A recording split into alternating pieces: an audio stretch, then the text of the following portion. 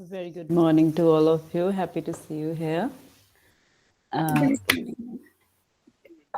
Good morning. Good morning, ma'am. Good morning. Good morning, everyone. Good morning, Dr. Paru. Good morning.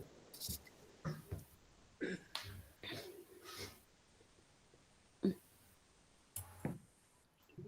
can start at sharp 9. Yes, Yeah. Raman, kindly share the poster.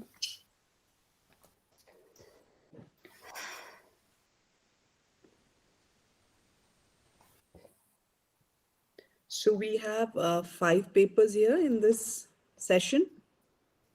Yes. I'll just read the names of the speakers and the papers. Let me just organize that.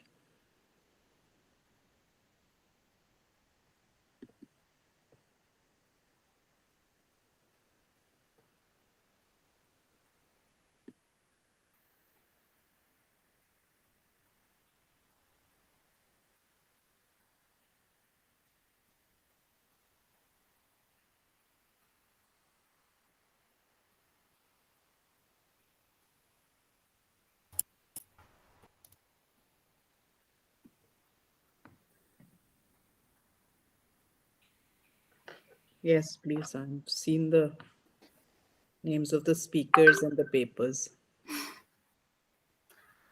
Ashuji, I think I should start. Mamchi, I think I should start, right? Sure. Yeah, it's sharp 9-1. So we will start with our first session.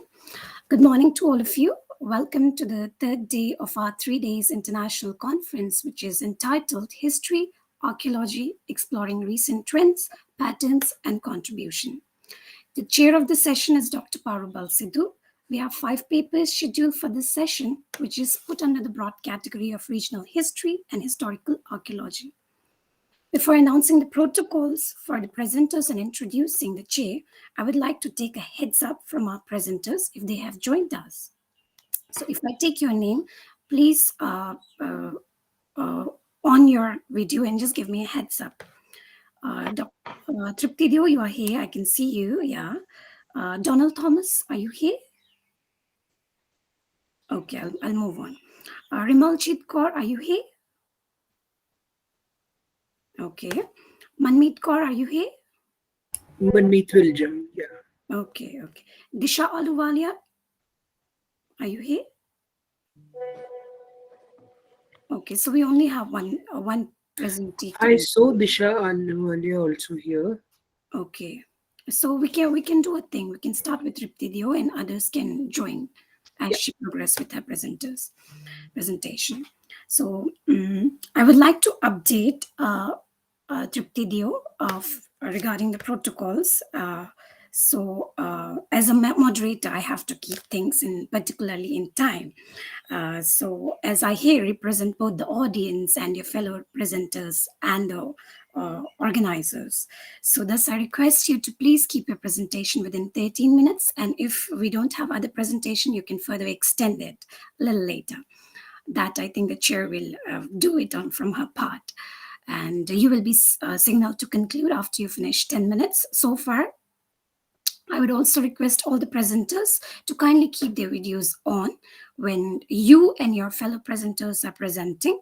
Our request is also to kindly keep your cell phones in silent when the presentation is going on, as we don't want both the presenters and the audience to get interrupted. We will also be taking subsequential questions after the presentation is over. So thus I request all the listeners to kindly write down your question in the chat box. So now kindly please allow me to introduce our chair for the session, Dr. Paru Sidhu. Welcome, ma'am. Dr. Paru Sidhu is currently a chairperson and professor in the Department of Ancient Indian History, Culture and Archaeology, Punjab University, Chandigarh. Her field of specialization lies in prehistory, protohistory, historical archaeology. She is also a specialist in theoretical concepts in archaeology and ancient civilization. Authored dozens of papers. Each one of it is as beautiful as the other, as I have gone through her CV, which is beautiful. Dr. Sidhu has organized 10 seminars, exhibitions, and webinars. Other than her exploration and excavation in the Kera, Bulandshahr district, UP, she is currently involved in documentation of excavated materials of the sites in Rohira, Punjab. A policy document entitled Action Plan for Making Chandigarh a Safe, Violence-Free City for Women and Girls was sponsored by British High Commission. Beside these, she has contributed immensely by delivering talks in multiple national and international conferences. Dr. Parubal Sidhu, we welcome you and thank you so much for accepting our request to chair the session. Please pardon me if I have missed out any of your other significant contributions. I hope our presenters will gain a lot from your valuable insights to their talks. So, madam, please, the session is yours. You can take over. Thank you so much for your very kind introduction. And thank you very much to the organizers for inviting me to chair this session. So this session is titled History and Archaeology, Exploring Recent Trends, Patterns and Contributions. So I can see that we have diverse papers in this session, and I'm sure all of them would be very interesting because they are covering broad topics. They're cutting across, and in fact, I can see that they're interdisciplinary, that they are cutting across disciplines. So I think that should make it very interesting. And I hope, Vishnu, that all the members, you say some of the members have not come, some of the speakers have not come, presenters? Oh, yes, Dr. Parubal. Actually, we have taken a head-ups from them. Okay. So what is it is, except Thomas, I think others have Others are here. up. Yeah, so I think they will join subsequently. Okay, so we can start with Tripti's paper? Fine. So Tripti Deo's paper is titled Matters of the Household Among the Charans of Western Rajasthan. I think it's more of an, sounds like an ethnographic paper, but let's see how it reads out. So we invite Tripti to start her presentation, please. Okay. So very good morning to all of you, and a very warm welcome and a very warm morning to all of you. So thank you so much for joining especially 9 o'clock on a Sunday morning. And I would just like to begin by thanking all the organizers for having my paper selected for giving a presentation and sharing my research work with all of you. Now, the Charans are... Sorry for interjecting. Sure. Before you begin, could you introduce yourself? Give us your background, your educational qualifications, and what you're doing right now. Sure. So I'm an assistant professor with the Department of History, University of Delhi. I teach at Lakshmi Bai College. It's been 6 years that I've been teaching here as a permanent faculty. Before that, I was at Hindu College. I taught about 5 years. And my specialization is medieval history. I did my undergraduate from Lady Shriram College, moved to JNU to do my master's, MPhil, and PhD. So who was your guide, Tripti, at JNU? At MPhil, it was Professor Nandita Prasad Sahai. And what a fantastic guide, huh? And we miss her all. So all of us miss her because unfortunately she... I know. Yeah. And I moved to working with Professor Datta for a brief time. Professor Rajat Datta again. Nonika? No, Rajat Datta. So he was a 18th century specialist. And then I moved to working with Professor Najaf Haider. He's a Mughal history historian. And I submitted and I've been awarded my degree. It's been 12 years, more than 12 years of teaching in the Delhi University. And it's been an amazing experience of JNU and DO. And I love my research work in terms of the topic that I'm engaged with, which is looking at a community. And they're basically popularly known as the Bards of Rajasthan. And they are Bards of Rajputs because there are many Bards. And tell me, didn't Nandita also do work on concerning them, this particular community? He was looking at more of artisans and those communities. So, of course, the sources that I'm looking at, she's the one who introduced me to the sources way back in 2009. In fact, 2007 during my MPhil. And she's done some phenomenal new work on new sources, which is these archival sources at Bikaner and Jodhpur. So my first experience is to look at that sources, which is an old Marwari. So are you tapping those sources for this paper as well? Yes. So I hope I get to discuss the cases because it's a little longer in kind of narration, but I hope I get that kind of time. And that's it. I belong to Delhi, and I am married, and I have a 3-year-old daughter. So that's it. That's fine. All So right. So yes, can I you can move? please begin. Sure. And so the community that I'm looking at is kind of known for its literary works that it has done for and the literary oral traditions that it has actually composed over a period of time. And it is actually due to their mostly due to their historic the writings that historians have been able to construct the historical past of Rajasthan across Rajasthan. My focus will be Western Rajasthan because the population of Charans is primarily more, in the western part of Rajasthan. Now, as I've also already mentioned, that most popularly they are known as the Bards of the Rajputs, and they're known for their invaluable oral and written narratives, and for which understanding of which has been extremely important. And in fact, historians like Todd and Tessitory to begin with, and later historians have really banked upon these sources to be able to construct the history of the region.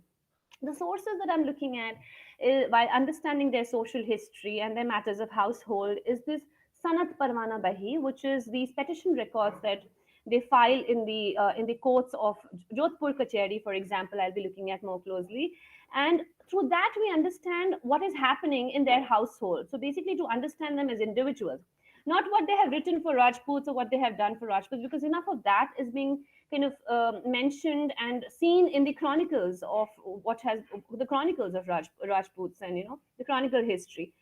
Now, the myriad issues in the community that the community was grappling with is kind of gets a little clear when we look at these sources. So, understanding them as individuals and studying them through newer questions on the issues of their household practices like marriage, adoption, festival, patron client relationship, problems of their mundane lives is something that I will be exploring in this particular paper.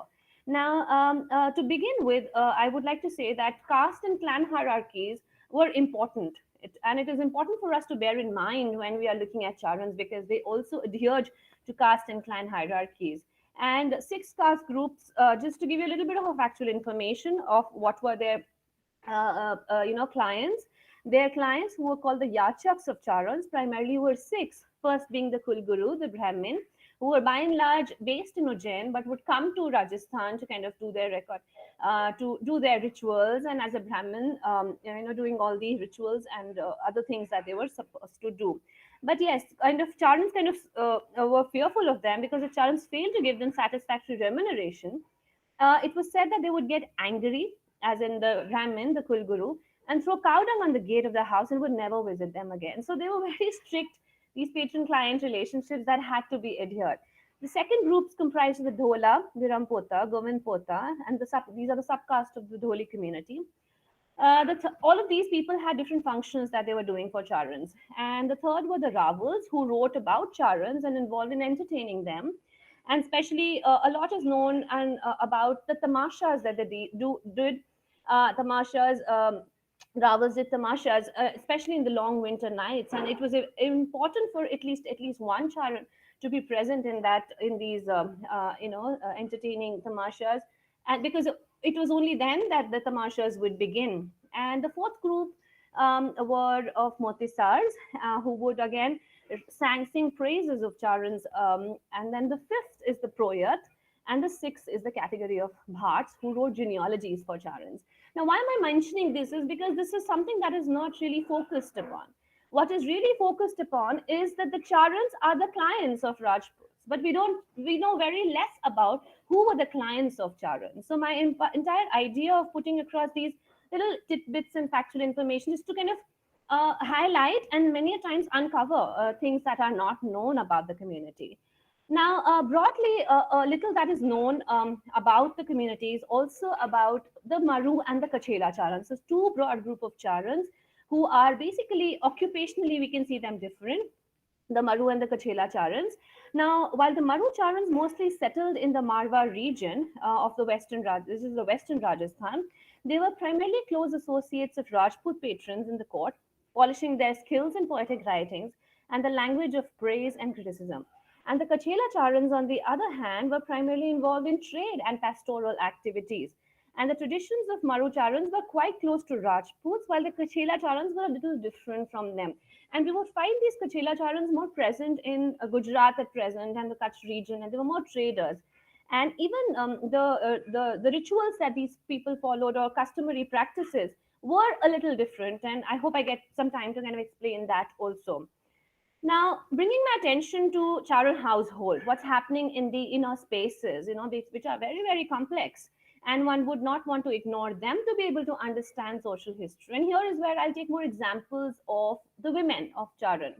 Again, I don't see a single work. I haven't seen a lot of work, in fact, a single dedicated work on Charan women, and they are a very, very important category of women, because we'll see them there, that they're sometimes we see them even more empowered than the other pastoralist or Rajput women in the Rajasthan broadly patriarchal community, society. So Charan household, I will be discussing a bit about their widow remarriage or nata practices. Now, widow remarriage was not permitted amongst the upper echelon of the Charan caste. So it wasn't that we haven't seen widow remarriage at all. Here we see widow remarriage, for example, Sachori and Jalori Charans, the subcaste of Charans, did practice widow remarriage. By and large, we see that widow remarriage or nata, the name that we see in the sources is NATA, nata, is not practiced among the Charans of Rajasthan. Now, moving forward, traditions and customary practices, of course, differed substantially within the community or subcaste brotherhood, and relating to worships of Kuldevi, marriage rituals, and issues of funeral rites, even adoption, property rights of widows. And this is what actually is something that my entire thesis and work is based on, looking at these smaller practices in the household. And that, because of which there is a different kind of an engagement that Charans have with the Rajputs. It's not a very cordial, it wasn't a very cakewalk kind of a relationship of only cooperation. We see a lot of conflict that's happening with their patrons at this point of time. And this is what makes the entire study more interesting and heterogeneous. Now, what we by and large see is that the state mechanism of judicial dispensation was to resolve the case, any judicial case that was coming to them, as per the legitimate customs of that caste, which they refer to as Wajabi, W-A-J-B-I, Wajabi. Wajabi means what is legitimate to this caste. And this term, in fact, was kind of for the first time highlighted by Professor Nandita Prasad Sahai, who's my guide, and she explained, she has a full paper, in fact, on what this Wajabi really means. And so we see that all the issues that the state is dealing with, it's bringing it down to what is Wajabi must be practiced. And another important point, which I just want to kind of mention in a sentence, is that Charan women were treated as, as a large number of women were treated as a form of Shakti. And we have many Charan goddesses, and across Rajasthan, especially among the Rajputs, they are revered. So that is also the reason why this community shared a very, very interpersonal and a very strong relationship with the Rajputs. And they have a huge kind of a respect in the society. In fact, Charan women and Rajputs were considered as brother, sister, in terms of the relationship that they shared. So apart from this, some of the common goddesses of the Charans, so Karni is something that I'm sure some Karni goddess, the goddess Karni, Avar, these are Hingalaj. These are Charan women who eventually, and they are historical evidences to these women. They're not like those mythological goddesses that we see generally in our scriptures and all. So there's a phenomenal study that has been done on these goddesses, and we see a lot of anthropologists and ethnographists being interested in the study of these goddesses and how they have been important into the pastoral community of that region. I'm not going to go into the details of the goddesses. I have in fact, a separate chapter in my thesis dealing with this. Now, vis-a-vis marriage ceremonies also, if we look at, now this is something that I got to know for the first time, that the circumambulation around the fire or sacred fire that they did was just 4 times. Now, the significance of this is something that I'm still to explore, but it was unlike the 7 pharaohs that is prescribed in the scriptures.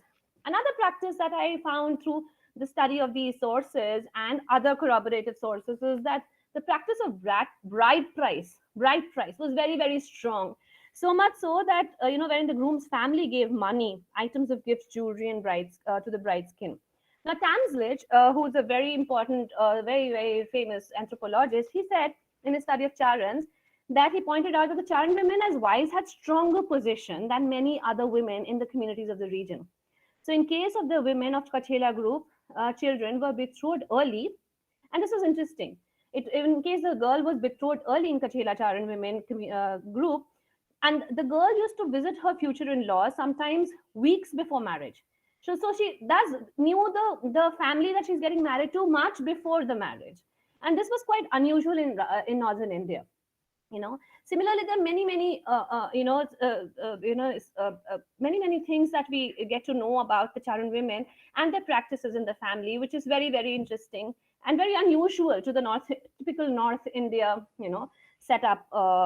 As compared to other pastoralist women, the Charan women generally enjoyed a strong position because of their distinguished sacred identity, and also because they were born in literate families. Charans were at that point of time one of the very rare communities that were literate. So they're learning and culturally learning a lot from their families and their fathers and their the men in the household who were more proactive in literary compositions for the state. Now, another very important custom, and I'm trying to bring in some interesting facts, is custom of riddling the groom. And this was a silent feature of Charan marriages. And this has been pointed out by Karen Shoma, and she says that it empowered the bride's women by giving them an active ceremonial role in releasing the daughter of their house to the new in-laws. Riddling the groom, like talking to the groom, asking him, questions that are difficult and trying to bring out some kind of a smart information from him. But this had significance. It wasn't just for fun. Second, it provided through humorous mock confrontation a way of both revealing and concealing their ambivalent feeling towards conquering groom who will be taking their bride away. And finally, most importantly, it gave them the opportunity to test the groom's worthiness, his poise, intelligence, wit, and his knowledge of the culture. So despite the fact that they were veiled women, like they had to follow parda, but they had, in their own important, interesting way, they were trying to deal with these complicated spaces, within the household. Another very interesting characteristic of Charan household was that even after marriage, especially after marriage, the Charni would retain her natal surname. So this was something that I got to know from an interview with a family of Deval community in Ajmer.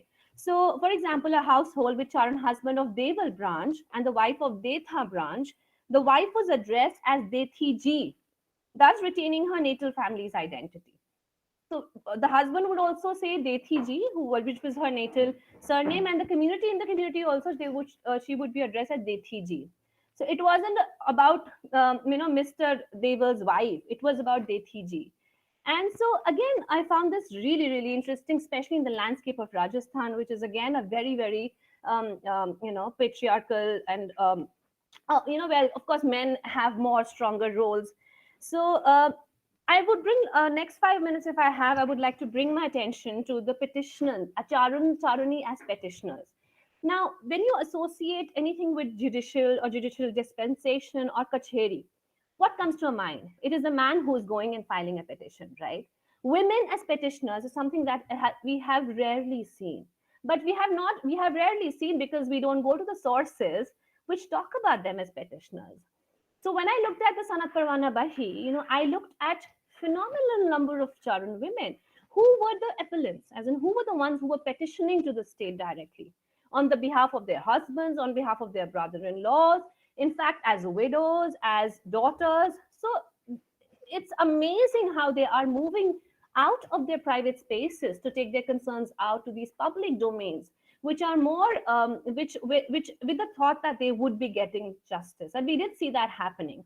So Charani was addressed as petitioners by the Kacheri. Even when we look at the way Charan women were addressed as petitioners by the state, she would be. Yeah. I think you have to conclude now. We have rest of the presenters as well. So I take another 2 minutes, 2 to 3. All right. So, again, so for many things that we come across, the petitions that Charan women are filing are issues. I'm going to just broadly discuss the issues, which are the property disputes, They're also, for example, a property dispute was a regular feature in Charan household, and we see, for example, Charanatha's daughter-in-law, Bahu, adopted again, I think I'm going to skip this, but these are very interesting documents. I hope I get some time to spend on them. Maybe in Q&A, I can discuss one of these petition records. But what comes out of these petition records is a very, very strong role of Charan women. How they are asserting themselves. And even even if they're not satisfied with one petition and the result of that or the judicial dispensation, they would move from one kacheri to another to find their. So they were quite vehement. Like, women are known that they would not give up, on any circumstance. This is how we see the Charan women also behaving in these kacheris. We also see references where Charan women wants to cancel adoption. Like the adopted child that she has, she wants to cancel that adoption. Now that's interesting, because these are rules that a community lays down. Now, but we have references. So again, it kind of makes me rethink of what were the community norms, and we need more sources and a corroborative study of these more newer, older sources to be able to understand and reconstruct their customs and customary practices. Again, I have an example. I'm not saying this in the air about that cancel an adoption. There's a case that has come in the kacheri. Numerous property disputes. I'm not going to go into the details, but if I have time, Brian Lazi's property disputes come in after Charani has lost her husband, because then there's a lot of attack on the land of her husband. She's not able to get revenue from there. So that's when the real dispute tenor comes in. So the above discussion on several matters of household, and I'm just giving you a little snippets here and there of the issues that have come in, only goes to reflect the magnanimity and diversity of issues they faced in their daily lives. These private matters, when dealt with in a public space, highlight a very variegated relationship of both cooperation and conflict with the Rajput state. So rather than just a simplistic understanding of Rajput state cordially patronizing the Charans, these issues of the Charan household helps us in highlighting the tensions of this community. In most of the cases of conflict, the state does seem to have given orders as per wajib, which is whatever is legitimate to the caste. But in many cases, we also see it tightening control by passing objective judgments that are important for point of view in terms of the state striking balance with other castes and communities of the region. So I'm going to stop here. It's not easy to present in 10 minutes, honestly, 10 to 13 minutes. But yes, I understand that the idea is to give and showcase some more research work, and I really respect that. So if there's any doubt, any clarification, any questions, comments, I'll be more than happy to take them. Thank you.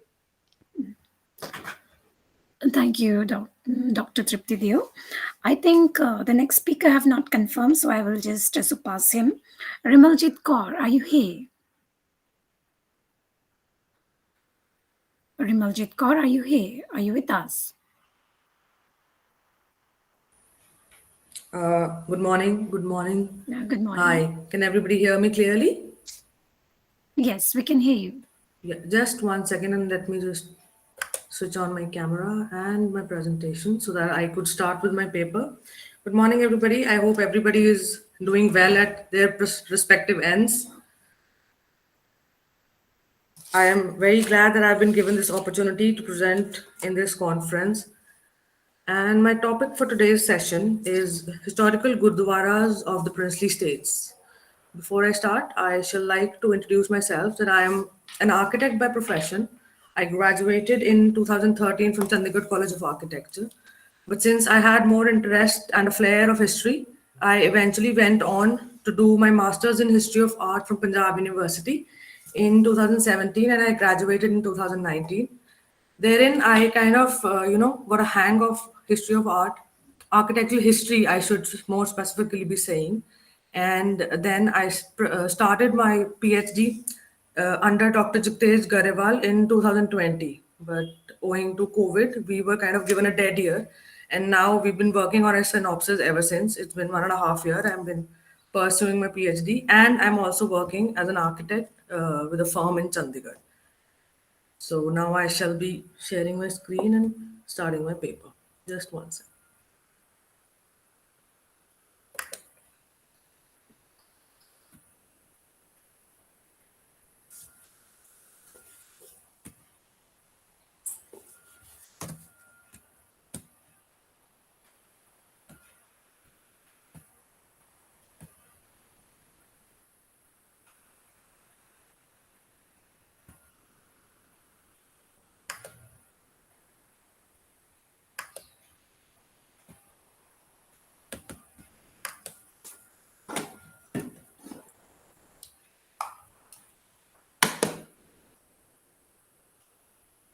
Oh, sorry for the inconvenience. The system seems to be ditching me at the right point and not sharing my presentation.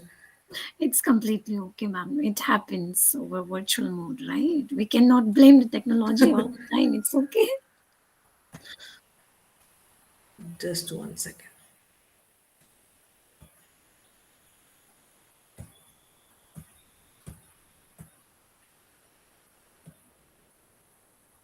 Yeah, now I have it, and I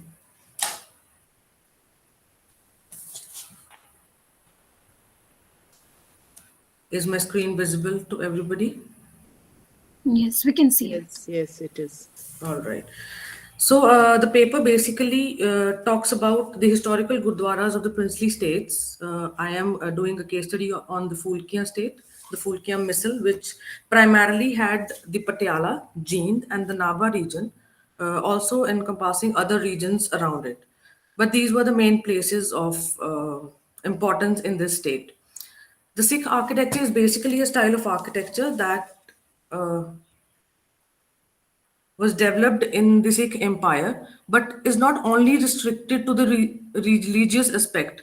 I have covered the religious architecture, but the style also has different buildings which are both secular and religious in nature. They namely have forts, havelis, palaces, and gurdwaras. The fact that I have tried to cover Gurdwara is the reason because I have taken up Gurdwara is the fact that Gurdwaras have only been seen as a place of worship. I have not come across a study which is technically trying to compare the Gurdwaras of Punjab and Haryana. The Phulkian Misl was once a single state under the Sikh Empire, but today the Phulkian Misl is divided into Haryana with Jind that is coming in Haryana and Patiala and Nabha which have come into the Punjab state. We see the huge change in architecture from the initial design to the current state, which has been witnessing and undergoing huge restorations and renovations over the years of time. These renovations have uplifted the images of the Gurdwaras, but we have to understand that the Gurdwaras were meant to be Guru da Dwara. Basically, it is a door to the dwelling of the Guru. So the purpose remains the same, no matter that Gurdwara is in Punjab or is it in Haryana or any other state or any other country for that matter.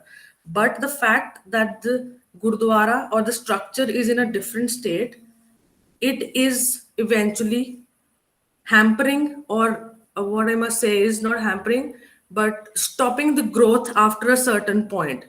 The Gurdwaras that we see in Punjab are much more evolved and have been given much more resources to develop and flourish over the period of time. But the Gurdwaras that we see in Haryana or in other states uh, are not given as much resources and hence are in their initial stages of structure only. 1 second, I'll just.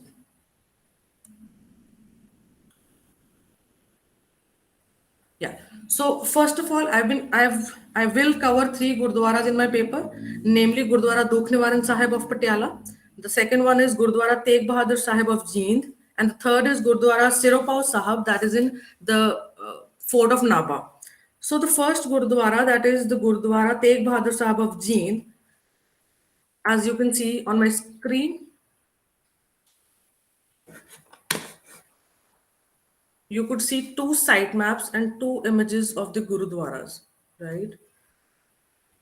The image on the left hand side is the site map of the Gurudwara of Jind. Though this shrine does not have any Sikh artifact or any relic, this Gurudwara is of importance because it was visited by 2 Guru Sahibs in their lifetimes. The first Guru, Guru Nanak Dev Ji, visited this shrine while he was on his Southern Udasi or the Southern tour. And later on, the 9th Guru visited this place while he was on his way to Delhi for his martyrdom. The shrine was commissioned by the first Sikh ruler of Jind state, Raja Gajpat Singh. Of the original building, only the 3-storied gateway remains, which is the true. The rest of the structure have been replaced by a bit of a modern looking building.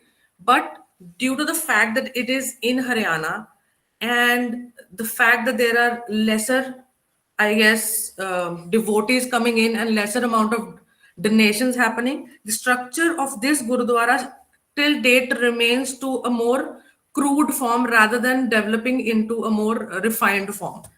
If we talk about the Gurudwara Dukh Nivaran Sahib at Patiala, the map that you see on the right hand side is the site map of Gurdwara Dukh Nivaran Sahib. Even with the comparison of the site maps, one can understand that the expanse of the site, the position of the Gurudwara, the size of the Sarovar, everything could be deferred at. The size of the Sarovar, which is a kind of a very important part of every Gurdwara complex. The Sarovar at the Jeen Gurdwara is quite smaller to the size of the Sarovar at Patiala. Also, the fact that in the Patiala Gurdwara, the Diwan Hall is another structure that we see connected right to the Gurdwara.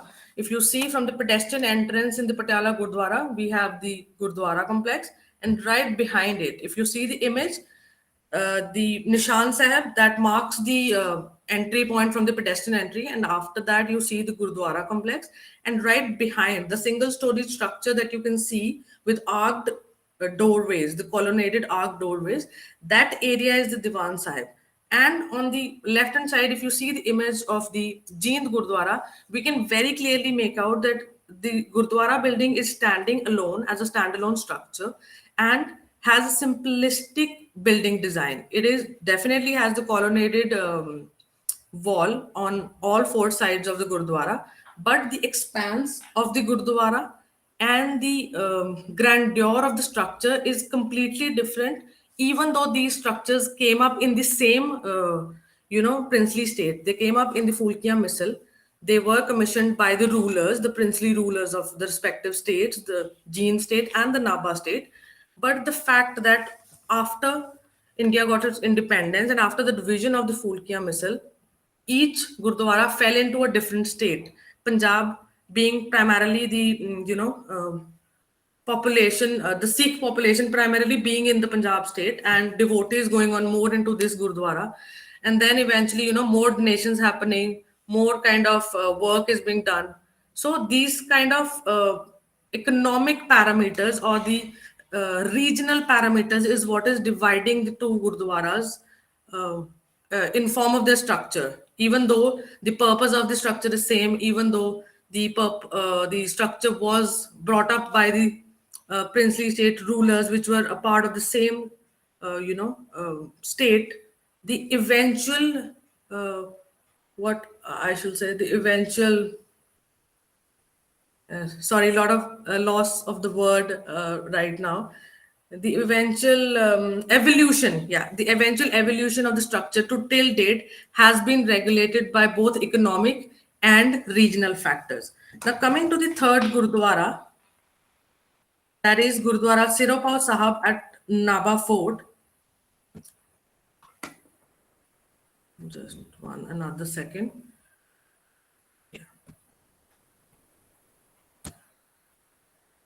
I hope everybody could see those two bungas that I have put up on the slide now. Yes, we can see. Yeah, all right. So on the left hand side, the bunga that you see, that bunga is from the Jeend Gurdwara. I'm sorry to have messed up in the last part. This bunga, as you can clearly see from the sketch, the bunga on the left hand side is a rectangular structure, whereas the bunga at the Dukh Nivaran Gurdwara at Patiala is an octagonal structure. The structure itself, like the construction itself, the plan of the structure is more detailed at the Patiala Gurdwara. Now, if you see the levels of detailing, the bunga at Jeend Gurdwara is a simple wall with a jali window, which is helping one to see from the inside, whereas the same structure on the Patiala Gurdwara, we see the walls have been very delicately taken care of. They have been decorated, embossed, chiseled. The marble has been chiseled to get beautiful.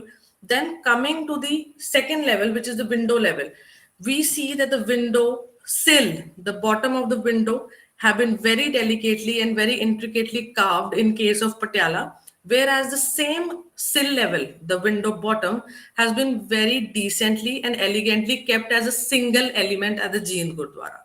Coming to the third level, the dome of the Gurdwara also sees a more detailed and evolved dome on top of the Patiala Gurdwara, wherein the Jind Gurdwara, no doubt the dome is detailed, the dome at the bottom has petals, but the top pinnacle of the Jind Gurdwara is very simply made in only two structures, the bottom pot and the top structure. But whereas when you see the Bunga at Patiala, you see the dome has double fold leaves at the bottom, while it has another set of leaves on the top, which opens up to two balls of cupolas on top with a structure.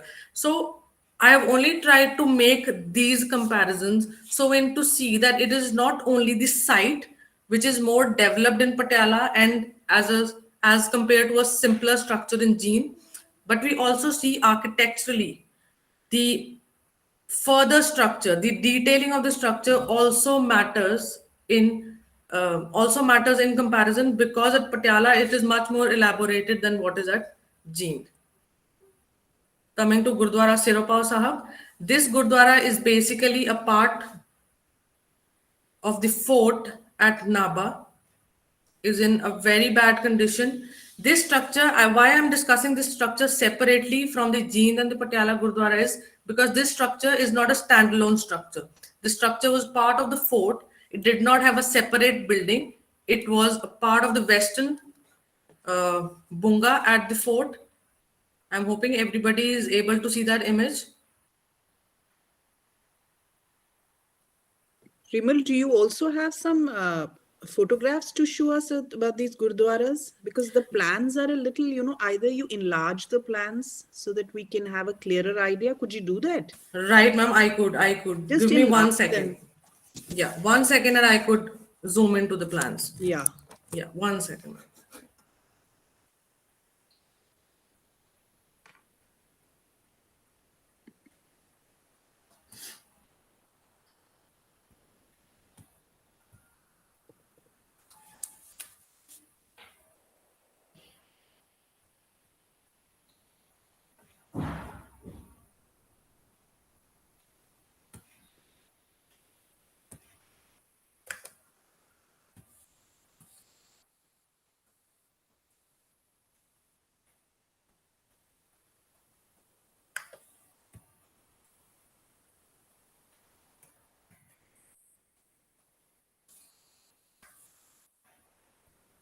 If it's too much of a problem, you can No. leave I'm it. just, I'm just on it and I'm coming back to the presentation. I'm like kind of sharing it in 1 minute.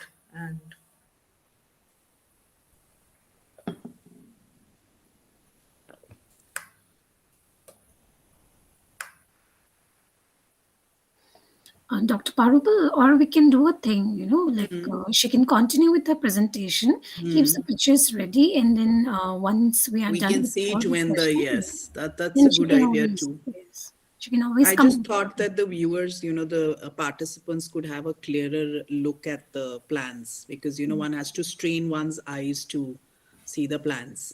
Yeah, so that's a good idea, Rimal. yes, You could ma'am. do that. Yeah. You could show us when we have the question answer session. I have it ready right now also if it is no problem. I think if it's ready, then we can go ahead with that. But Okay. Dr. Rimal, I think we are losing time, so we have to. All right, so this is the plan. I hope everybody can see this site plan now. Clearer, like one slide on, like one plan on one slide. Yeah. Yeah, this is the site map of Patiala Gurdwara, Gurdwara Dukh Nivaran Sahib. So what you see at number 5 is the pedestrian entrance. Right here is the pedestrian entrance to the Gurdwara, which is symmetrical to the entrance of the main Gurdwara structure. So number 1 is the Gurdwara and number 5 is the pedestrian entrance. So both of these structures are symmetrically lined with one central axis. And number 4 is the vehicular entrance to the complex, which takes you to 11, which is the vehicular parking, underground vehicular parking. So when you enter either from number 4 or number 3, the first structure that you see as per the site planning is the Gurdwara Sahib, the structure of the Gurdwara Sahib, and the Diwan Hall, which is right behind the Gurdwara. As we saw in the sketch, the Gurdwara is a 3-story structure where I have written 1. In the center, you have this central dome structure, and right behind it, 1A is a single story structure. Then, right across the Gurdwara, we have a huge sarovar, which on the corner side, on the left hand corner, when you see, is the place where it has been particularly enclosed for the female devotees to take a holy dip. So this area has been specially enclosed for the female devotees. Otherwise, all of these other steps are open for devotees to go in and take a holy dip. Right across the pedestrian entrance number 5, on either side we have the administrative offices. On number 3 we have the entrance, right? So on the number 3 side you have the joda ghar, you have the place where you could get prasad done, you could get the receipt done of the whatever donation you're making, you could get a receipt on that upper side. And right at the bottom of 5, where 5 is written, in this area you have more of other stuff, like you could get your luggage registered here while you are at the Gurdwara complex, and there are offices of the officials of the Gurdwaras, the Pathi Sahibs and the Ragi Sahibs. They have their official rooms here for anybody who has to get a program booked or anything else to be done. Right behind number 6 and number 7 are the langar hall and the washrooms attached to the langar hall. Right after that, number 8, quite at the back, we have the sarai, where people could book in rooms if they want to stay in for a longer. Like today, it's a very holy day today for Sikhs, because it marks the birth date of the 10th Guru. So today, this place must be having a lot of devotees. And people, when there are holy days, they don't just go to the Gurdwara for a single day. They're going in for 2-3 days. They go a day prior and they leave a day after the function gets over with, because they are involved into seva and everything. So sarais basically in Gurdwara complexes helps the Gurdwara authorities to take care of all the devotees coming in and staying. So the sarai in the Patiala Gurdwara is a 3-storied structure which has a lot of rooms for taking care of a lot of people, devotees because the footfall of these Gurdwaras is much higher than the footfall in the Gurdwaras of other states, as compared to, Patiala, Jeend has lower footfall. Dr. Kaur, I'm so sorry. I will have to cut you out here. Can you please wind it out? Because right, I'll just wind it out. Just compare the 3 Gurdwaras. Just tell us, just come to your conclusion, Rimal. Right, ma'am, I'll just do that. So now coming to the conclusion, the Nabha Gurdwara basically is of utmost importance, because it is not only a Gurdwara which was visited by a Guru, but it also has certain relics present in it, which makes it even more important. It has a sword and a whip of the 6th Guru. It also has a turban which has some hair stuck it in, which was given to Peer Butta Sahib by Guru Gobind Singh Ji. So even though these structures are of utmost importance, and SGPC as a secular Sikh religious body should be taking care of these structures, I guess these structures kind of get ignored, owing to the fact that, number one, it is the Nabha Gurdwara is not a single standing structure, which plays a big role in making a kind of a downplay in the restoration of this Gurdwara. When you visit this Gurdwara, it is very heartbreaking to see that, no doubt that this Gurdwara is very beautiful. The inside has beautiful frescoes in white, green and red, but you are not allowed inside. You could only have a peek from the outside, because the structure is now deemed not safe for people. Like, it is not safe anymore to go inside that structure, the western part of the Nabha fort. So you can only from the outside have a look. Wherein, the Gurdwara at Jeend is a simpler structure. owing to the fact that it is now in a is in a regional setting wherein the number of Sikhs is less, the number of devotees coming in is less, and which is affecting the donations, and eventually those donations are being used for the work at the Gurudwara complex. But I guess as a whole, secular or a one body which is taking care of all the gurdwaras across India, SGPC should take more pains in taking care of these gurdwaras, because they are not just gurdwaras or simple gurdwaras.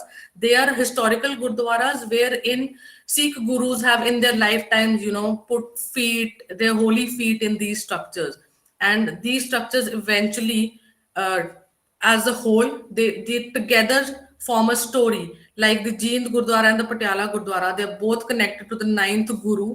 Why? Because while going to Delhi on his martyrdom, the last walk that he had from Anandpur Sahib to Delhi, these places were visited by him. So they are basically pearls of that story which takes him from Anandpur Sahib to Delhi. But owing to the regional differences and owing to the fact that the main the main constitutive body is not taking care of these things, these structures are being taken care by the devotees or the officials that are present on the site, but are not being taken to the same level as their counterparts in the Sikh dominated region like Punjab. So this is where I'd like to conclude my paper, and I'd like to thank everybody for giving me these patient times and listening to my research. Thank you so much. Thank you, Dr. Kaur. Your presentation was very interesting. We would like to know more about this in the question answers round, right? Thank you. So I can see Manmeet Kaur out here. Manmeet Kaur, you can start. The stage is yours. Thank you, ma'am. Good morning, everyone. My name is Manmeet Kaur. I'm doing my PhD from Punjab University from the Department of Art, History and Visual Art under Jagtesh Garewal. And let me just present my screen, PPT.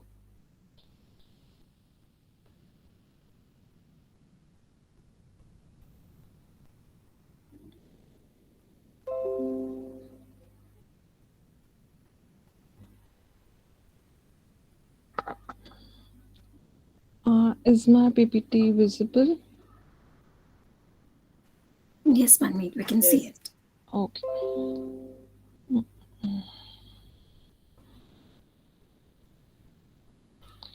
So the topic of my presentation is the development of clock towers in Punjab before 1947, and I'll be covering the area of the current Punjab, which was under the British rule before 1947, before the partition, and the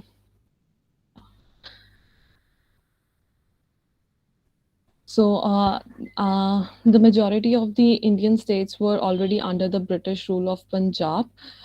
Under the British rule, and the Punjab was one of the last state of the Indian subcontinent continent to fall under the British power. So the treaties of March 1846 gave British administration control over the Punjab's wealthiest districts, which was the Lahore and the Amritsar. And by the 1858, the Punjab came under direct rule of the British Empire. And later the partition divided the East Punjab and the West Punjab into the India and the Pakistan division. So coming towards the clock towers. So clock towers in 19th century, clock was the major part of the British culture and a vehicle for the expression of normative values such as regularities and punctualities. So historians have suggested that the British installation of clock towers was in part of a process of defining a cultural essence of Victorian Britain. And as the scholars such as Thomas Metcalfe and Sanjay Shrivastava has also claimed that the public clock towers made by the British were also they wanted to show their superiority. So the Britishers wanted to also, when they started erecting the clock tower, erecting these structures, the first part they used to do was to construct the clock towers that resulted in the formation of a colony for the British settlers. and later the other structures were built in the same area. And usually the clock towers were built in the area where all the markets were there, in the middle of the market, or the area where all the daily life things used to happen. And in Punjab, the clock towers are known as ghantagars. So starting with the Ludhiana, but firstly, the clock tower was built in Lahore. So I'm not including it because it is not in the present Punjab. And later, the other clock tower we find is in Amritsar, which is now demolished. So the first clock tower made under British was in Ludhiana. So this clock tower in Ludhiana, also known as Ghantaghar, is more than 100 years old and was inaugurated in 1906. And it is and this clock tower's location is in the commercial district and near to the railway station also, and it is the famous monument, and it is also symbolic form also for the city, because it was built to commemorate the Queen Victoria's Regent Silver Jubilee. And this clock tower has the 6 stories, and it is only visible from the under the clock. The clock is only visible from the 2 sides, which are the opposite sides, and the doorway is lead by the stairs. Yeah. So the doorway is lead by the stairs, and the doors are in classical style, arcs and ribbed windows, which accentuates the beauty of the facade. There we find the wooden frames, which have been painted in white enamel paint, and it has a gothic shaped windows with brackets, and brackets hold the roof extensions. The next clock tower is the Freethcourt. In the Freethcourt clock tower, we find that there were actually 3 buildings, and among which one was the clock tower, and it is said to be the architecture is the Gothic revival style. So this was completed during the reign of Raja Balbir Singh, and it was completed by the end of 1902. It is a freestanding clock tower structure, which have 4 plainly visible clock faces on each side, and it is designed in the Gothic style. The tower itself is in 6.6 meters square on the outside and has 4 stories, which with its own cornice and its top with the conical spire.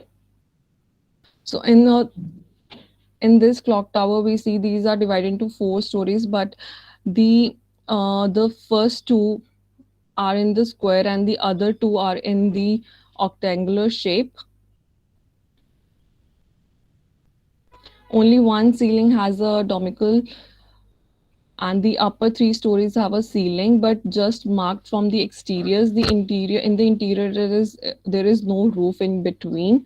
The arcs of the upper stories are further subdivided into smaller arcs. On the parapets of the first and second stories are placed decorative towers, and the decoration includes the flowers and petals designed in the plaster relief along with the geometrical designs, and it has an inscription which dates the year, which was like 1902.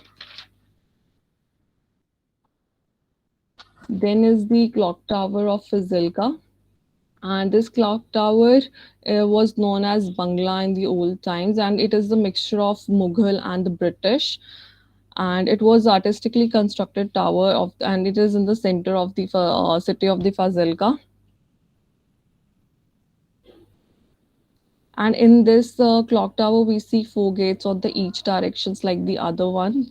And but on the there is a inauguration board which is written in 4 languages, and it has 82 steps on the top to go to the top, and there are clocks on the 4 sides. It has a long rectangular shape.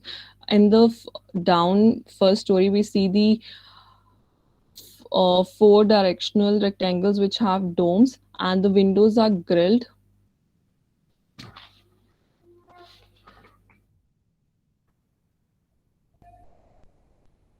Then is the Hoshiarpur clock tower. It was built in 1936 and it was designed as a gate, which makes it different from the other three. And this Ghantaghar had it is placed in the center of the market. And right now, the gate, due to the gate is below and above it, the clock tower starts. It is different from the other in a other way because the windows over here has the projection above it, and it has the triangle niches too. Along with it, the clocks have a lentis window above it.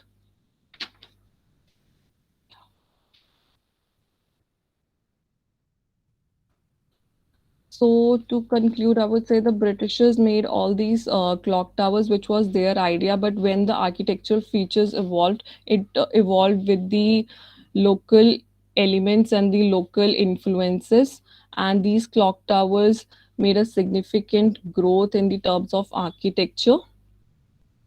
And it is a remarkable contribution by the Britishers to the economic and social modernization process. That's it from my side. Thank you. Thank you, Manmeet Kaur, for keeping it short and to the point and within the time frame. So we have Disha Aluwalia out here. Disha Aluwalia, you can take over. You can start your presentation. Thank you so much. My co-author Riddhi will share the screen. Good morning, everyone. I am just sharing my PPT over here.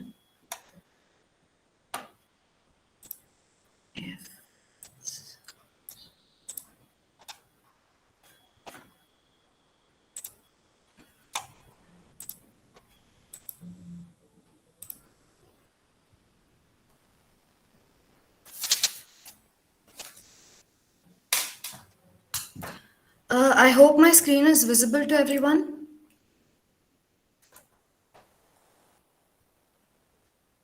No, it's not. It's not visible, Riddhi. Just a moment, it's coming up.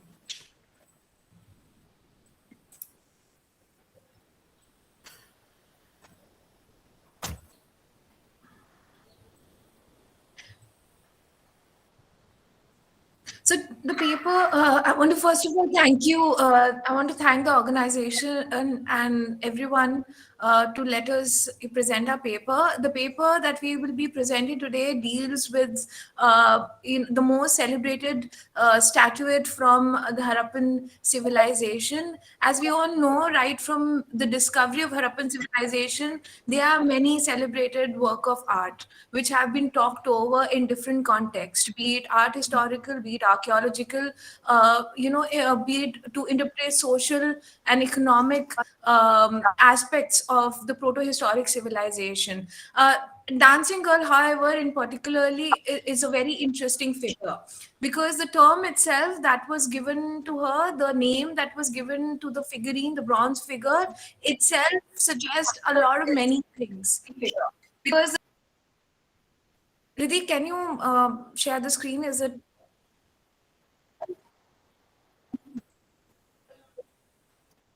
Yeah, I'm just sharing it. I think there's some technical error happening from my side.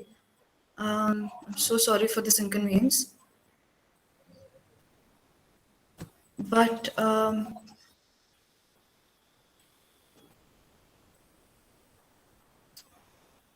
okay.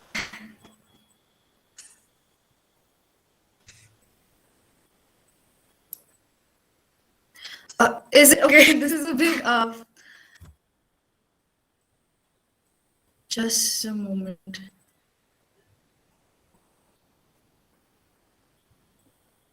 Can I just take about 2 minutes and just try to figure out what exactly is happening, if that is allowed by chair? Disha, you could start presenting without. Yeah, I will do that. Yeah, you could start, and meanwhile she can fix up the screen and try to get the presentation in order. Yes. You could start. Yes. So as I was talking earlier, that bronze, in the work of art that has been retrieved from the excavations, bronze figure of a dancing girl is very important because it suggests, or in a way, the term that is given to her signifies or try to interpret a lot of many aspects that are in the intangible. Okay, although the cultural material that we retrieve from archaeological context is tangible, but there have been many attempts made by early investigators, archaeologists, and different scholars to put forth its interpretation and try to understand the intangible aspects. Dancing Girl, in particular, as it's termed, the Dancing Girl by Sir John Marshall, and later on there have been many interpretations. So our paper in try to bring out the alternative interpretation to the bronze statuette. We don't necessarily call it dancing girl, and the reason why we don't call it dancing girl is in the presentation and it's in the paper. We want to try to present a different alternative perspective. We want to try to present more ethno-archaeological perspective, because a lot many times in the archaeological context the answers are in the present day society as well. So the attempt here is made to look not only at the present day society, and also to look at different aspects, especially the contextual archaeology of different sites, archaeology of the area, the present ethnography of the area where the bronze figurine is found. I'm so lost for words right now. This is what our paper basically suggests. Like, we're trying to give different aspects to the dancing girl. The first, that thank God. Yes. So this is the introduction. I'll switch over to Riddhi, who will carry on the presentation. Okay, I think it's come back. Yes. So, Riddhi, I've given the introduction to the paper. You can take it forward. Okay. I am so sorry for the technical lag. Sure. All right. Thank you so much, Disha. So good morning to everybody. I'm Riddhi Joshi, and I will be taking forward the presentation and basically discussing about the various facets of the entire paper and the study that we have brought about. Since my co-author has already discussed about the introduction,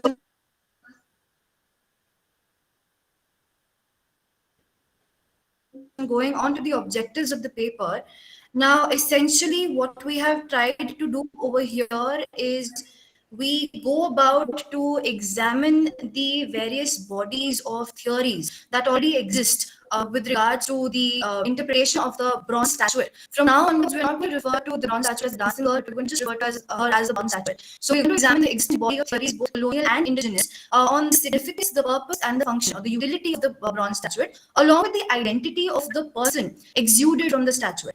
From there on, we go on to derive or draw out an alternative understanding of the crux or the true nature of the bronze statuette, away from the initial colonial interpretation, so as to see whether or not she represents a mother goddess, or she represents a dancing girl, or something or someone out of the box completely. From there on, we try to substantiate this alternative identity with drawing parallels with the present-day communities that inhabit the regions around the finds. So around your Sindh, Multan region, and the present-day societies that reside in the Kutch regions. A little bit on the specifics of the dancing girl. So she was essentially discovered from the area, from the site of Mohenjo-daro in the HR and the DK area in the winter excavations under the purview of Sir John Marshall and Ernest Mackay. Now, a point to be noted over here is that there is not just one statuette, but actually two. One is extremely in corroded form, and the other is what we try to make sense out of. She is currently stored at the National Museum of New Delhi, and she has been assigned to the mature Harappan phase somewhere between 2600 and 1900 BCE. Specifics of her measurement and her entire physical attribution, like she's basically a free-standing sculpture of a very young girl with small breasts and narrow hips and extremely long arms and legs and a very short torso, kind of reflecting her being a very young girl who has just crossed the threshold of adolescence. Now, the left arm supports about 24 to 25 bangles. On her right arm, she's got 2 bangles on her wrist and 1 bangle on her forearm or around the elbow region.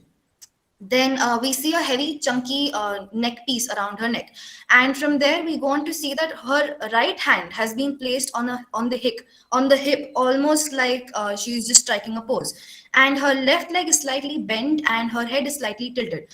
So this is the reason why we see that the initial investigators actually brought about the interpretation of her striking a pose of a dancer or maybe being a dancing girl. So this is the reason why we have the term dancing girl.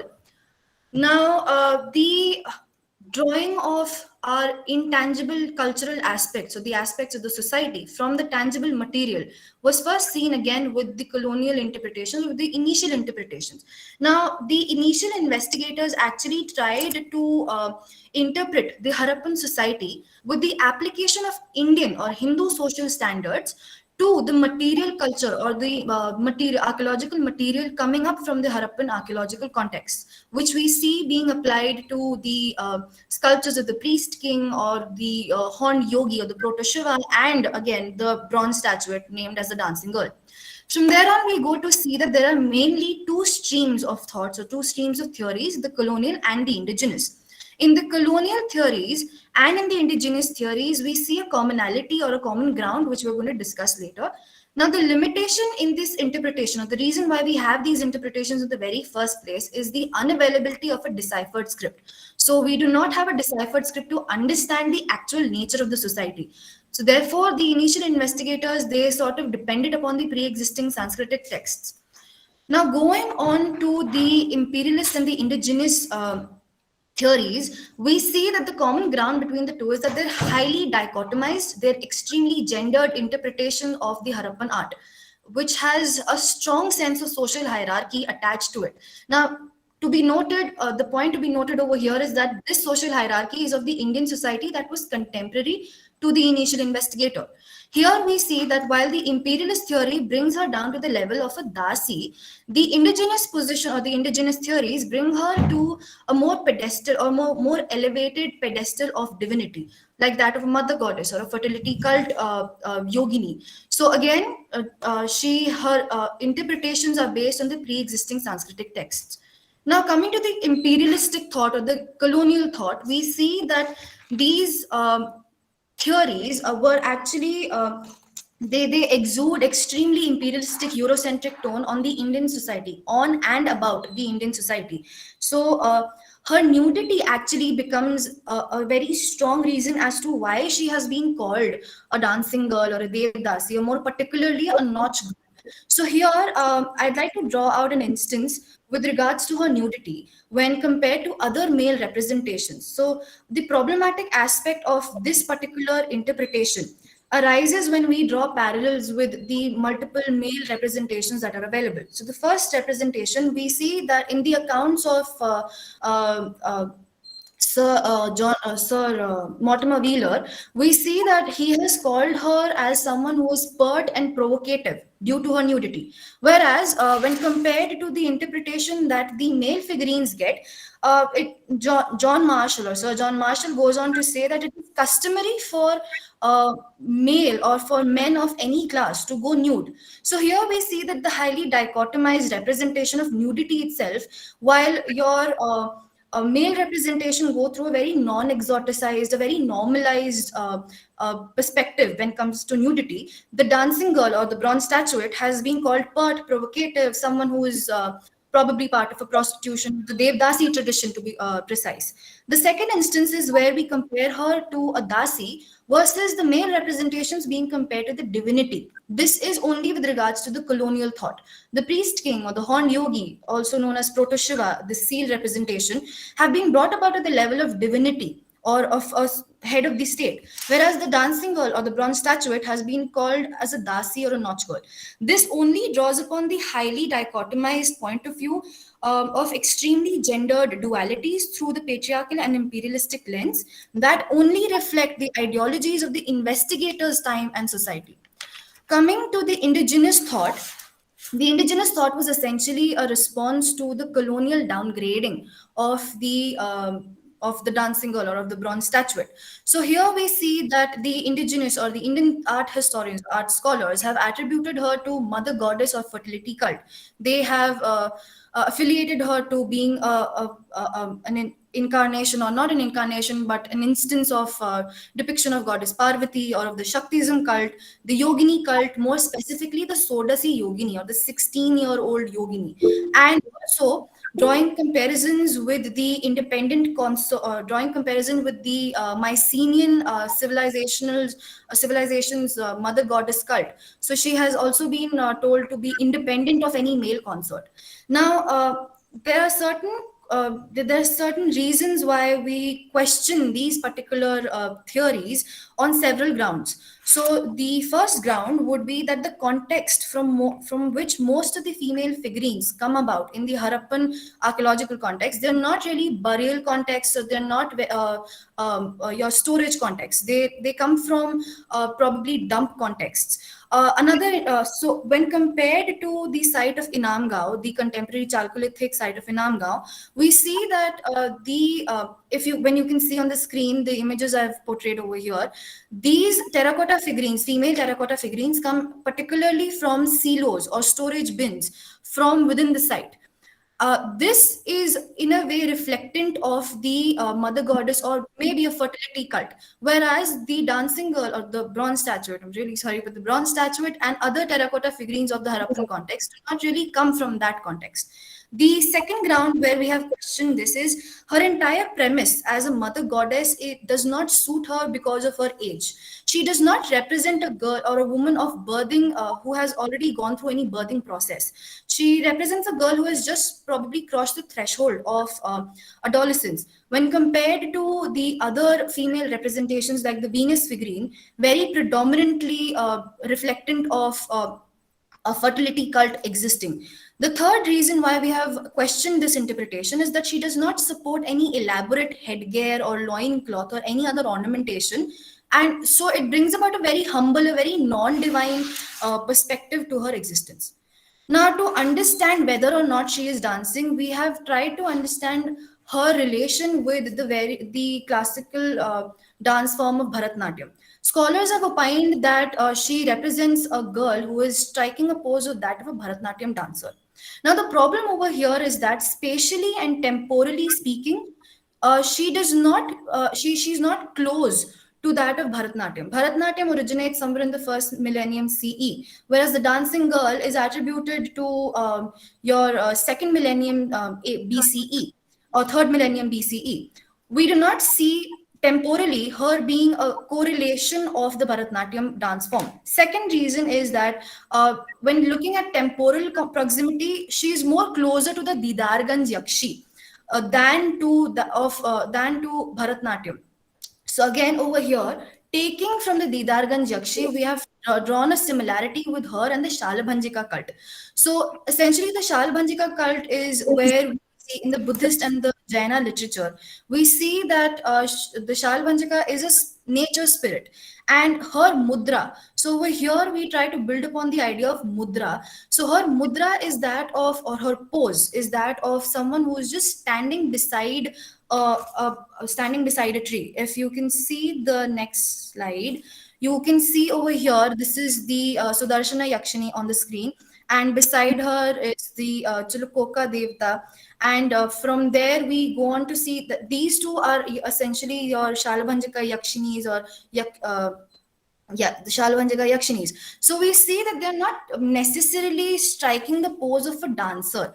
They are just in some form of an eloquent or in some form of a poised posture and not that of dancing at all. So her mudra does not depict a dancer. Similarly, on the grounds of her age, the Shalabhanjikas are usually portrayed as a girl who is naked, which is very similar to that of the dancing girl. So we cannot really say that her mudra or her pose is that of a dancer. Now, coming to the flexibility that has been portrayed in the Harappan plastic art, we see that the Harappan artist was actually very capable of bringing out emotions and expressions within the art or within the explicit artistic symbols or the explicit artistic material that they have brought about. On the screen, you can see the climbing monkey who holds on to a stick. And under that, you see the representation of something that has been called as a dancing man. Now, these two over here, we see that movement, flexibility, and some form of action has been portrayed, coming from the same cultural, temporal, and spatial context as that of the dancing girl. So we know that the artist was capable of bringing out the emotion. So how is it that the initial investigator just went about and calling her a dancing girl, whereas the Harappan artist was very capable of removing the expressive obscurity that is found in Harappan art? A little bit of a comparison that we have made between the dancing girl and the dancing man. Now we see that we try to question whether or not they actually represent dancers, because there is a difference when you call someone a person who is dancing and versus a person who is a dancer. Now we see that the initial investigator had actually called her on purpose a dancing girl or a nautch girl, or someone who is into the profession of dancing. Whereas we do not see that movement in the dancing girl. When we compare to the dancing man, he is more agile and more flexible when compared to the dancing girl. So why is it when we draw this parallel of the two sculptures, why is it that we do not call him a dancer man and we have attributed her to a dancing girl or a dancer girl of sorts? Another aspect that I'd missed out about the mudra is we have... Sorry?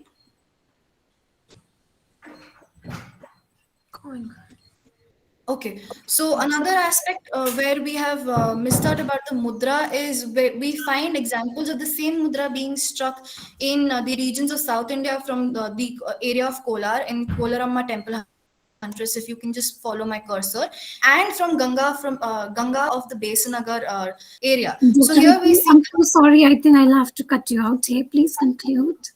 Yeah, just yes, ma'am. I'll just conclude it, and I'll just conclude it. So another aspect where we have tried to find out her alternative identity is with the help of the method of manufacturing that was used. So she was essentially manufactured using the SAARC Purdue or the lost wax technique, where it is an expensive, time-taking and painstaking method. So why is it that you would go about to make a statue or make a statuette of a girl who is not that important, who's just a lay devdasi? There's a possibility that she was probably someone belonging to a very high-ranking family and of an important family. So, you know, it is a process which requires a lot of understanding of aesthetics, and that all being applied to the bronze statuette also tells us about a little bit more about her alternative identity. The last part is where we go on to talk about the ethnographic parallels that we have made with the present day societies that inhabit the region of the find spot. So we find a similar sense of bodily aesthetics that is similar, that was found at the dancing girl or the bronze statuette, as well as the communities of the Meghwals, the Rabadis, the Jats and the Lambadas. Now, traditionally speaking, baliyas and the panchelas of the Lambadas are bangles that were worn by women of married and unmarried stature. The baliya was 9 bangles worn by married women, and panchela are unlimited amount of bangles that can be worn by any girl post her puberty. So here we see a stark parallelization with the dancing girl. Now, the bangle wearing tradition is a very common tradition, and it is not just limited to a profession as such. And we see that the colonial interpretation over here was pretty alien to understanding the aesthetics of indigenous dressing and ornamentation styles. The conclusion part over here is where we understand that the initial interpretations reflect the impression of the imperialistic and the Eurocentric mindsets of the Oriental society. They were not aware that the pre-literate societies or the imperialistic initial investigator was not really aware of the dimensions of the hierarchy, of the social hierarchy of pre-literate societies of Asia and Africa, where gender was not the main determinant of your hierarchy, but it was the age. Similarly, we see that she is not technically a representation of a dancing girl or a dancer girl, because Professor T.N. Ramachandran has also seconded this opinion by saying that she lacks rhythmic movement, which is very much present in the Chola sculptures. So she is a secular representation of someone who is probably of an authoritative position, or maybe someone who belonged to a high-ranking society or family. Another reason why we have contradicted these identities or these suggestions is because there is no associated find from the archaeological context where the dancing girl was found or where the bronze statuette was found that may hint her being a dancer or being a representative of a religious cult. So our alternative understanding or our alternative suggestion would be that she is someone who belonged to an important household or someone who held an authoritative position in the society based on her age, the method of her manufacturing, and her bodily aesthetics, which find stark parallelization with the cultures that inhabit the regions. Thank you. However, it's also important that we keep it open-minded because excavation is limited and not many artifacts are still not retrieved. So thank you so much for your time. Thank you so much to both Disha and Vidiji for such elaborate presentation. And thank you to all the presenters. I am very sorry on behalf of the organizers. I understand, 13 minutes is not enough to discuss your well-researched papers. So what we can do is we will try to justify ourselves in the question answers round, as we have half an hour to discuss your papers. Madam Chair, I would like to open it to you. How shall we do? Shall we take the audience question first, or shall we start with you? Well, I'm not really going to be asking questions, but maybe going to be summarizing the presentations and looking at the point that has emerged through, and maybe also offering some suggestions rather than asking questions or queries. I don't think, unless, I feel the need to step in and clarify a point in case I need a clarification there. So I'd just like to review the presentations first, and then we can open it for discussion. Is that okay, Bishnu? Okay. Yes, so absolutely. Tripti's paper on the matters of the household among the Charans of Western Rajasthan was a very well put together paper. And I also like the distinction that she makes within the Charans and doesn't look at them as a homogeneous unit, where she looks at the Marus and the Kachelas. And she also looks at the different economic contexts in which they are operating. That was a very interesting point that was, she got in, and especially with the Maru, something that I was not aware of in the Marwar region. She also talks about the geographical positioning, because I think that's important too. The interesting point was that I found was when she talks about the Marus of Marwar, the conflict with their patrons. I feel that point, I don't know if she's already elaborated that in her thesis, but I thought that was a very interesting point which can be picked up, for further work, the conflict with their patrons, the Rajput patrons, which is there. And also the complexity of the inner spaces that she talks about. And then, of course, the points she gets in about the Charan women and, how they are enjoying, a stronger, more they have a better entrenched position in the social hierarchy and in the social map of Rajasthan, even presently, is something that I found very interesting. Another thing I found very interesting is where Charan women are seen as personification of Shakti and the relationship with the Rajputs, as them being the Charan women and the Rajput men being brother sister. That is something I would like to ask, I would like to ask her about, that what kind of relationship is that? I mean, is it in terms of a formalized relationship where they, through certain rituals, they, intensify this relationship, for example, in terms of or things like that? that's something I would like to ask you. Also about marriage ceremonies is another interesting thing which she said is she has not been able to figure out why do they have 4 fairas instead of 7? That's another interesting point, which I'm sure if, more research would bring in the points. And the natal identity that they retain is also something which is very interesting. And one instance that she brought in, and that's what I would like to ask her about, is when she talked about the cancellation of the adoption, where she's talking about Charan women as, appellates, as petitioners, where she gives one instance about the cancellation of adoption. So was that a community decision or was that an independent decision is something that I would like to ask you about. It could have been a community decision as well. But Tripti, one thing I would like to point out is that overarchingly, it's not an overarching kind of strong social position that they enjoy.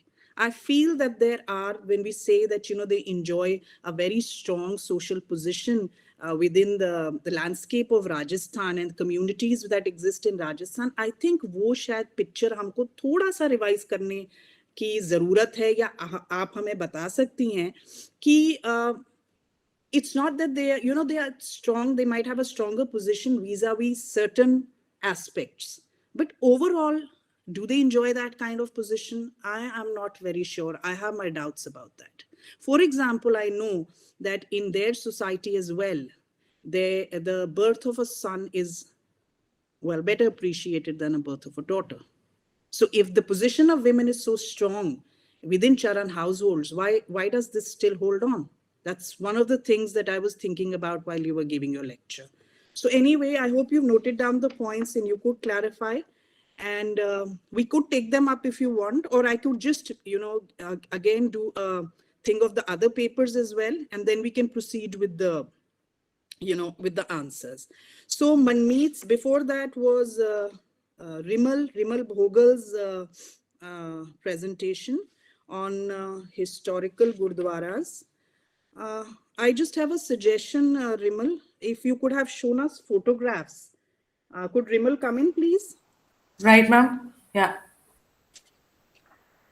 Rimal? Yes, ma'am. Can you hear me? Yeah. So Rimal, if you could have just shown us photographs, so it was interesting.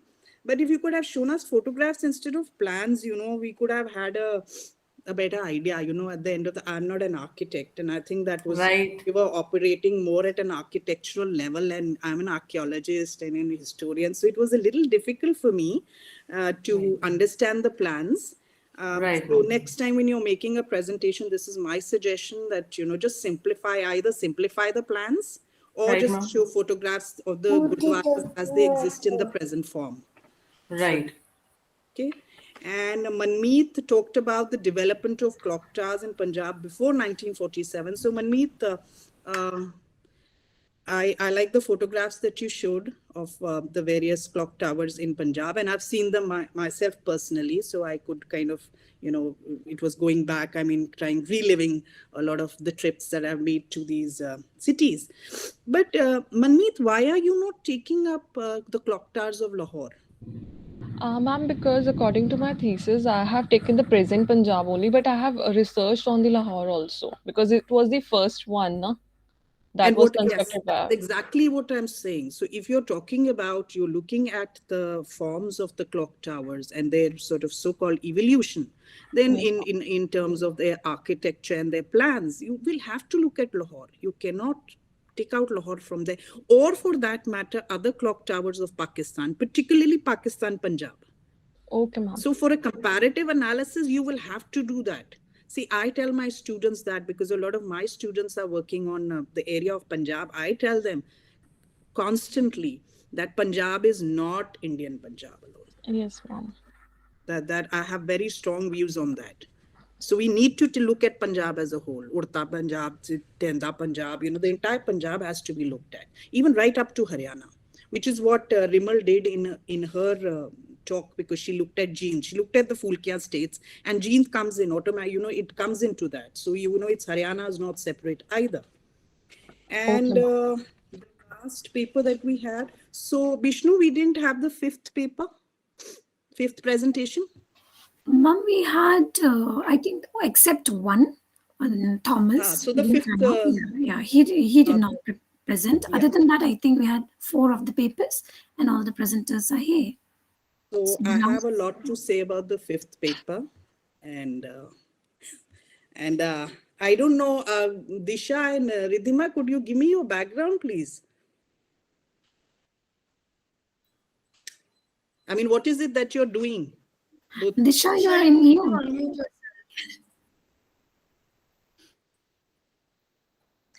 I am a PhD student. I am pursuing my PhD at MSU Baroda, and my topic deals with settlement archaeology of painted grey culture in. That's an interesting topic. And Ridhima?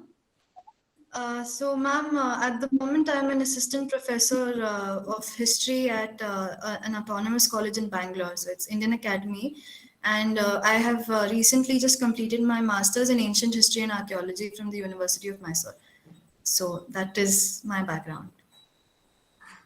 So I feel there's so, or maybe because it's my field too, I feel there's so much more we can bring in. There is so much more.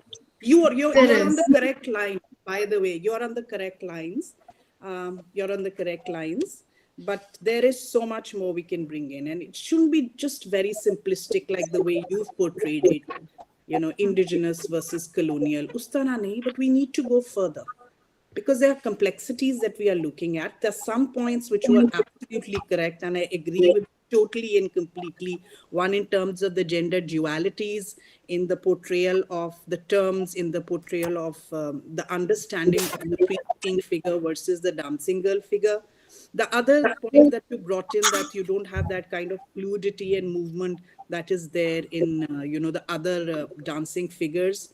And this dancing girl, the dancing girl figure of this dancing girl figure is not in, doesn't have that kind of fluidity and movement. And also in terms of the painstaking, expensive technique, both in terms of labor and, labor and resources that would have been there in making of the dancing girl. And of course, the poor little ugly sister who's there, who's also the same technique has been applied to her as well.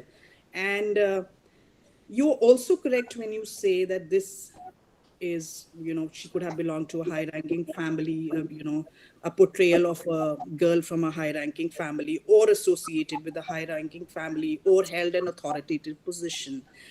I want you to further this line of art. Are you getting my point? Yes. Yes, ma'am. Riddhi, are you getting my point? Yes, ma'am, I'm getting your point. I want you to read during Caste. During Caste. Okay. Right. I want you to read Pandey's work on this. And have you read Ratnagar, Shireen Ratnagar's argument? Yes. What is that? Actually, when we're looking at it and we try to interpret the social and the cultural aspects, try to understand the figurine from that perspective, I feel that, even if we say honestly that she belongs to, she holds an authoritative place, or she belongs to a high ranking society, we still have a lot of gaps in the contextual sense. Yes. We don't have much evidence to suggest, archaeologically speaking, because when we read the old literature. What about comparative archaeology? What about comparative archaeology? What about comparing the Mesopotamian and looking at the other Bronze Age civilizations? Do that. Yes, do that, because Ratnagar has done that. Okay, ma'am. She has done that. Look at the other Bronze Age civilizations. Do that and see if you can come up with answers. We'll come back to this when the question answer comes in. As I said, there's so much I can say about this. Yeah. And do read the article, do read during ASSSR. You can contact me later and I can give you the details of his article. Okay, so I don't want to say more than that. Thank you so much, ma'am. Thank you so much, ma'am. Such insights. I want to be a presenter in this session. So I think it's 10:38. We will be able to not take all the questions. I do not see any questions in the chat box. but I am getting questions. Okay, I see a raised hand. I think Ms. Momin, I think you can unmute yourself and ask the question. Please keep it brief because we would like to wind the session by 10:45. Please go ahead. Ms. Binya, could you just, are you there? Okay, I think technology, right? So how about Ashwaji? I see you. You wanted to ask questions, so you can go ahead. Yeah, yes, since Paru ma'am has already said regarding the Disha's paper, so I was also looking into the perspective of how can we validate that notion of being so-called the high authoritative person who's been portrayed. So that was a good that I just wanted to know. And since there is a gap, and even we had Soumya Malik here, she also said the same on the same lines, like the dancing girl is something like it is. She had a very different notion, like a tribal woman, or if Soumya, if you can, if I don't know where she is here or not, and she was also telling us the same on the same lines, but it was a very different notion, like the tribal woman, rather than calling it an authoritative one. So I don't know. So that was just a comment, and then I have one question to Manmeet. Ashu ji, may I interject here? जब हाँ हम जी, tribal हाँ जी. कहते हैं, हम ethnographic parallels की बात कर रहे हैं. It's not just looking at the bangles, you see. Yeah. So that's not the only this thing. You have to go deeper than that. Yes. Yeah.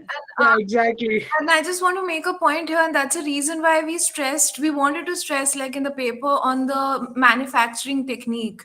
You know, lost wax technique, if we look at from the Bronze Age perspective. There's been a lot of work that's been done on that.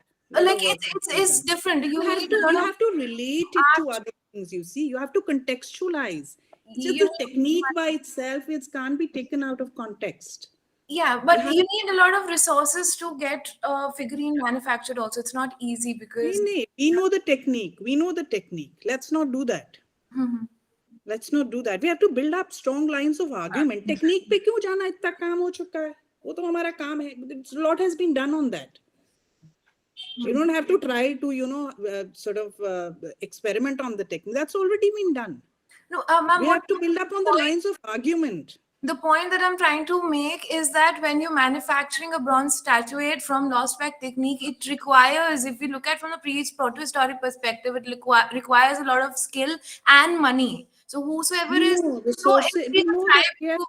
I don't think from that perspective. So therefore, what are the implications? That's what we have to reach at. Yeah, that's where we'll have to focus on.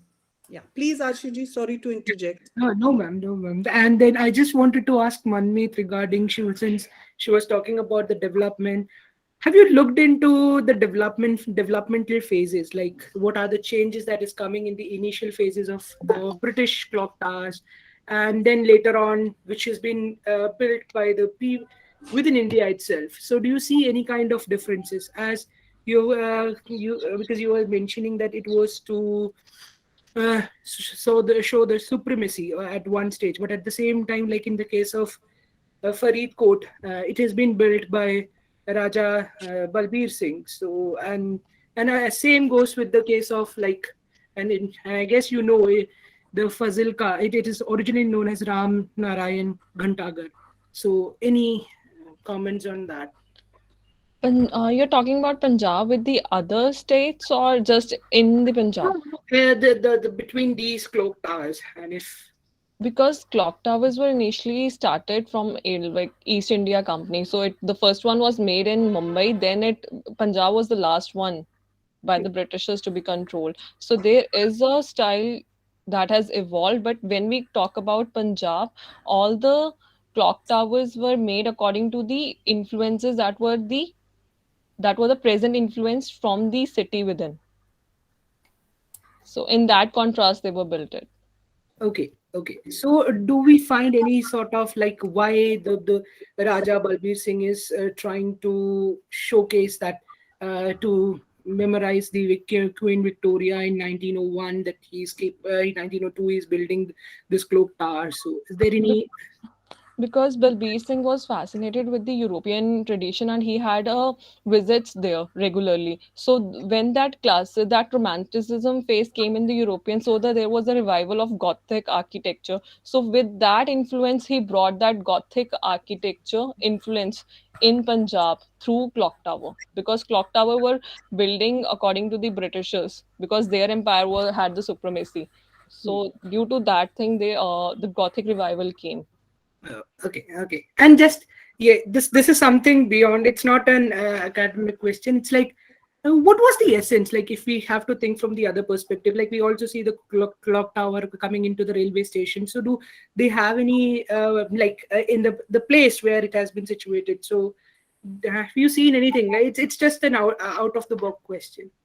What I feel is, and what I have read up to till today, so what I feel is that the Britishers made clock towers on those places where there was public places, basically the public places, so that they can supervise or they can keep a check on the people what are they doing. And basically, if you see, the clock towers were in between the markets or near the railway stations because they are the hubs of the people. Okay, thank you. Yeah, thank you so much, Ashuji, Take a for minute to respond. initiating such a wonderful conversation. Hi, So I would request all our presenters, I see all the videos on already, to the technical team of Azure, can you please take a screenshot of the session? It will be a... Vishnu, can I respond just a minute if I can take? Oh, yes, please, Okay, ma'am. that's all Please, right. Yeah. please. So thank you, Professor Paru Sidhu, for very, very, very important comments. And just, I hope I'm audible. Yes, you are. All right. So just about a minute just to respond, because these were questions that can be answered. There are some of them, like, for example, why four pharaohs? I'm still trying to figure out, because it was Karen Shomer who had pointed out, and I'm still to look at some. But is there a formalistic kind of a relationship? Is there a formal ceremony where the Rajputs and the Charan women are come into a relationship? So it's not any kind of a form, but it's an unsaid tradition that has been followed. For example, if you look at the Pabuji's tale, Pabuji was a Rajput, and how he protected the Charani Deval, So there's this entire story, and then there's a lot of narration happening on Pabuji Dra Pavada. John Smith has worked, interesting work has been done by John Smith and Janet Canfrost later. But there's this tradition of the Rajput men always protecting the Charani women, and Charani women being the household of Charani women being a refuge for Rajput men, and especially when they have to kind of, there are many stories, many stories and historical stories about how Rajput men have kings and chiefs have taken Sharan in Charan women's house, and because Charan women has this idea, there's this idea associated with Shakti, so nobody can harm her. So therefore, the entire refuge of the Rajput there in Charan women gets also secure. So that's an unsaid thing that goes around in Rajasthan and still kind of there. The cancellation of adoption is a case specific thing. So if I have a minute or maybe just 30 seconds, I can read that reference. It's very interesting. Maybe you'll get a sense of what this adoption means. So, for example, I'll just say this is a case that came in Jodhpur Sanat Parwana Bahir number 14, where after the death of Charan Bhakta, the widow from Sidhu village adopted Umeda's son. Now, a conflict ensued between Charan widow and her adopted son.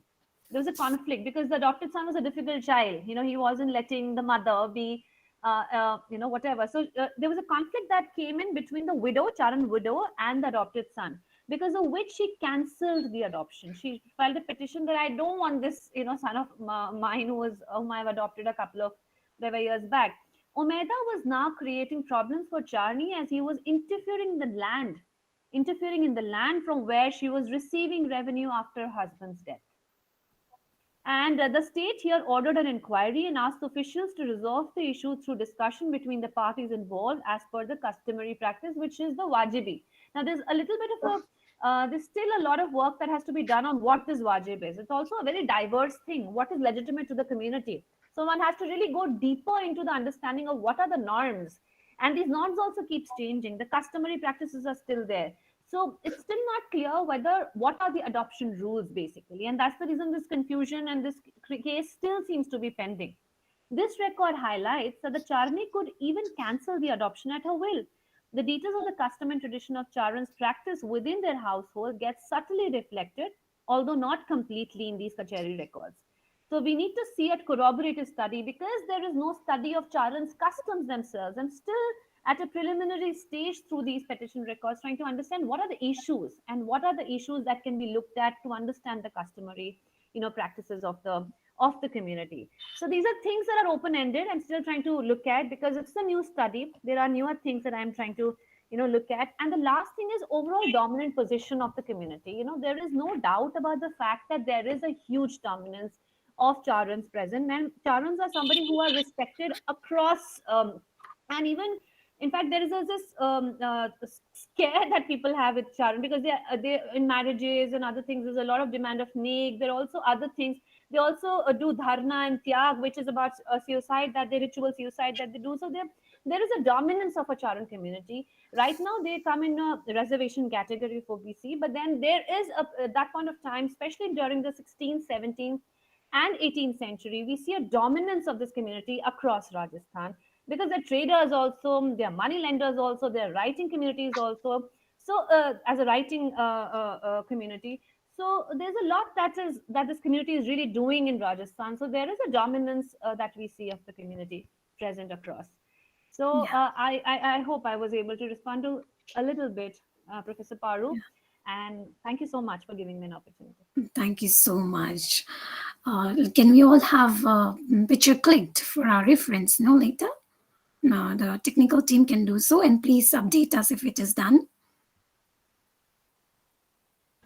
Done.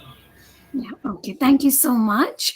Dr. Tripti has just set a stage, and the rest of the papers, in fact, set the stage so ready for our next session, which is on gender, caste, sex, and religious identity, which is going to be yet another beautiful session. Thank you so much to the chair. Thank you so much to the presenters. I'm so sorry, Rimalji. I really wanted to give you a little more time because I understand your slide took long to upload, right? So sorry, but hopefully we will be able to have you for our yet other sessions. Thank you so much for the opportunity that was given to me, and thank you so much for Paru ma'am to kind of help me focus on what should be more simpler and not at an architect's level, so as to be more, clear and more. Ma'am, you are on mute, I guess. I can't hear what your inputs are. I said you're first an architect and then an art historian, huh? Yes, ma'am. I guess that needs to be put in equal weightage for the next conference. Yeah, I think so for your thesis, yes. Right. Thank you so much. So please stay back for our next session. We're already 6 minutes late, I see. So we'll come back for the next session. I think, Motilalji, I will hand over the session to you now. You can start up with the next session. Thank you so much. Thank you so much to the chair as well. Thank you, ma'am. Thank you. Thanks to everyone. Thank you, Paru ma'am. Thank you. Good morning. Namaste to all. I want to introduce Dr. Amita Gupta. He is an assistant professor at Lovely Professional University with a demonstrated history of working in the higher education industry. Skilled in lecturing, cultural heritage, editing, conference speaking, and curriculum development. She is a strong research professional with a research focus in studies of Himalayan ancient metallurgy. She has supervised 9 PhD theses till date. She has been the recipient of Foreign Travel Grant ICHR, Foreign Travel Grant INAE, Swiss Government Excellence Scholarship, Narmada Joshi Gold Medal. She has more than 19 publications till date. Her language skill include French, Sanskrit, Hindi, and English. Thank you. Thank you very much, Motilalji, for briefing me. Thank you. So without wasting any time, because we are already late, so I'm going to announce the theme of this session, that is gender, caste, sex, and religious identities. So I think all the presenters, all the speakers are here. I'm going to take the name one by one. I hope they are in row and they are already updated. Aman Jaiswal, you are the first, and after that Bobby Gautam, and the third one is Asra Alvi, and fourth one is Santosh Kumar, and fifth one is Ilma Naz, and sixth one is Monisha. So I hope all the speakers are here. We are going to start with the first presentation, that is by Aman Jaiswal. Aman Jaiswal, are you here? Yeah, am I audible? Okay. Aman Jaiswal is going to talk about gender history. His title is Gender History. Aman Jaiswal? Yeah, am I audible? Yes, you are quite audible. Okay. Aman Jaiswal, before starting your presentation, I'm going to announce the rules. We just have the 13 minutes, and on the 10 minutes, I will say you just have 3 minutes more, because we are already running very late, so you should be stick with the time, right? So all the presenters, I hope you heard about the rule. Be with your time, and kindly focus on your current research objectives. Don't elaborate more and more with the introduction part, right? So please start. Yeah, okay. Hello, everyone. As my topic is gender historiography, I am currently a PhD student from Delhi University, pursuing my PhD. So, starting my topic, gender is undeniable one of the most important factor of any society. Not I only, mean, you are going to read by the paper. You are not going to upload any PPT. yeah, there is no PPT from my side. I'll read out my paper. Is that okay? Okay, carry on. Yeah, okay. Gender is undeniable one of the most important factor of any society. Not only gender molds socio-cultural relation, dictates terms of interaction of the sexes and exposes the underlying structure of patriarchy. It also provides an epistemology to understand different process in different temporal spatial zones, and understand and help understand aspect of colonialism, nationalism, caste, religion, etc. With a new lens. So over the time, different scholars have worked on different aspects of gender and have tried to understand various phenomena and challenges the existing notion through its gender analysis. Here we will discuss these different historiographical traditions that emerge in gender, particularly in reference to India.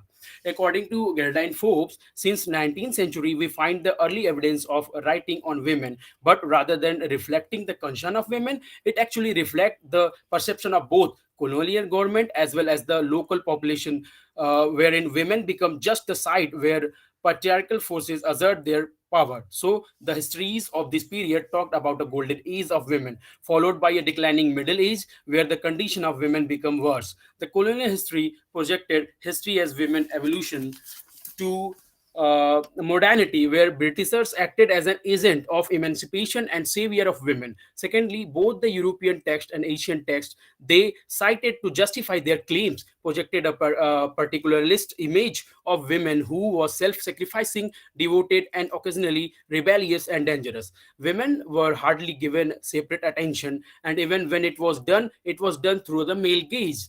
A male point of view. Traditionally, women's role was in these tradition limited to the household and agriculture sphere. Thus, we find she tries to study women's reform since 19th century, where, according to her, introduction of education helps women to force their identity within the limited sphere offered to them by the patriarchal society. She based her study all through the 19th century reform to the nationalist movement and the national economy from women's point of view, and finally to the modern women movements and the right-wing movements, which according to her share many concern of the nationalist period. According to the Charu Gupta, though have put forward women's history as women's own accounts, she left crucial aspects like caste and popular culture relative darkness.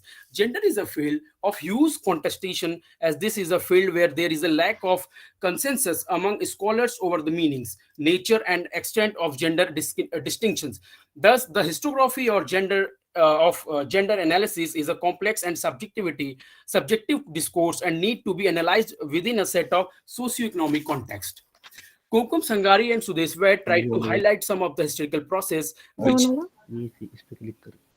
which constituted patriarchy in the colonial period of India. Sangari and Ved talk about how land settlement in the colonial period had demoralizing effects on women, as it not only re-empowered the traditional exploitative landowning class, it also vested the individual property right in the hands of men, which marginalized women to ancillary rights. They see a close relation between the indigenous patriarchal norms and British administration, and they see how traditional norms were reinforced in the society according to the changes in the property rights in India. And local customary practice were now on one side given legal recognition, and were secondly given a scared dimension by tracing them to ancient texts, particularly Vedas. Even within the middle classes, there was a considerable attempt to redefine the role of women, as women become the means to reinforce the idea of a Vedic women. Thus, this was also the period where, according to Partha Chatterjee, the public-private divide became a part of the nationalist discourse. Though Charugupta considered the work as a pioneering account of women and patriarchy, but she points out that the sphere of the essay of this anthology was confined to the dominant Hindu community in the North India and deal mainly with middle classes. Ashish Nandi talks about a very important and major aspects of the relation between colonialism and changing gender relation. He talks about the homology that was established between the sexual and political dominance of the British. According to him, from 1757 to 1830, there was no major attempts to seek this homology when British expansion was in its formative stage. After 1830, there was a need of such homology to justify their rule. Thus, we see the manifestation of these homologies in the three concepts of Purushatva, Naritva, and Kalibatva, means masculinity, femininity, and homo fraternitas. Thus, Nari Kalibatva become autonomies to masculinity, and feminizing a nation become an attempt to negate the political identity of a person. The response of such construct was the alternative construct of masculinity in colonial India, with the idea of Kshatriyahood becoming ideals of a man. These different projections of Indians by the Britishers had repercussions in India as well as in their own society. The British society itself became hierarchical, where women had a limited cultural role to play, and Victorian morality shaped the perception of living of the Britishers. This invoked two distinct responses toward the colonies: either contempt and hatred and sense of superiority, as reflected in Rudyard Kipling, and the moralizing critique of colonialism reflected in George Orwell. Within India as well, there were distinct responses to these perceptions from the defeatist, aggressive, masculinized nationalism and aggressive facets of Hinduism reflect in Bankim Chandra Chattopadhyay and theory of Swami Vivekananda in practical. Second was the projection of the peace-loving, effeminate Hindu projected by Gandhi. So the entire space of colonialism was replete with the struggle between the projections of inert masculinity or femininity. But even Nandi's work has come under scrutiny by gender historians, who point out that while he was introduced authoritarian and dehumanized impulses in Western colonialism, and at the same time celebrate pre-colonial, indigenous, industrial, traditional past as more tolerant with more flexible sexual codes, which got rigidified with colonialism, which is not exactly a historical approach. According to Tanika Sarkar, contrary to what Ashish Nandi points out, that there was a collaboration, though not always an easy one, in the process of recovering the past and implementing them in the modern society. According to Charugupta, the condition of women in India became one of the principal means for the empire to justify its civilizing mission, which is seen in the rhetoric of James Mill, that the status of women indicate a society's position in the civilization, and India featured way below in this front. Social reform emerged as a liberating force, and by the 19th century, we see many such reforms being put forward by both enlightened Indians and British male reformers, which include abolition of sati, parda, widow, remarriage, age of consent bill, etc., just to name a few. This also gave women some agency in the nationalist movement, as the participation of prominent and outstanding women were singled out in the historical narrative, which, according to Gail Pearson, provides basis for universalizing the national movement as a whole. Oddly enough, women didn't participate as an agent in the social reform that concerned women. Leftist scholars have pointed out the different contradiction and uneven developments in the reform movement of women. According to Gail Minol, the metaphor of nation as an extended family and the traditional role of women was idealized within this society. Even with the Gandhian movement, participation of women was perceived in a religious duty. Though this movement increased the feminine space, conservative norms prevailed, and there were hardly any change in the perception of the society. Even Gedine Forbes point out the dilemma of these reforms, which did not challenge the patriarchal society and coexisted with the nationalist movement. According to Pacha Chatterjee, based on this spiritual tradition, colonizers tried to condemn the treatment of women in the colonies. The nationalist response to the same, according to Chatterjee, was to create an alternative reform tradition defined on the basis of modernity. In this process, a new image of women was created who was superior to the Western women as well as traditional women and low class Indian women. This is done through demarcation of colonized society into inner, which is called private, and outer, which is called public domains. These domains are not a spatial division, but also an ideological division. As we find, according to Chatterjee, society was divided into material and spiritual realm. While Western superiority is recognized in the material realm, cultural uniqueness of the society is emphasized in the spiritual sphere. According to Minali Sinha, the process and practice through which two different position elites among the colonizer and the colonized were constituted respectively. Aman, just to remind you, you just have 3 minutes more, so kindly conclude. Yeah. So, subaltern scholars have substantially altered the historian process. They have pointed out that the question of women reform was not what women wanted, but rather how to modernize them, which had its own coercive value. They also question the grand narratives that dominate gender historiography. That is, most description focus on upper caste Hindu women as a center of reform, giving little or no space to the marginalized classes, much less marginalized women.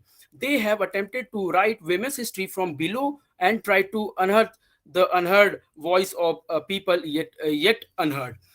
In conclusion, what we can point out is that thus there can't be any one particular idea or structure or a parameter to study women's history. We need to have an integrative approach to assimilate all the approaches and look beyond the narrow confines of oppression or oppressed.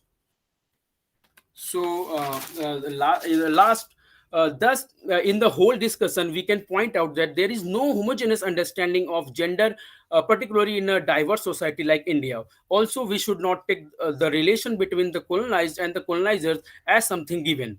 Over the years, scholars have unearthed the different dichotomies associated with experiences of women from different strata. Also, we need to question the degree of autonomy actually exercised by women in the process of reforms that concerned women, and whether women reform were actually reforming women's condition or rather putting them from one patriarchal molds to the other. There are no easy answer to these questions, and we need to take all these factors into consideration while discussing gender in India. Thank you. That's all from my side.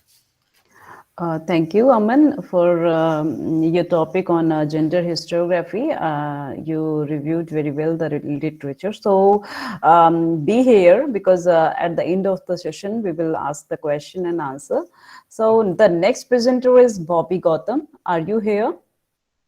Bobby Gautam. Bobby Gautam. Bobby Gautam, are you here? Okay, I think he's not here. So we are moving to the next one. That is Asra Alvi. Asra, you are here? Yes, I'm here. Okay, Asra, start presenting.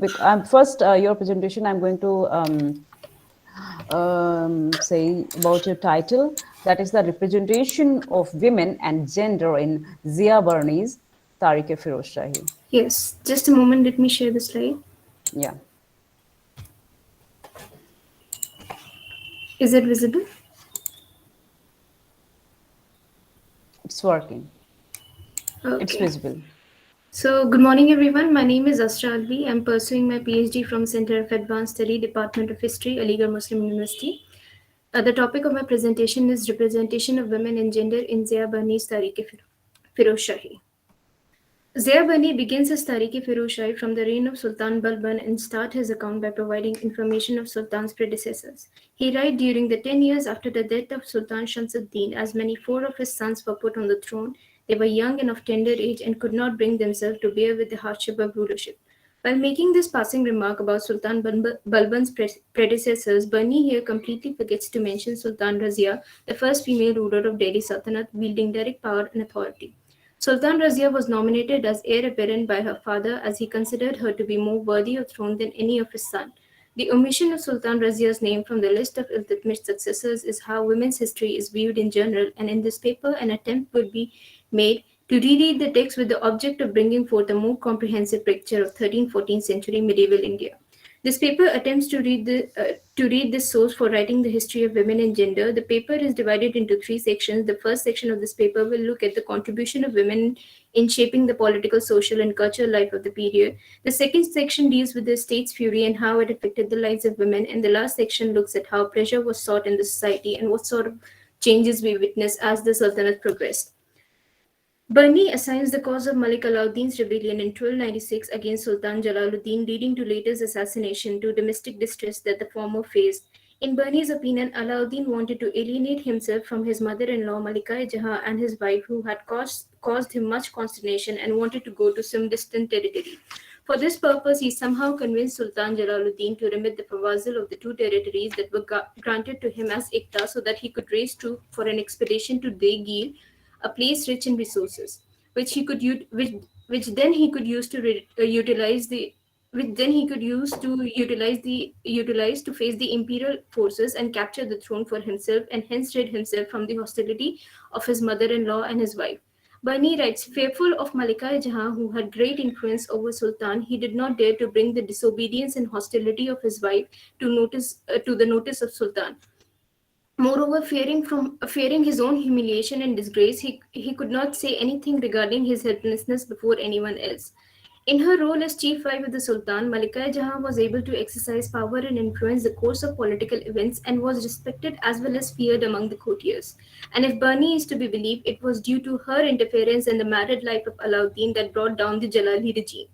Fearing this mother-daughter duo and also not to seem meek and powerless to the onlookers, Alauddin decided to defeat and overpower them by literally seizing the throne for himself. So to break the web of influence of Malika-e-Jahan, Alauddin made the bid for maximum power. However, Alauddin's claim for the throne did not go unchallenged, and in fact Malika-e-Jahan quickly tried to keep the throne in the Jalali family by putting her youngest son Ruknuddin Ibrahim on the throne. An action which Bani calls as foolish, as she acted in haste without considering the consequences. Abandoning the residence of Kilokiri, she came to Delhi along with Malik Amirs and other dignitaries and took residence at Kaushiki Subs. Malika-e-Jahan began to rule, petitions were presented before her, and orders were issued by her. What Bani calls as foolishness of Malika-e-Jahan shows us quick thinking and wisdom on her part, as she did not wait for her elder son Arkali Khan, who was in Multan at the time of murder of Jalaluddin, and she decided to place her younger son, who was in capital with her, on the throne, thus not leaving any opportunity for anyone to capture the throne for Alauddin. However, it is another thing that her actions did not yield favorable results, and Malika-e-Jahan, along with Ruknuddin Ibrahim, was forced to leave for Multan. Even at this time, when she is almost bereft of all support and authority, few faithful nobles accompanied her, leaving behind their own wives, children, and establishment. With the accession of Alauddin Khilji, women were debarred from court politics, as we do not hear any women either from the family of Sultan or the elite society taking up a dominant role in court politics. And perhaps this could be on account of Sultan's Alauddin prior hardship, which were caused by his dominating mother-in-law and his wife, that he tried to curtail women's participation in politics of the Sultanate. However, we learn from Bani that the women of the harem of Sultan Alauddin had great personal property, as we learned that they used to give alms to the many classes of astrologers that had established in the capital around that time. Bani also complains that the women of the Sultan harem were very much involved in festivities, which according to him led them to ignore Sultan while he was suffering from an illness.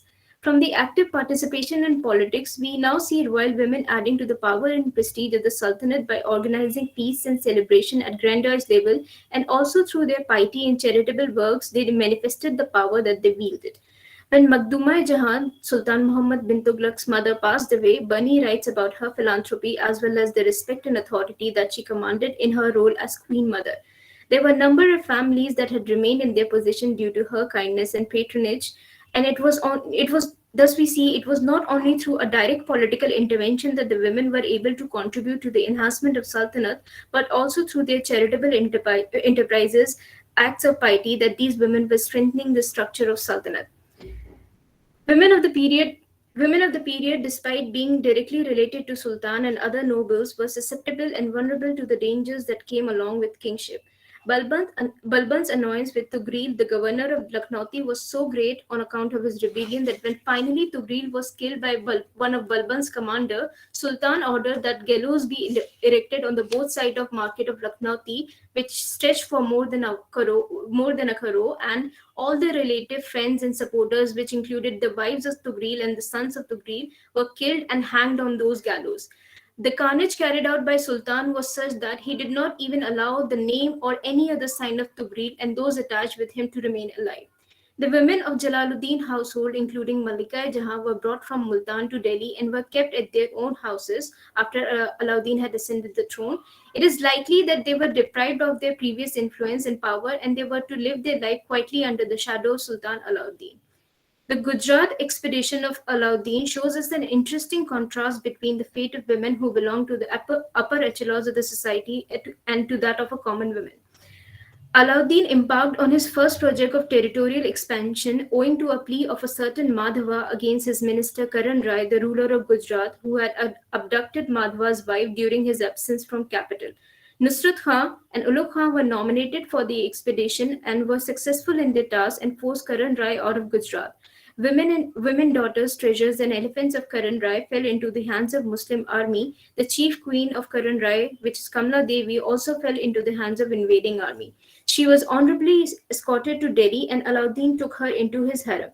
While returning, Nusrat Khan and Ulugh Khan were faced with a mutiny where the Mongols, which were the new Muslims, they killed Malik Azizuddin, who was brother of Malik Nusrat, and they even killed sister's son of Alauddin. Though the conspirators of the mutiny were successful in escaping to the neighboring kingdoms, however, their women and children had to bear the burden of their recalcitrance. Sultan Alauddin ordered that the wives and children of the main and the common mutineers be apprehended and imprisoned. Nusrat Khan went a little further to take revenge for the murder of his brother, and he put those who were known to have struck arrows at his brother to disgrace and ignominy by handing over their women to sweepers so that they could commit adultery with them while their infant children were killed in front of their mothers. This incident shows us an interesting contrast between the elite and the common women, and the fate of the women belonging to both these categories were influenced by the actions of their male counterparts. While one category was to join Sultan Harem, the other was publicly molested. The sultans time and again have resorted to the use of violence and excessive force against the respectable women of elite society, elite sections, as well as the common masses. This use of force is best explained as a means to instill fear and thus crush any rebellion or challenge to their authority. As far as the question of royal women is concerned, were they being imprisoned, deprived of their previous influence, or brought into the conqueror's harem, or being forced to marry the usurper, it is all because the women were seen as important markers of sovereignty, and their capture and imprisonment during the conquest signified the symbolic effacement of sovereignty. Partaking in festivities, pleasure parties, drinking parties, and celebration were all very much part of the social milieu of the Sultanate, and they had much to contribute to the social as well as the cultural fabric of the Sultanate. And the state attitude towards these activities and how restrained or unrestrained such gatherings were will help us give a better understanding of the changes that occurred during these 90 years in the social cultural environment of the Sultanate. Sultan Balban, when he was a noble, was known to have organized convivial parties every week, which continued for 2 to 3 days, in which eminent people were invited as guests. However, after he acceded the throne, He withdrew himself from such gathering, distanced himself from the consumption of wine, and started to pay attention to things that would alleviate his position as a king, which according to him included distancing himself from mixing with those who were beneath him in rank. In Balban's opinion, the majesty and decorum of the kingship should be maintained in public and private. When Sultan Muizuddin Kekubad ascended the throne in 1287, we see a complete reversal of Sultan Balban's policy. Having been brought up under the strict supervision of his grandfather Sultan Balban, Muizuddin, once he ascended the throne, he gave himself up completely to the pleasure and went to extreme extent in indulgence over the need and gave it preference over the need of the empire. The reputation of this sultan as a pleasure seeker was so well known that on his return journey from Awadh, he was greeted by merchants who brought with them performers trained in art and etiquettes to please the king. Muizuddin ignored them on the account of the promise that he had made earlier with his father, that he would try to stay away from pleasure seekers and wine in order to maintain the awe and prestige of kingship. However, he soon forgot this promise as he was swayed by the beauty of a young catamite, and after seeing him, he immediately called for wine. Their presence by our author was seen as something that disturbed the social order, and despite his complaint that honor was disgraced, his infamy spread everywhere, we find entire population along with king enamored by the beauty of these performers. A similar attitude towards such gathering and pleasure parties was to be seen in the court of Sultan Jalaluddin. The Sultan's companion at drinking parties used to fearlessly exchange pleasantries with each other. Apart from mentioning the companions of the Sultan in these gatherings, which also included Amir Khusro, Bani provide us the names of the performers as well. In fact, the fact that they are mentioned by name by Bani means that they were not only well known but also well respected in the elite circles. And it is here one can mark the difference between the ordinary prostitutes and such well trained courtesans who formed a part of court as well as the elite culture. Alauddin, who was very much fond of drinking himself. Asra, just to remind you, you just have a few minutes more. Okay? Yeah. Alauddin, who was very much fond of drinking himself, brought in regulation whereby nobles were not allowed to hold any such gatherings. All this was done by him, bearing in mind that at such gathering, many times nobles and other people let go of their inhibition, and under the influence of wine, they plot rebellion and sedition. With the accession of Sultan Qutbuddin Mubarak Shah Khilji, we witnessed an open social milieu where the king transgressed openly, wore women clothes, gold ornaments in gathering, and indulged in homoerotic relations with his favorite slave Khusro Khan. To the horrors of Bani, he lost all sense of modesty. From the roof of Hazar Satoon, he made women hurl extremely obscene abuses at senior nobles. Bani writes that Sultan Qutbuddin was enamored with Khusro Khan in the same manner in which Alauddin was with the eunuch Malik Kafur. Sultan Muizuddin's lust for Khusro Khan eventually killed him and put his entire household to ignominy. The attitude of Sultan throughout the Sultanate towards the domain of pleasure was not fixed. It changed with the personal liking and preferences of the Sultan. And it should be noted that when sultans were trying to prohibit pleasure parties, it was not because they were concerned with maintaining the moral equilibrium in the society at large. Rather, their actions were necessitated by their desire either to maintain their awe and prestige among their nobles and common masses, or they wanted to curtail possible rebellion against their authority. It is also interesting to note that how easily at such gathering one can see intermixing of sexes happening, and based on these social gatherings one can question the presence of a divide that seemed to have existed between the two sexes. In conclusion, from the analysis of the text of Tariq-e-Feroz-Shahi, it becomes amply clear that the women in medieval times were not devoid of agency and they had their own story to tell.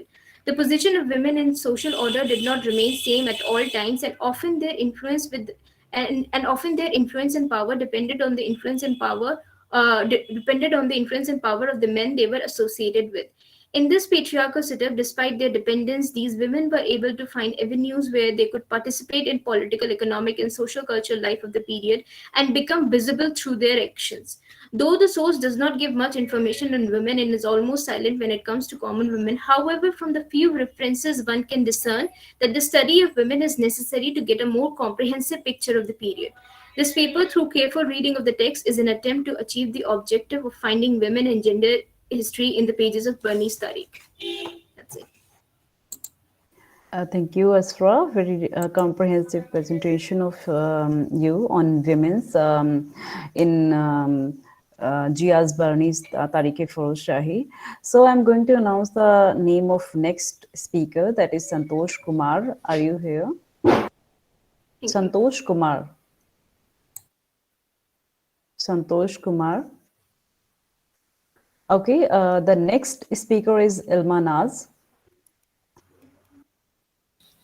Yes, ma'am. Okay, Ilma. Ilma is going to present about the Muslim women and education, a study of Urdu magazines as sources. So I think Santosh Kumar is here. So Santosh, be ready. After Ilma, you will present. Okay. So Ilma, start presenting. Okay. Good morning to all. My topic is Muslim women and education, a study of Urdu magazines as sources. In this paper, I have been made to investigate how the early Muslim Ilma, you are not going to present by the presentation, or you are just going to read? Yeah. Are you not going to share any presentation? No, ma'am. Okay. Okay, in this paper, attempt has been made to investigate how the early Muslim intellectuals responded to the colonial gender critique and their discourses on the reconstruction of Muslim women in Islam. Many social reformers who took up the women's question seriously used the medium of print to reach out to the larger audience and sensitize the mobilize them on women's issues. Apart from the dedicated full-time reformers, there were other Muslim intellectuals who were not women's rights activists in their public lives but used the weapon of print for discussing the issues of women in their writings. I will focus on both these groups of intellectuals. This concentrated focus on the state and its responsibilities took away some of the sting in the reformist rhetoric about patriarchal control in the family and the role of parents is in hindering and daughters' education. The context and issue were different. The reformists were speaking about women's education who were belonged to the elite social group. Sorry. Even among the elite, there were major differences in the educational attainment of boys and girls. In formal institutional education, Muslim women had little space. At the beginning of the 19th century, female literacy was low in relation to the male literacy, and when it comes to Muslim women literacy, it was extremely low. For Muslim, there were Persian and Arabic Muslim. Sorry, Muslim girls were meant to read the Quran. Women from respectable families often studied classical or vernacular literature as a recreation. Girls from rich families learned some skills. The upper classes were restricted to learning at home by the strict seclusion practiced by their families, but more women learned the household arts and performances of duties with sacred association. Sorry.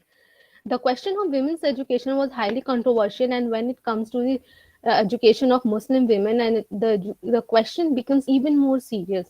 Since Muslim women and girls were kept under parda or confined to the inner spaces, and when it comes to their education, were only related and confined to the maktabs or madrasas and the teachings of the Quran. There was little agreement about what constituted education for women. We see that the social reformer of a Muslim society who advocated education of women, there were disparities in their own views. Was education should be given in traditional way of using the vernacular language which promotes cultural transmission, or was education which English based, giving references to Western notion and modernity. It is clear that Muslim social reformers advocating for women education, but only such education which can keep girls confined to home or inner spaces. The Muslim women education to be imparted was not related to progressive thinking. Their questions more or less uniform among missionaries, colonial officials, and reformers or new Indian elite that women education in India was backward. The solutions offered by varied. A new group of Western educated young men were influenced by liberal ideas and sought educated wives as helpmates. It is worth noting that now men wanted an educated women as their spouse and can represented them as a were the companion in the society. When such ideologies started flourishing in the society, emphasis was laid on the educated girl. The notion of educated companion evoked from new compulsion or social requirements of professional employment. Many reformers also think that for girls, the home was their school where she learned prayer, pity, domestic work like cooking, cleaning, rearing children, nursing, embroidery, etc. The system of education for girls should be different from boys. Girls should be specially trained in literature, health, home science, homemaking, right, child rearing, music, art, sewing, and embroidery. Female education is desirable, but its boundaries should be set down. People who were advocated the female education wanted that the traditional mode of education, whereby a girl was provided by their teaching within the sanctity of home. The existing hierarchical structure was justified and regarded as the best model, the role of indigenous education in maintaining patriarchal structure. Some Muslim representatives have their own agenda. David Lelyvel's work clearly shows that the purification in many senses internally with deviating from the norm in Islamic scripture and external. The practices evolved who interacted with other religions they considered as shirk. To get rid of them, they purged to the part in purification drive. The first 2 decades of the 20th century also witnessed the beginning of other developments like new initiative in the participation of women of Muslim community in institutional education. Sabyasachi Bhattacharya in his book's introduction talked about the issue that attracted attention in the public discourse of education in the early 20th century was the backwardness of the Muslim community. In the 19th century, the leaders of the community were not greatly exercised about the educational backwardness of Muslim women. Indeed, two most prominent leaders expressed the view that the general notion that Mohammedan ladies of respectable families are quite ignorant in is an entire mistake. Sir Syed Ahmed Khan said that, and that the women among genuine Mohammedans are far more generally and far better educated than the women of other native communities in India. This was Badruddin Tayyibji's view. However, Tayyibji was far more radical in pushing forward Muslim female education than Sir Syed Ahmed Khan, in his evidence before the Indian Education Conference, is of the view that no satisfactory education can be provided for the Mohammedan female until a large number of Mohammedan males receive sound education. The present state of education among Mohammedan females is, in my opinion, enough for domestic happiness considering the present social and economic condition of life of Mohammedans in India. When the men would be educated, that would have a powerful thought indirect effect on the enlightenment of Mohammedan women. Any endeavors on the part of government to introduce female education among Mohammedan will, under the present circumstances, prove a complete failure. So far as respectable families are connected, and in my humble opinion, will probably produce mischievous result and be waste of time and energy. Sorry. Contrary to Sir Syed's opinion, Badruddin Tayyibji in 1882 viewed favorably schools for Mohammedan girls and noted regretfully that not one of the Mohammedan girls' schools taught English in Bombay. By the beginning of the 20th century, the Tayyibji view seems to have gained ground and hence a spate of memorials, petitions, and editorials. The pioneer in 1911 was critical of the Aligarh Muslim University for their exclusion of women. The best interests of the community and those education itself demand their female education should be included within the sphere of the activities of the Muslim university. It may not be unnecessary to state that female education is not, of course, repugnant to Islam. Public opinion on education began gaining importance in the early 20th century when Muslim edited periodicals and journals increased their circulation, as the position of women in a society began to be taken to indicate the status of civilization. Women's issues constituted the basis of the British colonial critique of Indian society and the response of the native intelligentsia.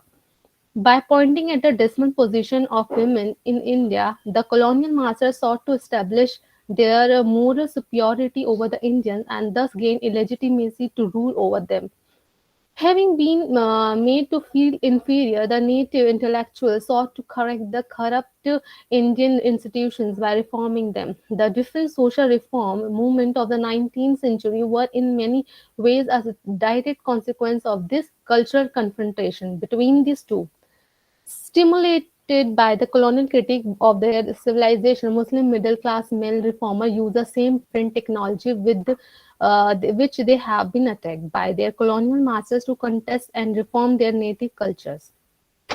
However, the Muslims adopted the print technology very late as compared to their Hindu counterparts. William Moore's work, in which he criticized the Purdah and polygamy prevalent among the Muslims, Sir Syed Ahmad Khan responded to his critics. Sir Syed Ahmad Khan's agenda of writing about women was mainly to respond to the colonial criticism about Islam in general and women in particular.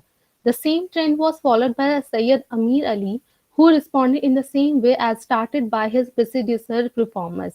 Later on, Nazir Ahmad, Maulana Altaf Hussain Ali, Mumtaz Ali, Sheikh Abdullah, Maulana Ashraf Ali Thanvi, Maulana Rashidul Khairi, etc., joined the fray and exploited the print technology extensively to contest and advocate reforms in the Muslim society.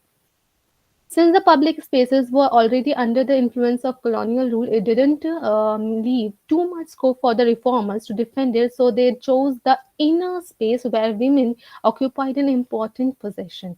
So, to reform women remained at the forefront of the reformers' agenda. Educating the women became an important element of entire social reform as a part of their educational mission. They published several journals to fashion the minds of women. The earliest women Urdu magazine were Just to remind you, you just have few minutes, so kindly try to conclude fast. okay. The earliest women Urdu magazine was started by men or without the collaboration of their wives, but later on, women actively started taking part in the publication and content contribution to these magazines, and thus started dominating the field. The women's journal not only acted as a means to challenge the patriarchal notion of the society, but they also expanded the frontiers of women's roles and consciousness. Women magazine began to appear in various Indian languages in the mid to late 19th century, with Bengal leading the front. In the Bengali region, these sources or journals are essential for the study of the emergence of an ideology of respectable domesticity in the upper middle class. Similarly, for the study of women's education and social reform among the Sharif Muslim families of North India, women magazines are very essential. Women print culture played a transformative role in the lives of women. It provided a space to the women which were previously unavailed to them. Using this space, Muslim middle class Urdu speaking women wrote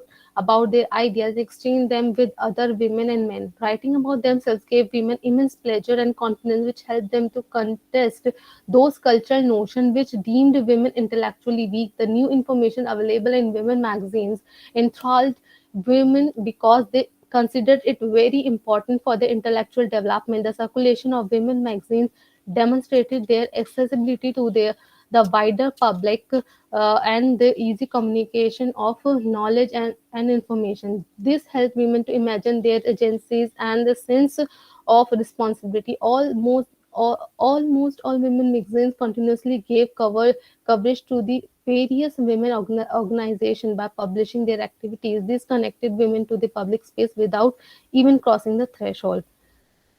More recently, some scholars came up with their work to trace silence of Muslim women, the work of Gail Minogue, should be viewed in the context. Gail, in her work Secluded Scholars, has dealt with how the changing political situation prevailing in second half of 19th century made it imperative for the Ashraf middle class to adjust in new situation by reforming their traditions. It is in this context, she has focused on a reformation of Muslim women by their Ashraf class and rendered the visibility of Muslim women possible. Though she tried to focus on secluded scholars, but much focus has been given to men's scholarship rather than the secluded women. She has focused on the effort of male reformer for the emancipation of women. For this, she relied both on the literary efforts made by men and their various endeavor in public sphere, while highlighting the effort made for reformation of women. Gail relied hugely on the male endeavor without giving too much attention to the secluded scholars for their toil effort.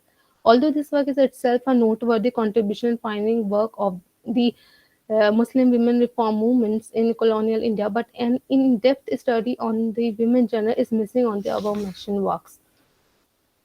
And though I have to conclude this, broadly we could categorize the literature produced for women's reform into two. The categorization is on the basis of the gender of authors, men and women. A number of men produced enormous literature dealing with women's issue. As time progressed, women started representing themselves through their writings. Both categories of literature are started representing themselves through their writing. Both categories of literature are extremely important. The literature aimed at women's tell us how patriarchal society treated women's identity and how it wanted them to be. The literature written about women can be further divided into two literature strictly addressed to women, such as the guidebooks like Bishti Zevar of Ashraf Ali Thanvi, which aimed at correcting the behavior of women, and literature such as the novel of Nazir Ahmad Hali, Maulana Rashidul Khairi, etc., which in a broader sense discuss the problem of women. These were broadly aimed at general public for constituting alternative role models of women. We generally discuss the and major public the reform movements concerning Muslim women through the prism of education. The question like what type of education, traditional or modern, was offered to women remained the the focus point of discussion of scholars. Sorry. You need to finish. Okay, ma'am. Give me 5 minutes. Education, which of course is an agent of social and cultural change, remain dominant in the scholarly analysis. As a result, other issues like parda, child remarriage, widow remarriage, divorce, polygamy, health, domesticity, etc., treated to be equally important by the reformers, have not been received adequate space in the existing historiography. In order to be able to have a comprehensive picture of the social reform movement connected with women, one needs to pay a due attention of all these issues and treat them as mutually interconnected. Here, under it is represented the reform effort of various Muslim male social reformers. Special emphasis is laid on their perception of the role of women in family and society and the visualization of a new Muslim women.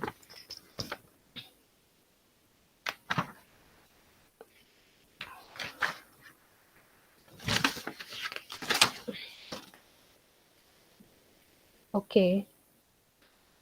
To conclude, the women's question was at the heart of colonial gender discourse. Indian middle class intelligentsia responded to the colonial critique. Their responses were varied within the Muslim of Indian subcontinent. The beginning was made by Sir Syed Ahmad Khan. He discussed women's issues but adopted a cold stand on the most of them, mostly relying on tradition.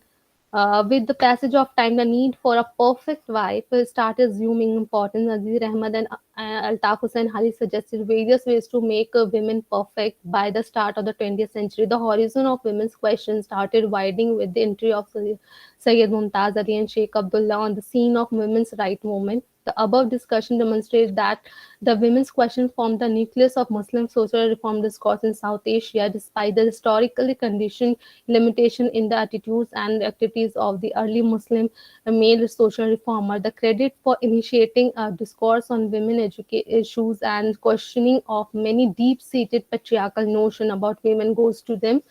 The male social reformer did face numerous social risks while undertaking the various initiatives. They laid the foundation of the women's movement and raised the platform standing on which the women intellectual and social reformer continued the social reform movement with vigor. In due course of time, they not only differed with men but charted their own path, much to the disdain of the liberal male patriarchs. Thank you.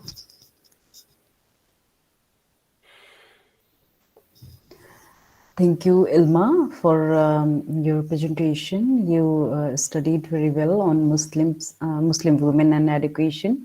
So just wait for the question answer round. Now I'm going to invite Santosh Kumar, and he's going to talk about gender through fables, status of women in Panchatantra and Jataka tales. Santosh Kumar. Am I audible? Yes, you are quite audible. Okay. So you are going to present. Yes, I am going to. So is the screen, kindly share your presentation. Santosh. Can everyone see the screen? Yes, it's working. Oh, just okay. wait. Yeah, we can see. Start presenting. Okay. So basically, the title of my paper is Gender Through Fable, Status of Women in Panchatantra and Jataka Tales. So what I'm trying to do with this paper is trying to understand how women are being treated in the context of our ancient Indian texts, particularly focusing on these three texts, Panchatantra, Jatakas, and we can also take the idea of fables, because fables are something which are not really meant to tell a particular story. There is a very strong messaging that is inherent within the realm of fables. Fables are a way to make a message, to convey a message, and therefore it needs to be historicized within the paradigm of what values is it trying to introduce through his text. What happens is, why I've taken Panchatantra Jatakas is because these are the kind of texts which have a very strong value even in the modern times. You will find that almost all of us are familiar with Panchatantra and Jataka tales, but the problem is the way they have been described in our modern retellings are quite different from what was the original purpose of these texts. In today's time, we hear about Panchatantra and Jatakas, we assume that these are meant to be the moral tale for children. But if we read out the actual narrative of the Panchatantra and Jatakas, there's a very strong gender element that is visible throughout the text. So what I'm trying to understand is that who is composing these kind of literature, what is the audience of this literature, and what are the kind of meanings that are being derived from these texts. So basically what happens is these poems, these stories, they are not just conveyor of particular kind of narrative, they are also conveyor of certain kind of messagings.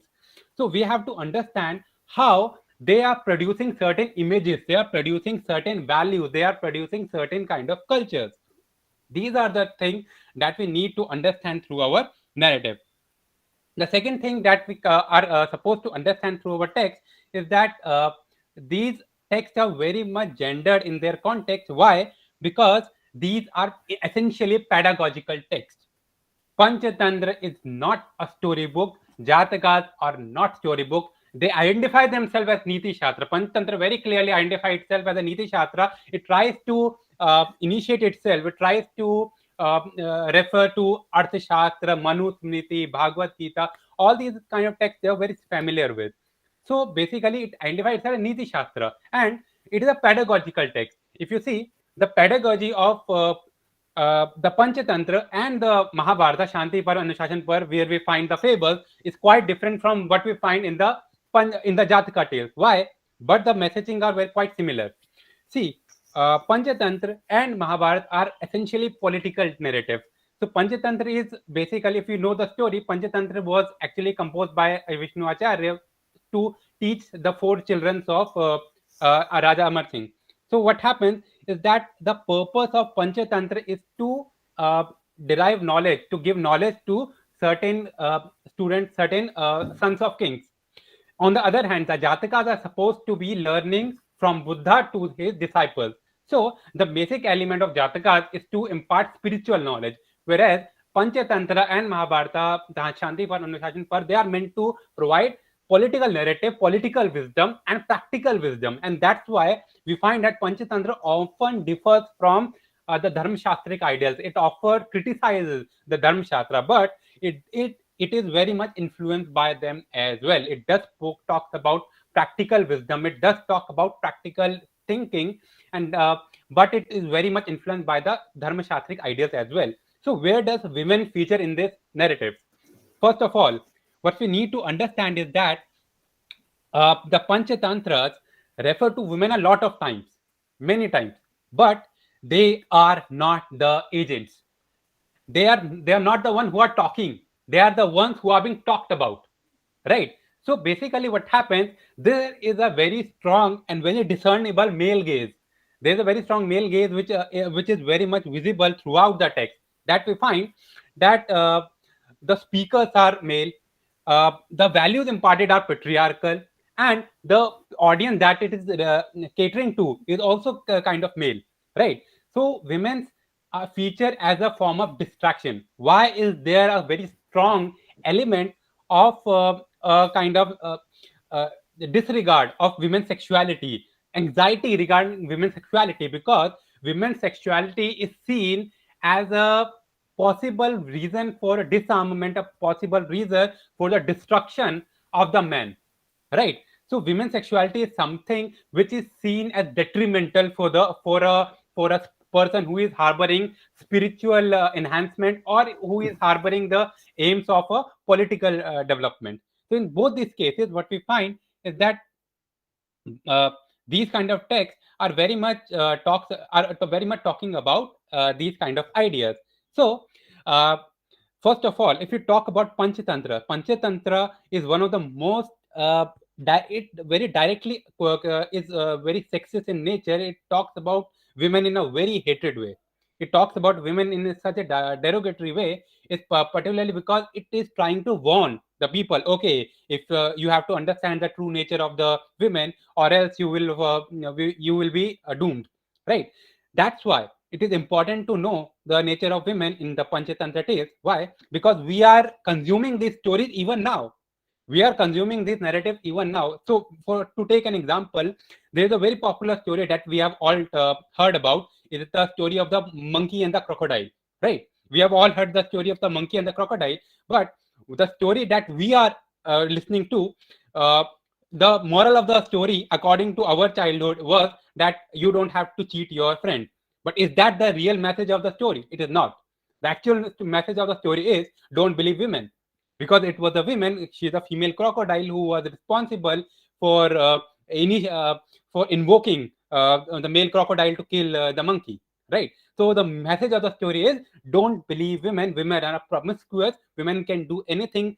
So basically, again, our literature is often sanitized in when it is retold, right? So we are not told that actually why the crocodile was ready to kill the monkey was because the female crocodile asked him, okay, if you don't bring the flesh of the monkey, you won't be able to have any kind of relation with me, any kind of sexual relations with me. So that she was using her sexual powers to provoke crocodile to do certain things. So this is one of the major stories why which actually is talking about these notions, right? So the other thing is that there's always a very clear-cut notion about the public and the private. So males are someone who are designated the idea of the public. So how are women represented? If you, I'm just marking certain kind of certain verses that are put in the Panchatantra, right? So it says the women talk to one person, I the other person, and then focus on the third person. It is difficult to read the mind of women. As fire remains unsatisfied with a number of woods, ocean remains unfulfilled by a number of rivers, God of death is never satisfied by devouring people. Similarly, women is never satisfied by the company of men. This is very similar to the idea we also find in the case of Chupraka, whereas women are seen as promiscuous people who are very much concerned with the idea of sexuality. So their sexuality needs to be regulated. And how it is regulated? So there's a story in the Panchatantra wherein the women uses her seductive power to entice many men. When the husband gets to know of her, he cuts off the nose of a wife, right, as a form of punishment. So punishing women for their act of adultery, because it is apparent in the Panchatantra tales that the text warns the men again and again and again that okay, women are promiscuous and they need to be regulated. It's the man who is the swami of the ghar, and therefore he needs to take the center stage, he needs to take the center point, right? So basically it says that whose woman is not satisfied by her, the woman is not worth being a woman. This is something, again, if I draw parallels, it's similar to what in Ramcharitmanas it says, Amedani Bharta Bayadehi Adam Sonari Jo Sevanatehi. So basically it is talks about that if the husband is fulfilled, then the duties of women are fulfilled. So basically what happens that women becomes an extension of the men, right? So she doesn't have her own agency. Her agency is fulfilled as long as the husband is fulfilled, right? So this is a patriarchal notion wherein women's house, so women's sphere is regulated, is limited to what belongs to her father or her husband, right?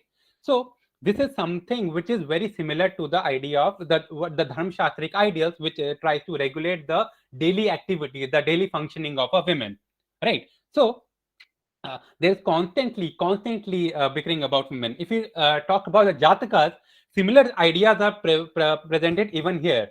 What we find in a text like Chula Padum Jataka, women are seen as disposable women, and basically it shows there's one story where Buddha actually catches certain women intoxicated, right? So he lectures them that okay, how are you as a woman, you should not be consuming alcohol.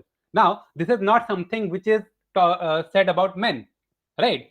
So even though Buddhism does offer certain kind of agency to women, their position, there is always a very strong suspicion that the interaction of men and women can be very problematic for the spiritual enhancement of particularly men, right? And also because Buddhism also talks about the inherent superiority of men over women, therefore it is very necessary that they get enamored, they get very suspicious about the sexuality of women, and which needs to be again regulated, right? So there is always certain punishments that are meted out to women for their adulterous behavior, right? So women always are the kind of people who are seen as a center of promiscuity, right? So basically it says, the Jataka says, the passions of women are insatiate and she does but act according to her inborn nature. So this is something which is called a Stri Sabhava, that the inherent nature of women is something that is inherent, that she is promiscuous, right? And she cannot satiate her sexual desires, right? So Stri Sabhav is the kind of justification to relegate the women at an inferior position, because they think because she is so much enamored by the material life that she is not worthy of having spiritual enhancement as much as the men, right? So the status of women is something which is seen as mobile. It is not something which is static, right? Now this is a very important thing. Women are not seen as static women because she's constantly acting about something, she's constantly doing something. But this thing is, agency is not positive, it's a negative agency, right? Where women are seen as embodiment of certain negative elements, negative endowment, which needs to be curtailed, which needs to be constantly regulated, right? This is something, can we call it a repression of sexuality? Answer is no. No, it's no, your sexuality is not repressed, it's regulated, right? And second thing is that these kind of text doesn't represent the reality of the period. It just represent what are the anxieties of a patriarchal society. And particularly is important to understand in the context of these texts, because where do we situate these texts? Historically, where do we situate this text? So with scholars like Vijayanath, they talk about the difference between the Dharma Shastric text and the Buddhist narrative. Why is it important? Because she says that the Dharma Shastric text, they are dealing with a society which is agrarian, rural society, wherein the Jatakas are much more concerned about the Nagariks, the towns, where the mobility of people is comparatively more, right? What we get to know is that how to maintain a balance between the spiritual enhancement, pleasure, and the mobility of women, right? So mobility of women is not restricted, it is seen with suspicion, it is seen with contempt, right? So these moral messaging are particularly important for the women. Women are not featuring in these texts as agents, they are featuring in this text as someone who are being talked about. Like Bhagavad Gita, they are talking about, okay, if you are enamored by women, it can cause you misery, it can cause you problems, it can cause you a lot of different issues, and therefore you need to regulate yourself, therefore you need to constantly be in a kind of mark that you should not get affected, because this is a pedagogical text.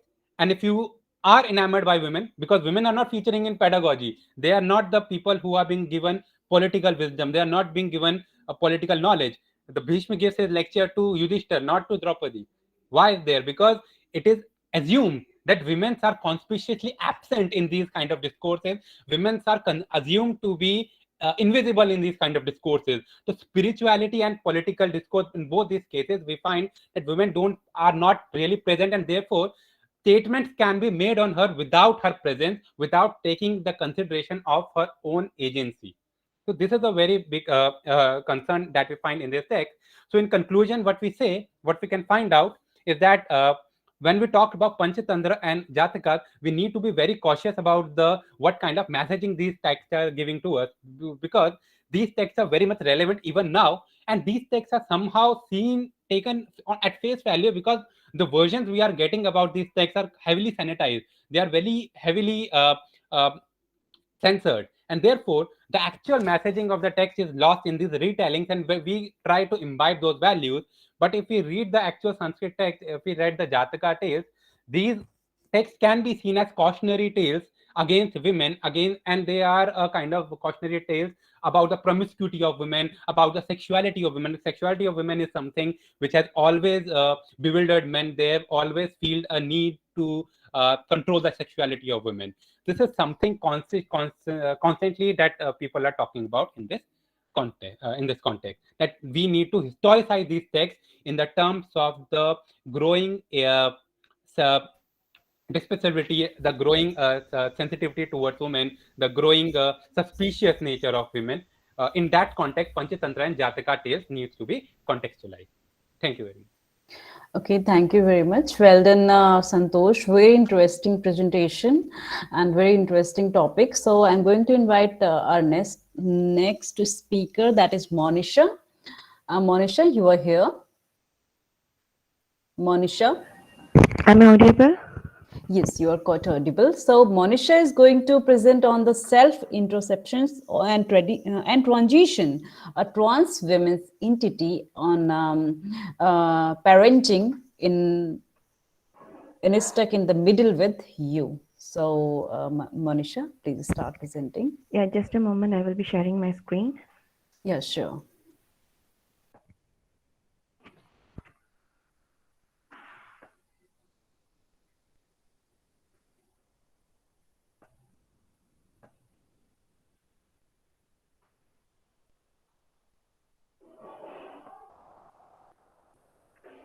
Can you see my screen? It's working. Yes, we can see. Please start. Okay. So, good afternoon. I'm Monisha, a PhD research scholar from Sri Ayappa College for Women, Chinankarai. So today I'm going to present my topic on self-introspection and transition, a trans women's entity on parenting in Struck in Middle with you. So, just a moment. So my writer, Jennifer Finley Boylan, who was born on July 22, 1958, is an American author, transgender activist, and reality television personality, professor at Barnard College, and a contributing opinion writer for the New York Times. So Boylan is a trans woman. She has two children, Zaira and Zain, with Derity Boylan, whom she married in 1988. So Boylan began transitioning in 2000, beginning with therapy, feminine clothing, and feminine hormone supplements. So while undergoing sexual reassignment surgery, so Boylan was convinced that her marriage with Derrida would end. But today, still the couple is still married and lives in New York City. So this memoir of Jennifer Finley Boylan, Stuck in Middle with You, a memoir in parenting in three genders, is a serious explanation of how gender roles influence our perceptions about ourselves as parents and of our own parents. So, in this memo, we can see what characteristics distinguish a mother. Is it possible for a man to become a father? What criteria should be employed to describe ourselves, and why should those criteria organize? So, these are some of the questions that Boylan explained through this memo. So Jennifer Finley Boylan's memoir examines her role as a parent and how it has changed her shift from male to female. So Boylan has previously written about transgender struggles, and her main focus here is on how it has influenced her parenting. So Boylan has stayed married to her pre-transition spouse, Derrida Boylan, and this book briefly discusses the experience of her wife in their relationship. Overall, Boylan finds her son Zeg transition to Zaira, that is male to female gender transition, does not appear to have more deeper impact on Jennifer Finley Boylan. So Boylan, journey from male to a female while married and raising a family is chronicled in this biography. So the impact of her decision on her transition is the subject of the novel. So her wife stays in with her all through her transition, and she has her transition from male to female. So usually the authors of the transgender community give the transgenders a true voice. So most of the works of the trans-identified writer are usually classified as autobiographies or memoirs. Since the genre of life writing is an art of self-expression, these personal stories give a real picture to their lives. So it gives a person the opportunity to express his or her opinions and experiences while also being a witness for a subsidiary group. So when an autobiography addresses the problem of marginalization and offers a cure for elevation, it increases its status. So the author becomes a voice of a community by addressing the various problems that is faced by the community on a daily basis. So the autobiography of the transgender people serves as a testament for documenting a common trauma of the community. So in the most transnational narratives, sexual abuse, suicide attempts, and the use of anger as an instrument for survival are common. So Jennifer Finley Boylan was drawn to non-fiction writing, and because of gender issues were so central to her life, it seemed natural that gender would become a topic she revisited again and again. So anyone who has given it is even fleeting thought understands that stepping beyond so-called norm and embracing a gender identity or expression that is not defined by a traditional gender binary is not very easy. So there is a lot of fear and prejudice in this world. And the sad truth is that in order to find peace and happiness within ourselves, we frequently have to accept the loss of our friends and family. However, when children are involved, the situation becomes even more complicated. So thus, Boylan in this work, if you see, does an excellent job of analyzing the role of gender and gender transition in parenting and demonstrating that one's own health and happiness may coexist happily with that of one children. So there are some profound thoughts and sad tears involved, but most wounds heal with time, love, and compassion. So Jennifer Finley Boylan has experienced motherhood on both sides of gender line as a father for 10 years, a mother for 8, and for time being neither or both. So when Jenny's 2 children were small, Jennifer Boylan came out as a transgender, and her family encountered unique changes and questions as Jenny transitioned from male to female and from father to a mother. So James Finley Boylan had been a father for 6 years when he realized he couldn't keep up the act of being a man any longer. She transitioned for 6 years before undergoing gender reassignment therapy and changed her name from James to Jennifer, and Derrida, her wife, and has stayed throughout their marriage and has raised the 2 sons together. So Grace had 2 children. Look, so if you are seeing, James' life appeared to be perfect on the surface, but he couldn't fool himself for long. The man he was acting like a man he doesn't want to be. So in his 30s, he recognized that he had 2 options. So live the life of deception or do something about it and tackle the problem. So Grace was given a detailed explanation by James in the hopes that she would comprehend. Despite the fact that it was a difficult decision for Grace, she embraced him and offered her support. So Jennifer's transition narrative can be found elsewhere. This is her family story. Jennifer's fears that her transition might harm the boys were unfounded. They were happy, well-adjusted young men and who do not believe their family is even somewhere unique, as told in alternative section by Jennifer and in the interviews with other writers, which we can see in this work. So she confesses that she was extremely fortunate to have such a loving family who helped her during the transition.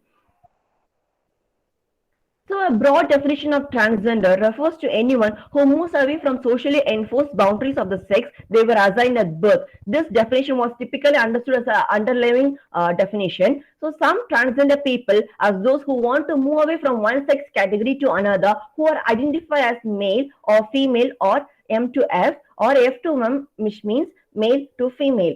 So when a person defies mainstream society's ideology, that person is considered to be a non-straight person and therefore they are included in queer, which is an umbrella term valid to the individuals who is often associated with the categories of lesbian, gay, bisexual and transgender. So transphobia is an irrational fear or aversion towards transgender people whose gender identities, appearances, behaviors deviate from the social norms. The conventional idea of gender binary considers the man-woman dichotomy as fixed and absolute. This binary system marks the distinction between men and women and assigns their roles in the society. It rules most of the walks of the society by molding the perceptions and attitudes of the people. It codifies everything from language to the dress of the people.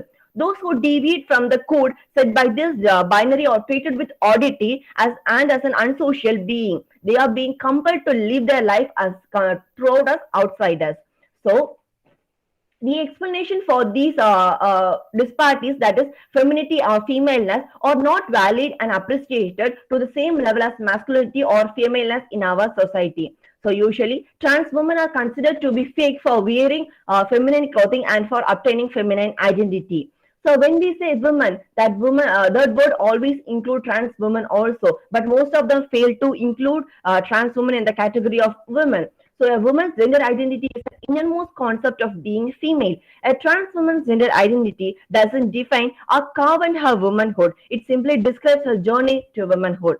So in trans misogyny, the trans women are mocked not for deteriorating the gender principles, but for the expressions of femininity and love for being female.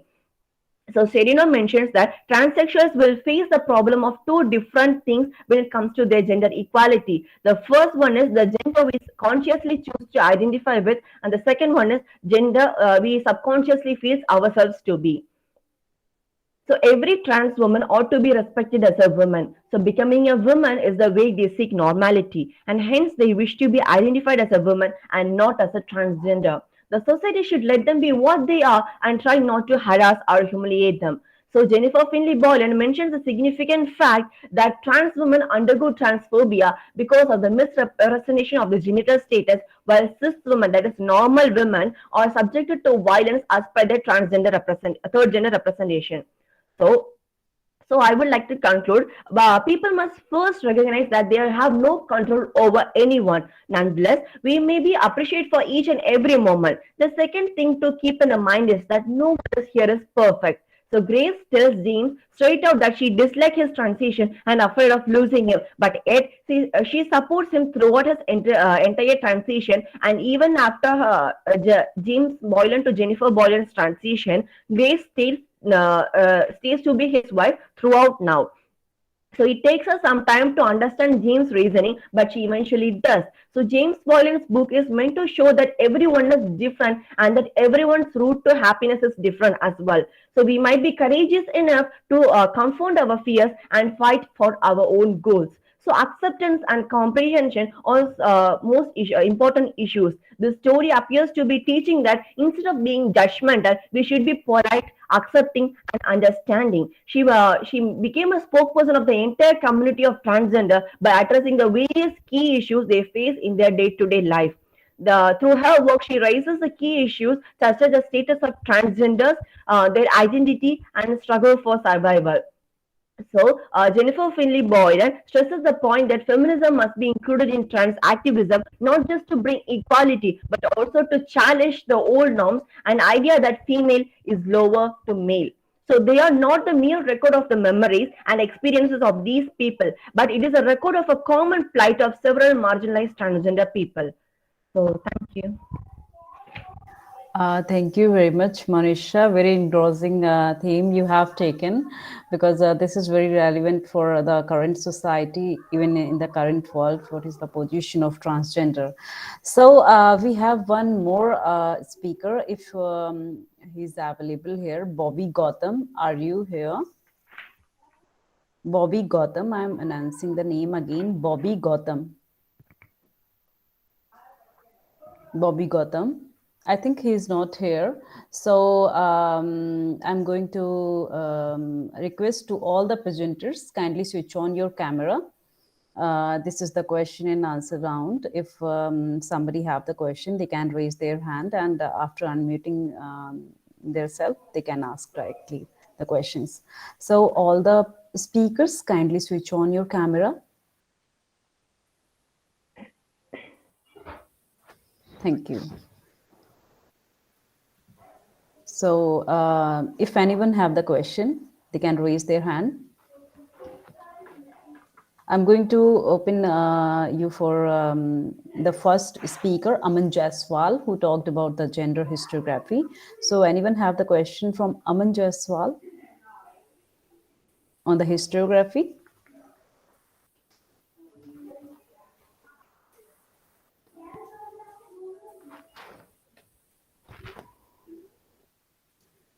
Okay, I think they don't have, but I have. I will ask you in the last.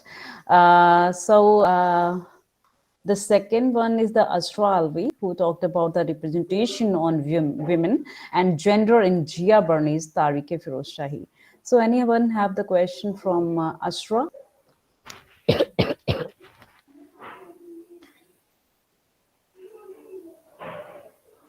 Anyone? Okay. The third speaker is Santosh Kumar, who talked about gender through fables, status of women in Panchatantra and Jatak reels. So if somebody have the question from Santosh, they can ask.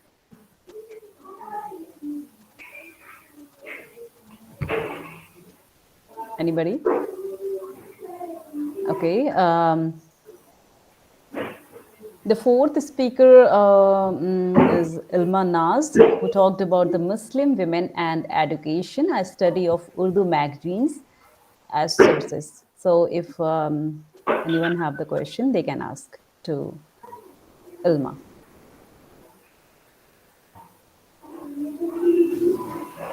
I think nobody have the question from Ilma.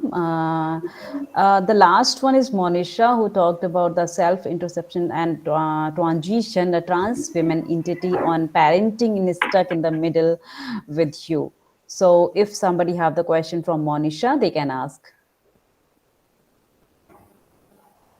Anyone have the question from Monisha?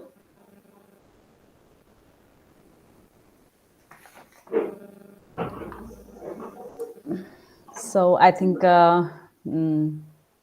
it's my time to ask you a question, and so a few queries, not particularly the questions. To Aman, like you started with the colonial historiography on women, and you also quoted about the ancient text. But you didn't mention more about the ancient text. Why? What's the reason?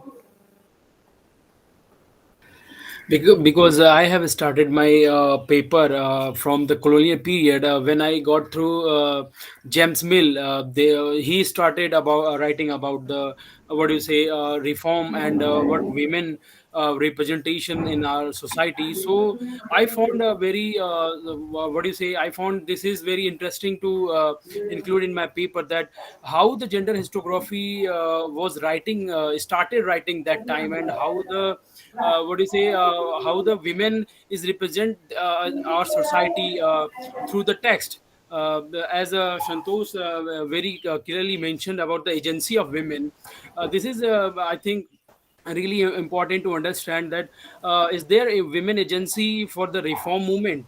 So my all perspective was from this reform movement to justify the women historiography, actually. Okay, thank you. I have one more query from you. Did you found any remains of other gender identity like transgender in your studies?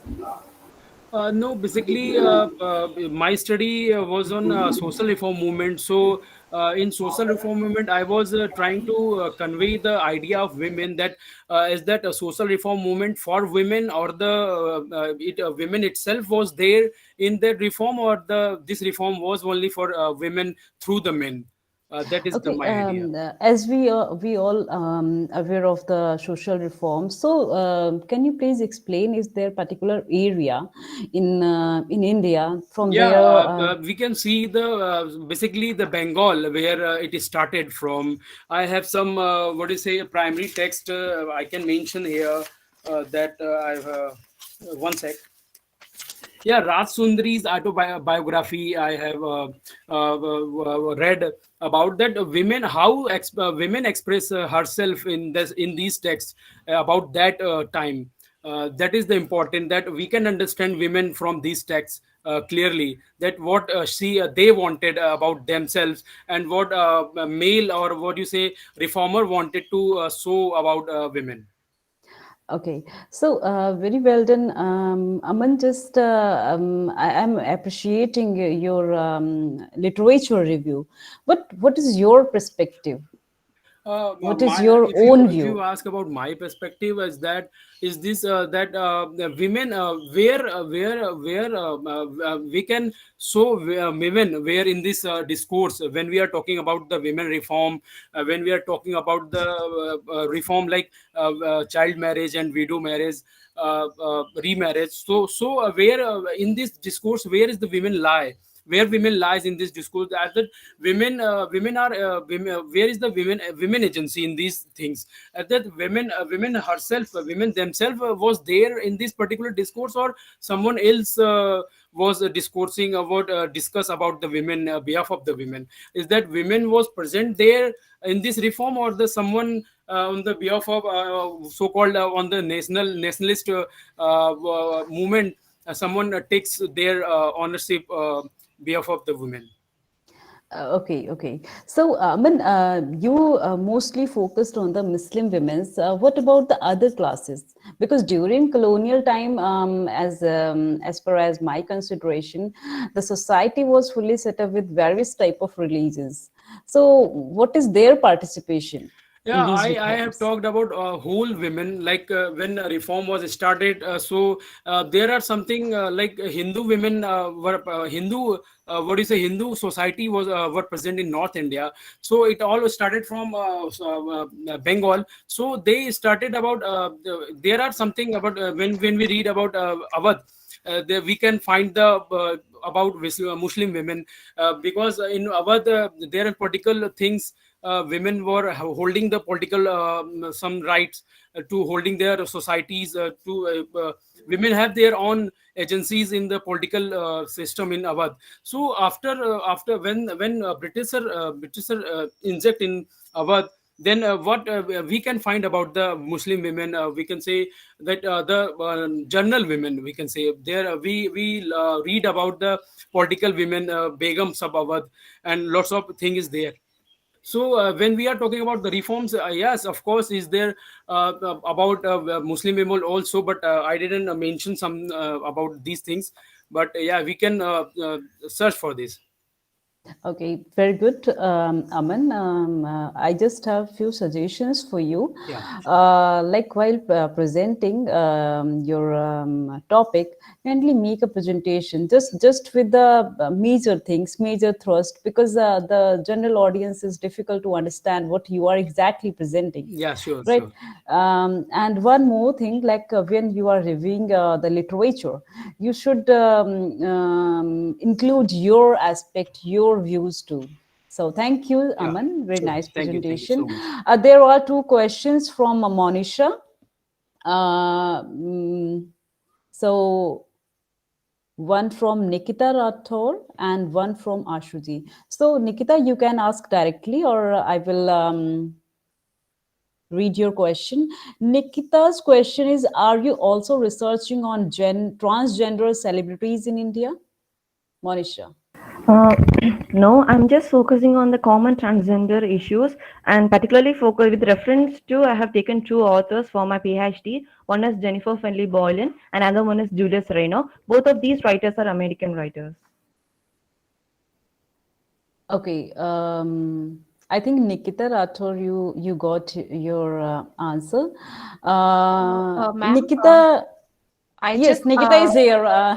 She can Monisha, ask her I question. really like your presentation and how you have shown that the family actually was supporting the person to whatever the guy felt at that time, and supported his decision.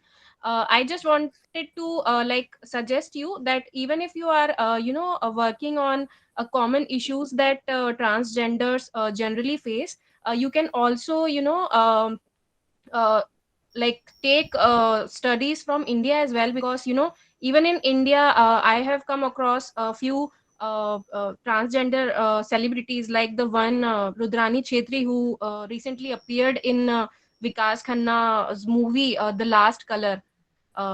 So she's very open, and she's also like she also has the similar experience where she got married, and his her husband's family actually supported her, and accepted her with open heart.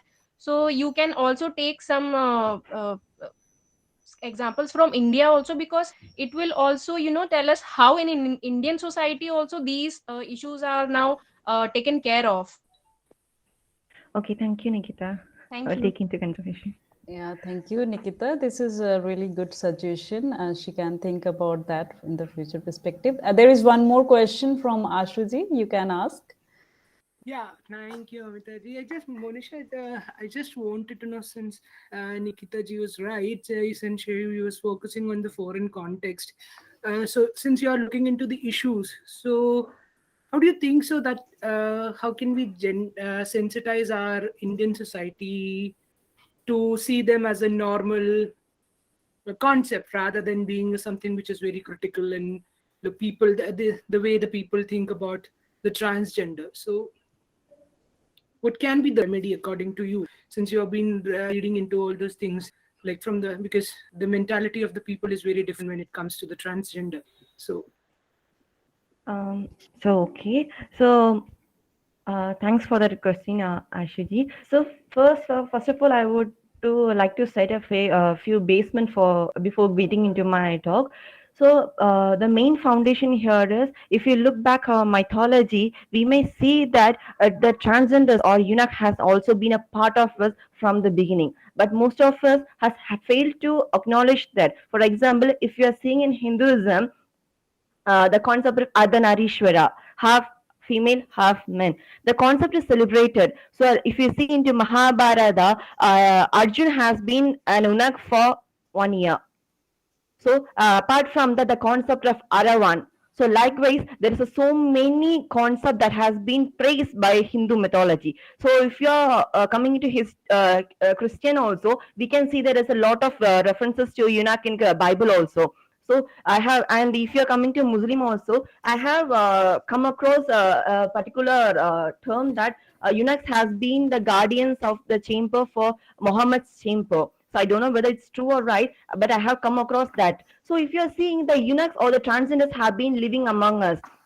So when it comes to God, we are accepting them, we are praising them, we are worshiping them. But when it comes to human beings, we don't acknowledge them. I think the main problem that lies is within ourselves. Our mind is mainly responsible, because from our childbirth, if we are raising a child, we should teach them that they are one among us, but we will not teach them. But instead, we would be saying that, look, they are untouchables, they cannot be we cannot talk to those persons, we shouldn't sit with those persons. So right from our beginning, we are tuning up the children. So I should say that, but from my childhood, I have been raised. My parents have been telling that you shouldn't talk with those persons because they are different from us. Only the notion of male and female is equal. So even while traveling in bus, if there is a lot of places also, and if a transgender person is sitting, my parents wouldn't allow me to sit near that person, because my parents would be getting a thought that other people on the bus will be thinking that I'm not straight person. So like this, we are tuning our children from the beginning. I think that should be changed. So right from the beginning, only at whatever we will be teaching our children during their small age, it will be in their brain. So right from beginning of their childhood, we should teach them that they are not different. It is because of the what changes in the chromosome. It is because of the changes that is happening in their brain. So if we are blaming the people, we should blame the parents also, because the chromosomes X, Y chromosome are coming from the parents only. So we cannot blame the people, but instead, if we are blaming, we should blame the parents of the transgender also. The transgender people are not to be blamed, because the chromosome, all those things are happening in the right from the womb of the mother. So right from the beginning of the, whenever a child is born, we should teach them what are transgenders, how we should equally treat them. They are not different. So right from the beginning, we should teach them. Like instead of bringing up equality or bringing up moments or bringing up reformation, we should from the beginning itself, we should lay a strong foundation which can be constructed in the huge building. So I think. Yeah, so that's the one part when you look into the notion, because it is something which is happening outside your house. When you come back to your house, for instance, let us assume in that sense, when it comes to our personal level, we are not ready to accept the same. Like if we get to know someone is willing to like is a gay or a lesbian, so it becomes very issue for them also. Like the parents, the family itself don't agree for it. So in that case scenario, it becomes totally different. We are at that point of time, we are not open-minded, or we don't want to open ourselves. So why these kinds of things? And is it any solution for that, if since you've been looking into Yeah, change is something that is not changeable. Okay, so we should first remember, because like I said earlier, my parents were opposing for transgender. Even for when I said that in my PhD I'm going to work on transgenders, going to work on the development of transgender, or I'm going to work on the all those things, my parents were first shocked, because they were, what, you're going to work on them? The them was really was making me uncomfortable. So I said, yes, I'm going to work on them. Whatever may be your suggestions, I'm going to work on them. So once I started working upon them, and I started to deeply analyze the problems that are going to, it is like I said earlier, if you're blaming the transgenders, we should also blame the parents of transgender also. So once I started to working upon them, my parents got a wide knowledge about it, and I started talking about transgenders. And I'm very proud to say that I'm on the verge of adopting a transgender child also. So I'm going be a guardian for a transgender. I'm working on the process. So because before my completion of PhD, I'm going to be a guardian. I'm going to make a transgender child study and all those ones, and my parents are hugely supporting for that. So I think nothing is unchangeable. We can change. It is our mind. It is deeply in our mind. So if you want to bring a change, it is you who have to work on that. So I think I have started working upon that, and I think I will definitely bring a change upon them. So if I can change my parents' mind, who have been tuning up in all these years, I think I can definitely bring a change. Thank you, Monisha. I think it just Amita, yeah, sure. And then since you are focusing on the foreign accounts, you can also read about the labor of love by it is the story of one by Thomas by T. He was the one who gave birth to a child. Like, so can you please repeat that word? It's a labor of love, the story of one. Okay. Yeah. And Santosh, your presentation was good. And yeah, as usual.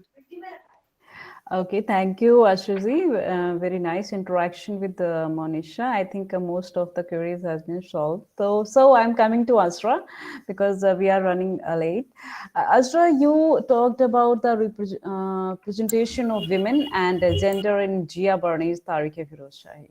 So you particularly talked about Delhi Sultanate, and for Razia, you started with Razia and Malika-e-Jahan. So there are royal women, even Slavs in the society at that time.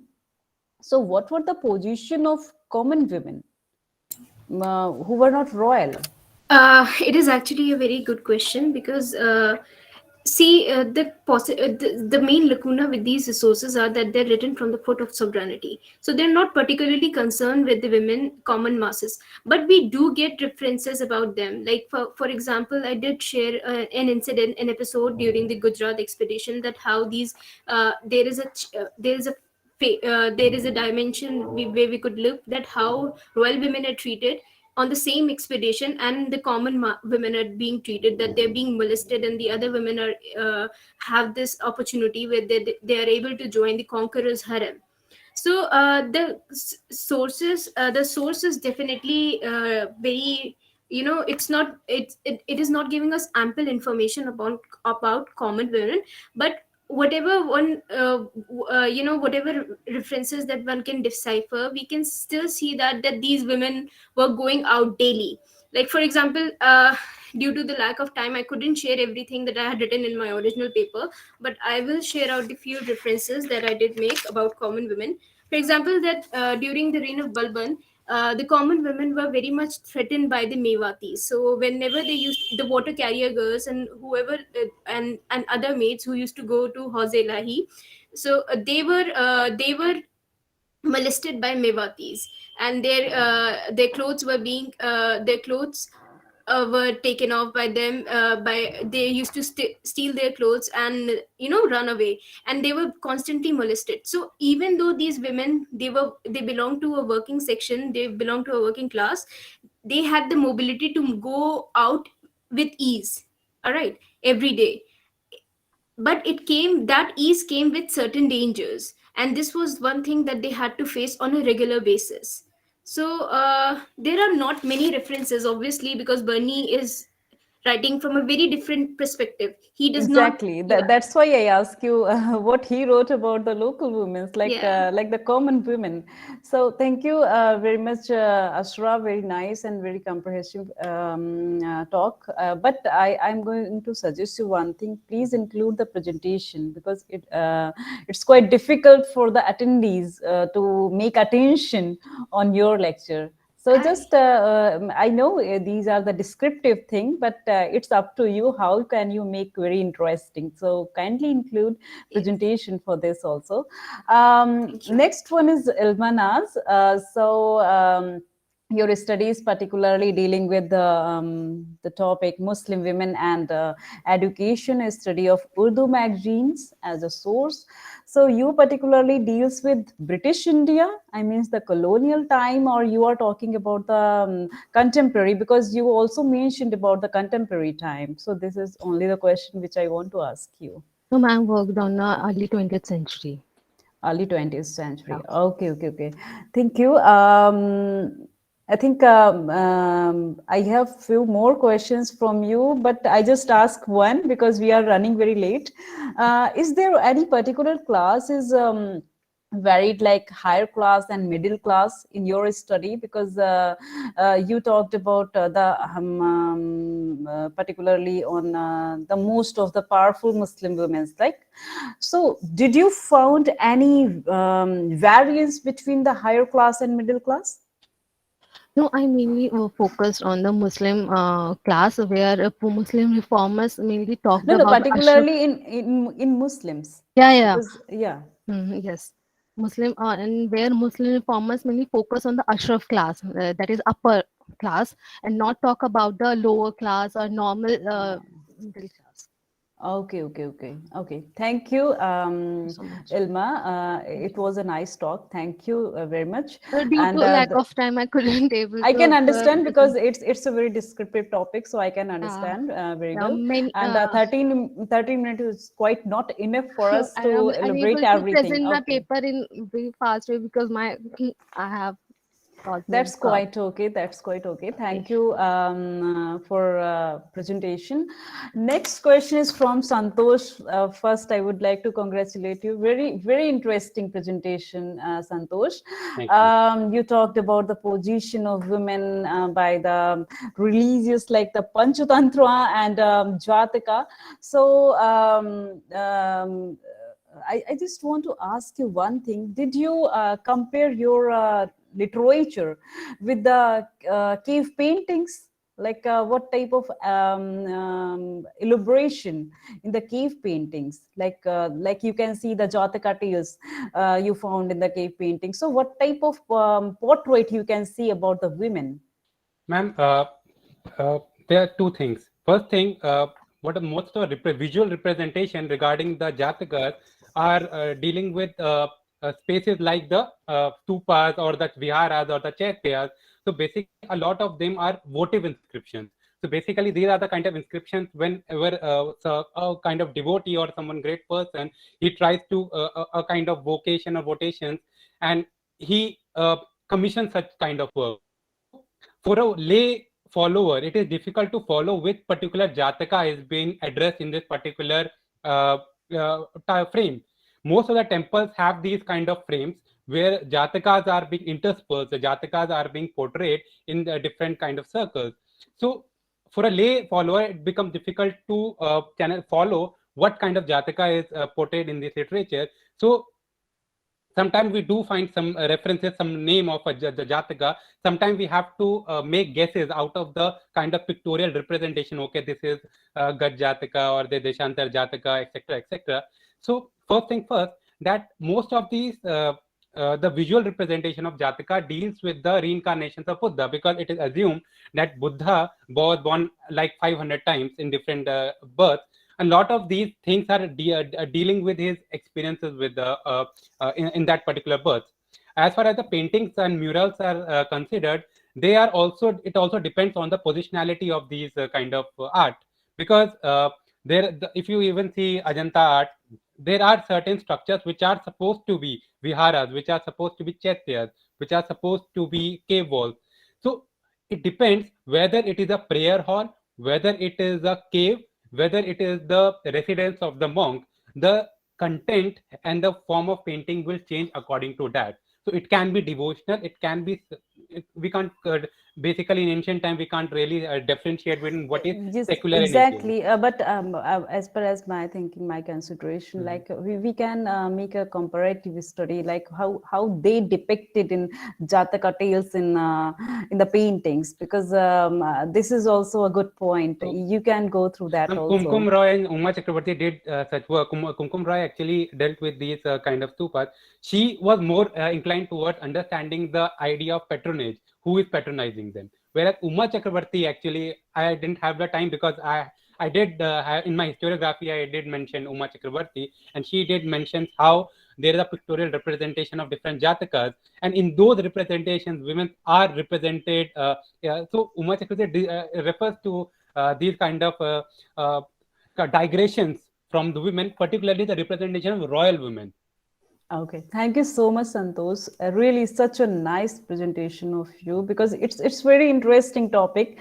And Monisha, I just want to summarize your lecture too, that you reviewed the book on the condition of women interchanging herself as well as transgender, and you particularly the author of the book particularly wrote many books, and he shared her own experience, like he's doing the duties of mother and as well as the father. So I think it was quite a good book. I didn't read, but definitely in some day I'm going to read that. And so after your understanding, what, as you already mentioned, what is the society's attitude towards the transgender? Like some people are reacting like, don't sit behind the transgender. So I can understand. Did you think about the power? Like the power is changing, particularly when it is male, when it is female, and when they are playing the same duty at the same time. So what do you think about the power? Is there any interchange? Or you can see particularly there is something different? Because Monisha, unmute yourself, because you talked about the Ardhanarishwar, that is particularly the representation of the power. That's why I'm asking you this question. So yeah, when Jennifer Finley Boylan was James Boylan, he was he once had a large group of friends because he was a professor at a college. He used to have a lot of friends, and his family would support him, and all those things were there. So once he transitioned to Jennifer Finley Boylan, or when he said about his inner self that he is transgender and he has been pretending all these years to his friends, immediately he could openly see that some of his best friends are going in a shattering ways. So he said that the power which I had once as a male doesn't that power doesn't isn't the same when he transitioned to Jennifer. So he says the power which I have is the love of my family, because because even after we can see that usually when a husband turns into a wife or a father turns into a mother, the family would collapse because it is not easy to accept for the wife or for the children. But in this case, you see, Derrida Boylan is largely supportive, and even in Boylan's life, his elder son Zach once again transitioned to female, from male, from son to a daughter. So he said, even when I transitioned, the society was not accepting, and it was okay for him. But when his son was transitioning to a daughter, he was openly accepting because he knows all the problems which the son is going to face. But he said, whatever may happen, I would be supporting you. So I think the power may change apart from the family, but inside the family, the love is the single power that is holding to them. So I think that, yeah, power is always there. Yeah, thank you, Monisha. Thank you. That's very fascinating presentation of you. So, because it's very relevant topic or relevant research for the current world about the position of transgender and the society's attitude towards them. So, thank you so much, Monisha. Very well done. So, for my concluding remarks, I would like to congratulate you all because you presented very well. I know that the time is very less to represent your research in 30 minutes. It's quite not possible, but at least this is a platform to present yourself, your research to all other attendees. At least they can know about what you are working. So thank you all for joining the session. Thank you.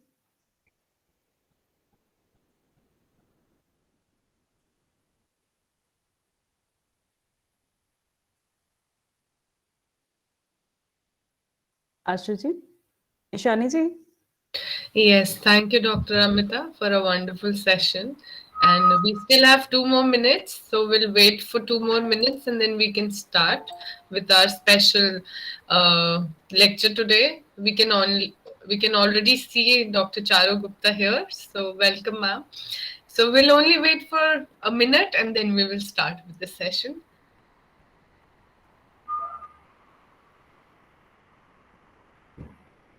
So I also have a PowerPoint. I hope I'll be able to share. Yes, ma'am, definitely.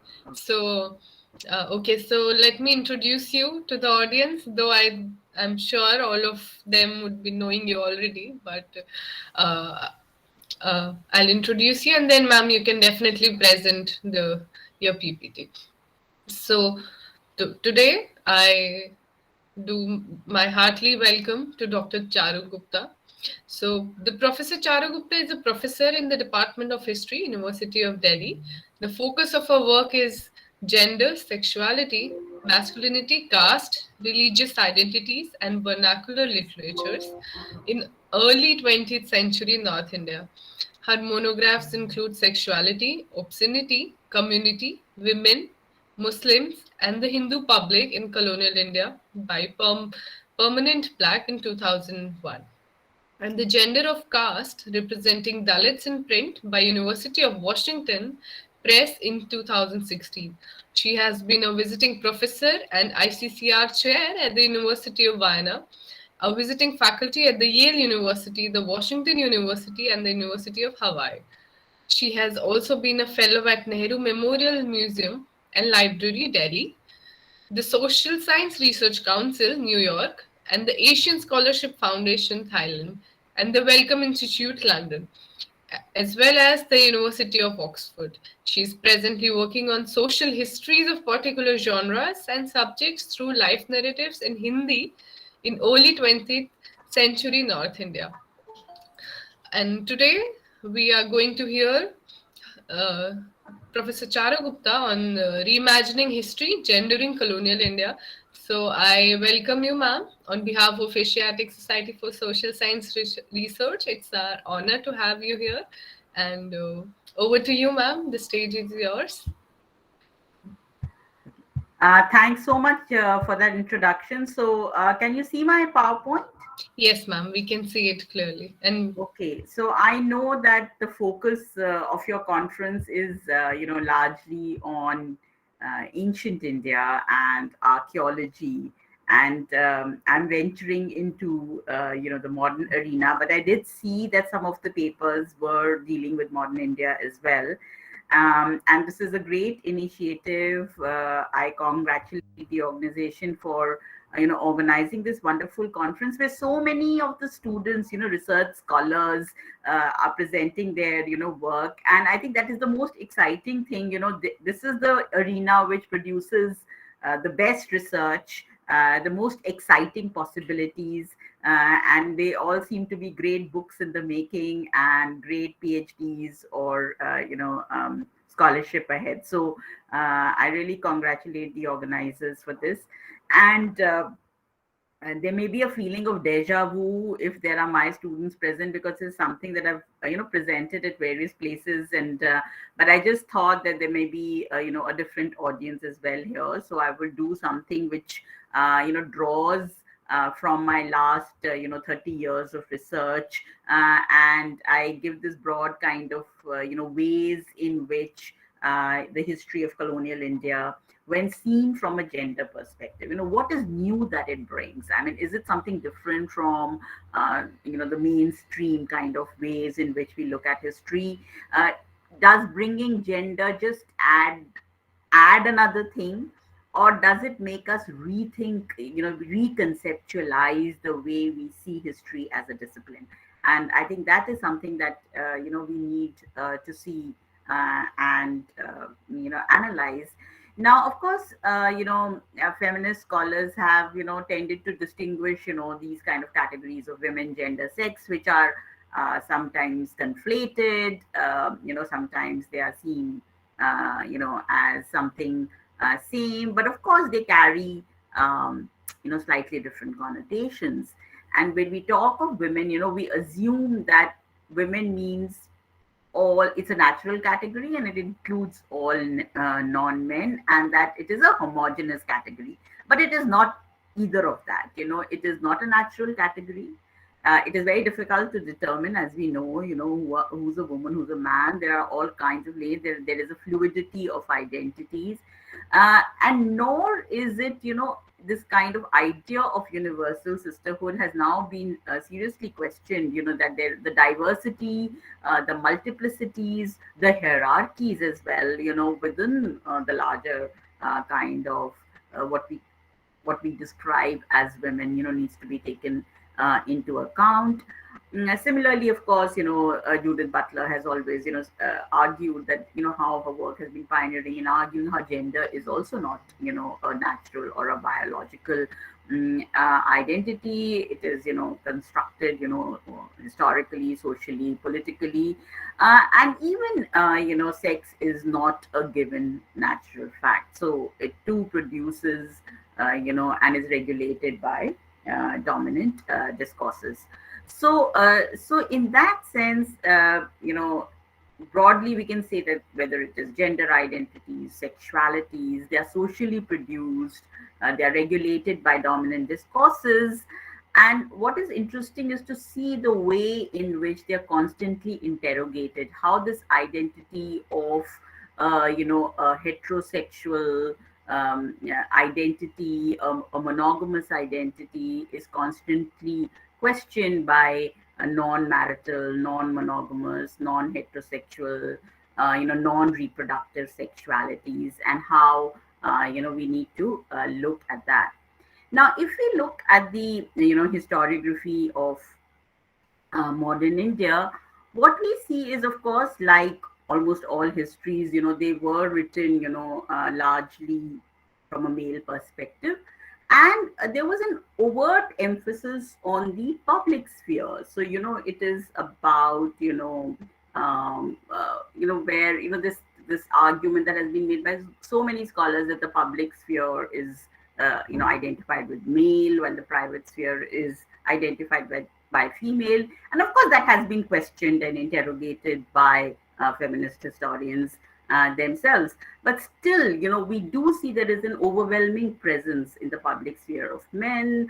And so if you are writing history from a privileged male perspective in public sphere, gendered histories, intimate histories, tend to be marginalized. So we see even in India, there were these kinds of, larger histories written largely from a male perspective. But what it shows is that, we really need to expand our archival arenas to look at gender history. So one thing that gender history teaches us is to be innovative with our sources, to read between the lines, to question silences, to even read the silences and the erasures, that exist in the archival arena. And what we see is, in some ways, even for looking at women in ancient India, or medieval India, or or all kinds of periods of history, the first historical accounts of India,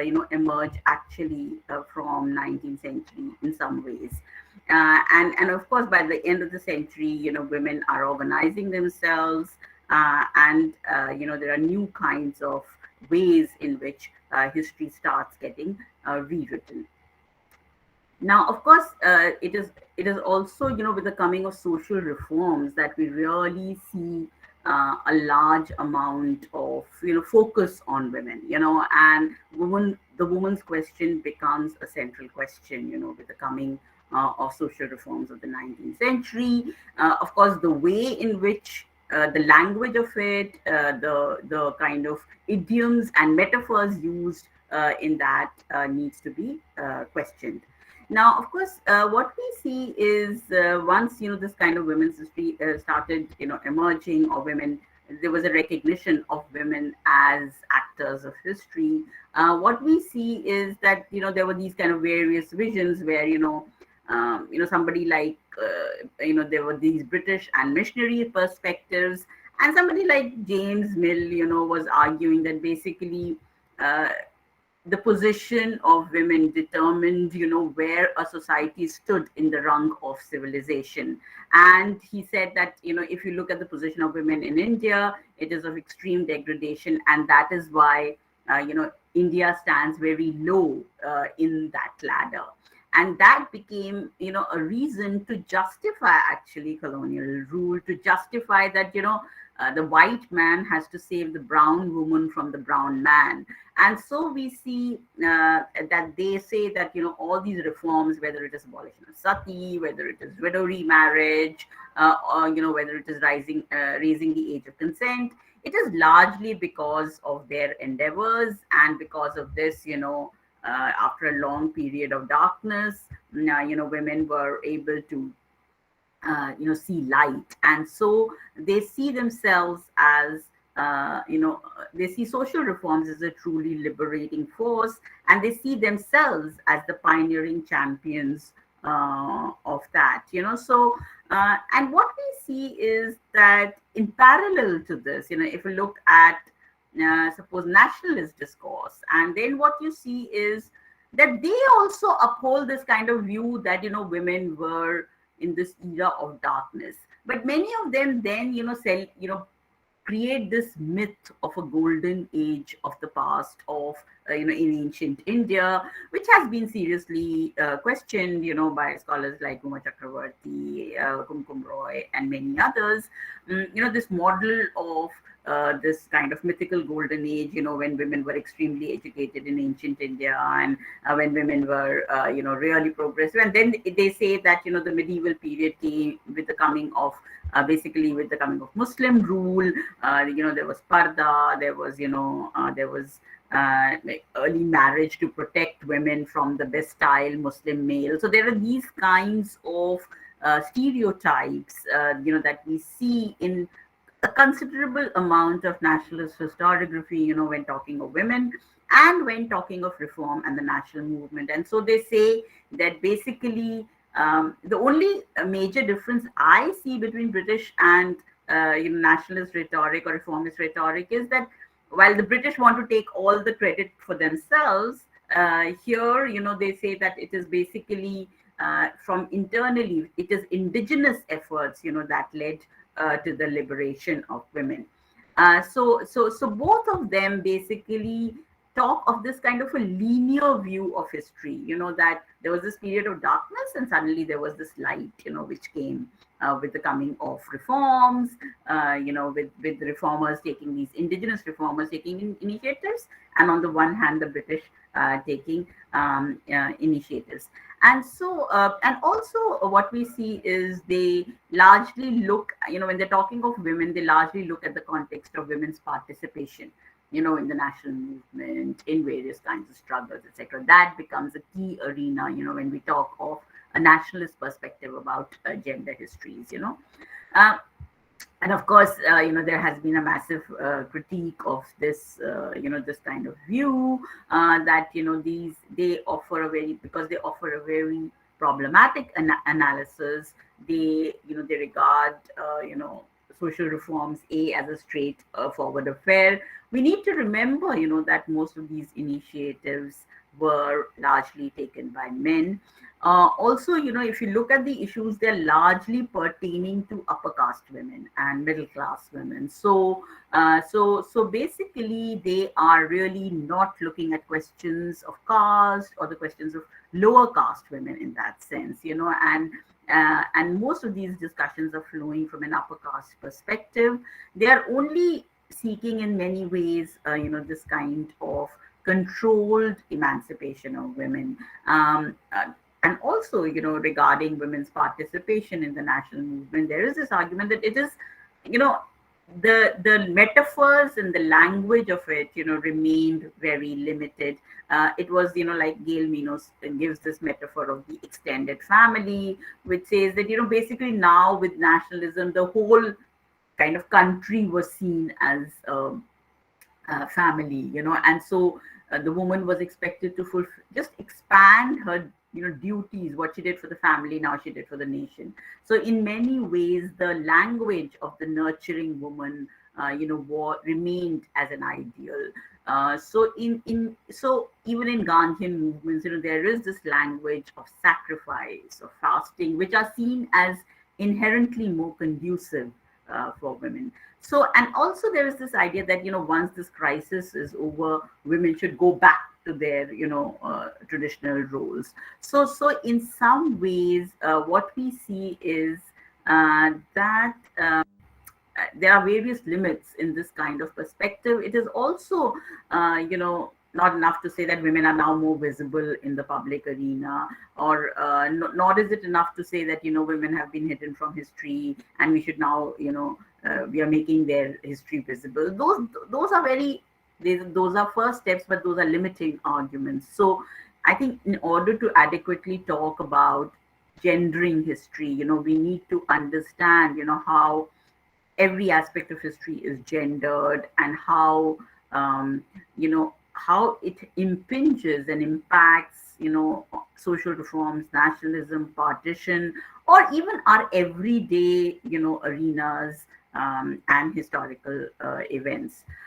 So what we see is that in the 1980s, of course, we see this kind of flourishing of gender history, and there were these remarkable books that started emerging in the 1980s, and you can link it to, of course, the growth of feminist movement and activism in this period. But for example, the three landmark works that I can talk about is this, of course, Recasting Women, which is still, a landmark collection, an anthology, of writings, on women, which uses, Marxist and post-colonial frameworks, to talk about modern times in India as a period, when colonialism introduced, a capitalist mode of production. And basically what Recasting Women is saying is that how, women were in many ways the historical processes which reconstituted patriarchy in colonial India. So the central crux of Recasting Women remained that how colonialism and modernity re-imprisoned women into new cages of male desires. So, for example, there is this, the famous article by Sumanta Banerjee, which talks about how there was marginalization of popular culture in this period. There is this extremely influential article of Uma Chakravarti, which talks about, whatever happened to the Vedic Dasi. Or, for example, there is the, the kind of pioneering essay of Partha Chatterjee in the collection, which talks about, how women, there was this kind of differentiation between the private and the public sphere, and how private space became an arena for male control, and to establish their autonomy. So we'll talk about that a little more later. So in many ways, this was a pioneering collection, and, it still has, a great impact on the way in which we look at the gender history of modern India. There was another, very significant collection called Women in Colonial India and Essays on Survival Work and the State, which was an edited collection again, which did not give an overarching framework to explain, gender in modern times. But, what was important about that collection was that it looked at specific categories of women. So women as factory workers, women as agricultural laborers, women, home-based production, or how women were using law courts, or how, they were, deployed in the electoral processes, etc. So again, topics which were not so much covered. And again, that is also taking quite a Marxist perspective, this collection also.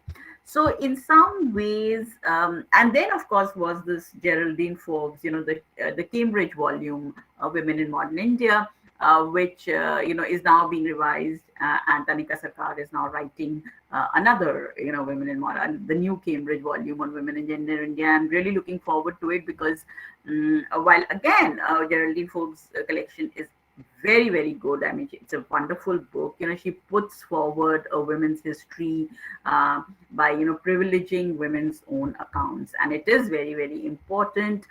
So all these three books were extremely significant for, in a way, telling us how to rewrite, history, and how to, present gendered accounts. But of course, there were certain, limitations even in these collections. For example, I mean, it was clear that, if you look at Recasting Women, it itself acknowledges that it is largely confined to Hindus, to dominant castes and classes. It was mainly focusing on North India or Central India, so it is very clearly taking only, certain regions of India. There is there is hardly any, debates around questions of caste, for example, or questions of masculinities, which form such an important part when we talk about gender history. And also, I think this collection is, of course, bringing out the fact that how patriarchies were strengthened, how renovated in many ways, how new languages emerged, but how they strengthened patriarchy. But we also equally perhaps need to look at how, patriarchy was challenged, destabilized, subverted, and how, women came out and questioned it, punctured the logic of patriarchy. So, and of course, we also need, while it is important to recognize histories of pain and oppression, it is, there has been this argument that we also need to write histories of pleasure, of gendered pleasures. Those also need to be written. So in many, and similarly, again, if you look at the other two books also, what we see is again these questions of caste, or sometimes questions relating to popular culture are sometimes marginalized or left in darkness. And so what we see is that,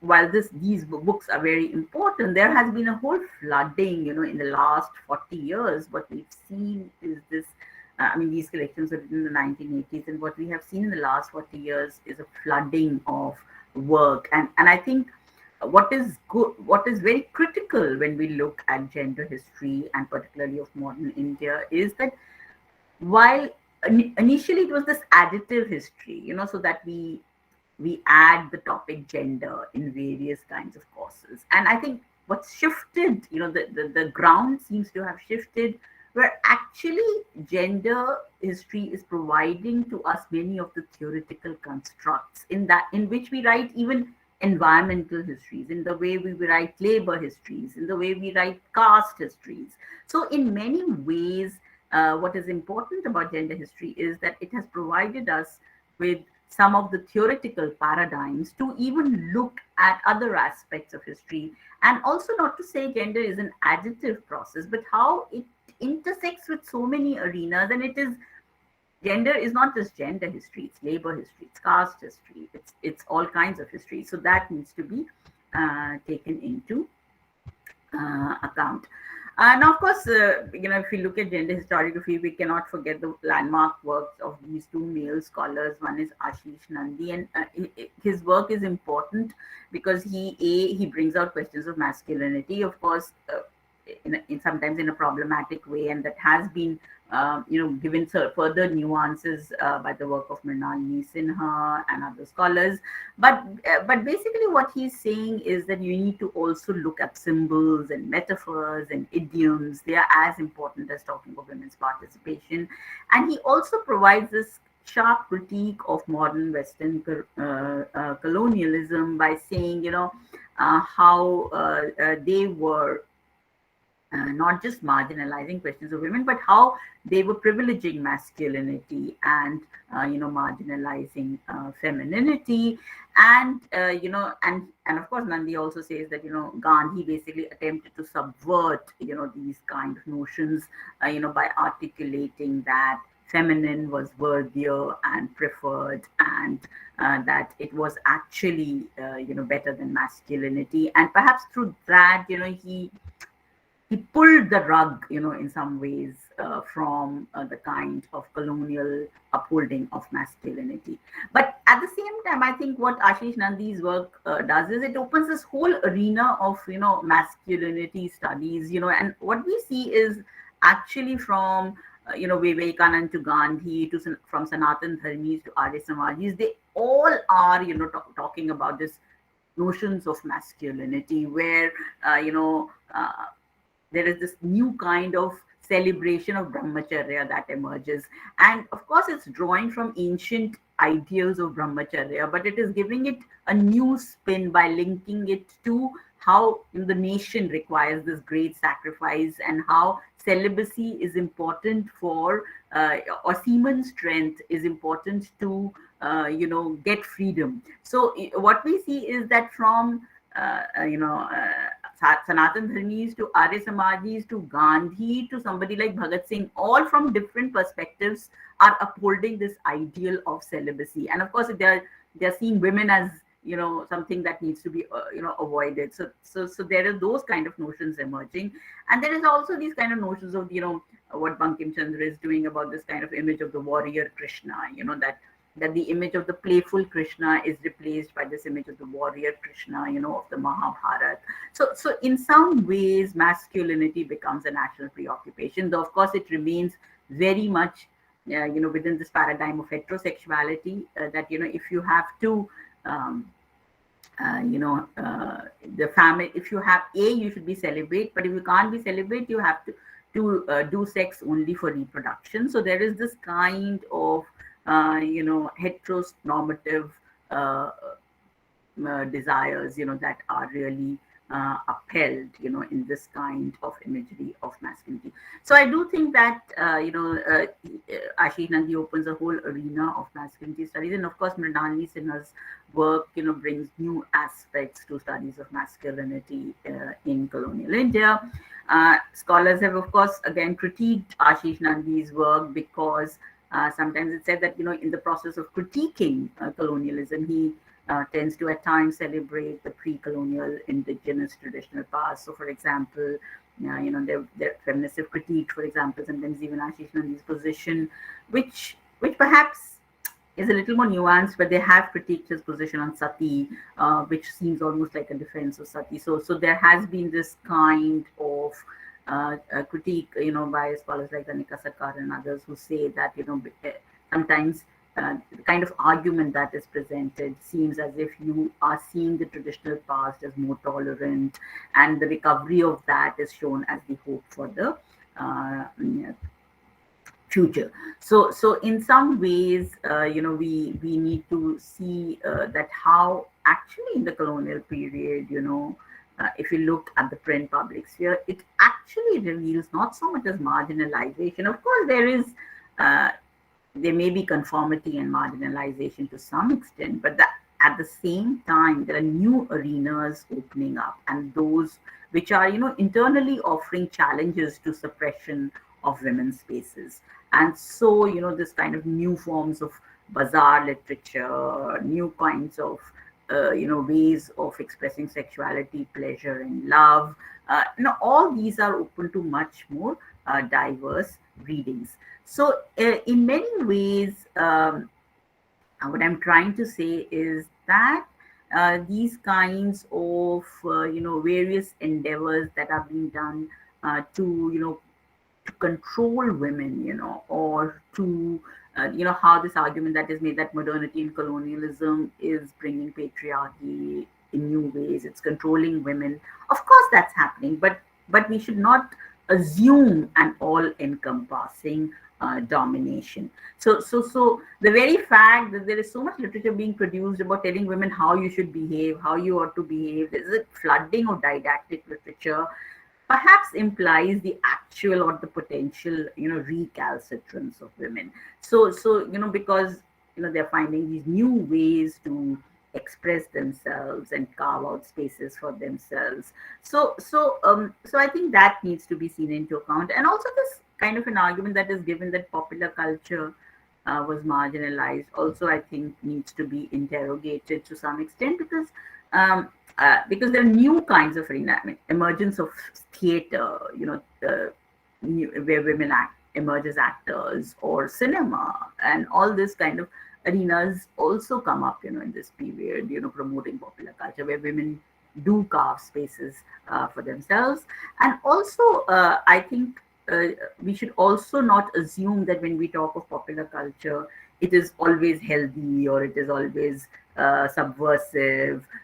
So we should not assume, like when we look at popular culture in its relationship to gender, we get two kinds of perspective. Either it is seen as, upholding patriarchy, as bogus, as completely, trash, on the other hand, there are those who celebrate it as something which is very liberatory and all.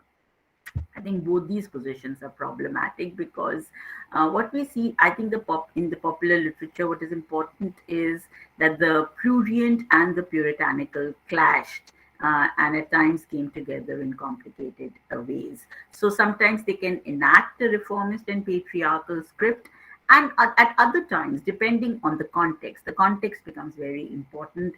They can delegitimize conventional values. And finally, when you look at the historiography, of course, the work of Partha Chatterjee, which I discussed earlier, has proved to be very influential. And he draws this distinction between the inner and the outer space, and the home and the world. And of course, a movie like Hare Baire is a classic example of this. Where there is this kind of an argument that women are the main harbingers of preserving the spirituality of the inner sphere, and her body was this metaphor of an unviolated chaste space. And that is why the reformers are so invested in proving their autonomy in this kind of private, domestic, spiritual sphere, where they feel they have some autonomy. They feel they've completely lost out to the British in the public material sphere. And then Partha Chatterjee, so one argument that he gives is about this private-public kind of dichotomy. And the other argument that he says is that while women's question was really important in the 19th century, what happened with the coming of, early 20th century and the flowering of nationalism and mass movements is that the women's question was marginalized and it was largely co-opted, within the larger political project, and it was put on hold, pending other achievements. Again, I would say that this is a very persuasive argument, but I do think that it also needs to be qualified to an extent. Now, Partha Chatterjee is very clear that he is basically drawing his model from Bengal. But the thing is that other historians who've drawn from this have applied the similar kind of model to other arenas where it may not work so effectively. And I think here, we do need to take into account regional and caste variations. Actually, what we see is when you look at gender history, because reforms begin largely in Bengal, because there has been the initial work was so much in Bengal, the relationship, the way in which gender history emerged in Bengal has often provided us much of the theoretical paradigms. And some of the leading earlier scholars on gender history, who were working on Bengal, perhaps that, and also because perhaps somebody like Rajaram Mohan Roy or Ishwar Chandra Vidyasagar, were hailing from Bengal. So if you look at questions of caste, because Ambedkar perhaps emerged in Maharashtra tends to dominate, or Tamil Nadu because of a Periyar. And when we look at questions of gender, Bengal is a region and the kind of perspectives emerging from there tend to dominate. But I think we need to look at the kind of regional variations. So I think if you look at that, then what we see is, for example, in North India, my work, for example, when I was looking at North India, what I realized was that reformist endeavors were actually going, in parallel and in tandem with the nationalist movement. So the high point of debates on widow remarriage and questions of early marriage, etc., is the early 20th century, precisely the time when nationalist movement is flowering. And also, I think the second point is that if you look at caste movements, then this idea that the woman's question faded away is actually not true, because with the emergence of somebody like Periyar, who puts gender questions on the forefront, who is saying that we need to, who promotes love marriages, who promotes marriages at the most inauspicious times, who throws away the Mangal Sutra, who says parental control is not needed, or for example, Ambedkar, who brings in new dimensions of questioning endogamy and promoting intercaste marriages. What we see is that actually the women's question is not fading away anywhere. It's taking on new arenas, it's taking on new meanings. And also this kind of dichotomy between public private may not always work, because the kind of issues that were in the private realm are really being thrown in the public domain and are being debated openly. And so there is this kind of a messy kind of intermixing between the private and the public space. And J. Devika's work on Kerala, strengthens this kind of an argument of, this. Of course, there have been others, like the subaltern studies perspectives, who talk of non-elite perspectives. But as we know, and they also talk of this coercive power of modernity itself, and how basically the reformers were talking about not what women want, but how to modernize them. But again, as we know, the initial subaltern volumes was like a male, it was like a boys' club.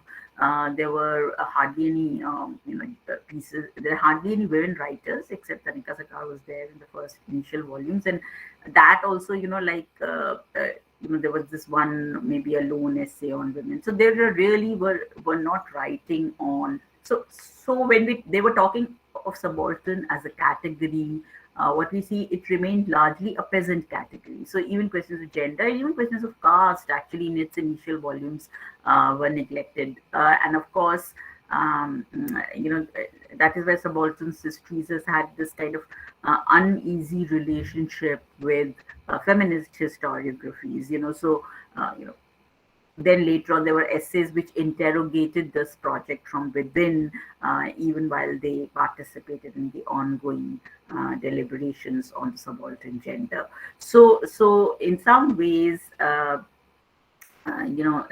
have been also new insights which have, interrogated subaltern studies paradigms by introducing categories like white subalternity, pointing to gender and class deviances and systems of differentiation and hierarchy within the colonizers. So, sometimes the subaltern projects tend to see the colonizers as a homogeneous category, and that has been questioned, And of course, as I said, this flowering of feminist texts, they have in the last 40 years, they have really brought in much more nuances to the perspective of gender history. And what is interesting about gender history is that it is its biggest autocritique.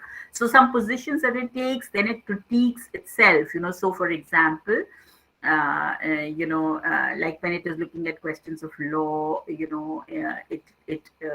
shows how, of course, whether it is the sati or we need to appreciate all these women, widow remarriage, but they also show then the complexities of these debates, and how the language of these debates, and how what it meant for different kinds of arenas for different kinds of women, and that how gender stereotypes continued in them.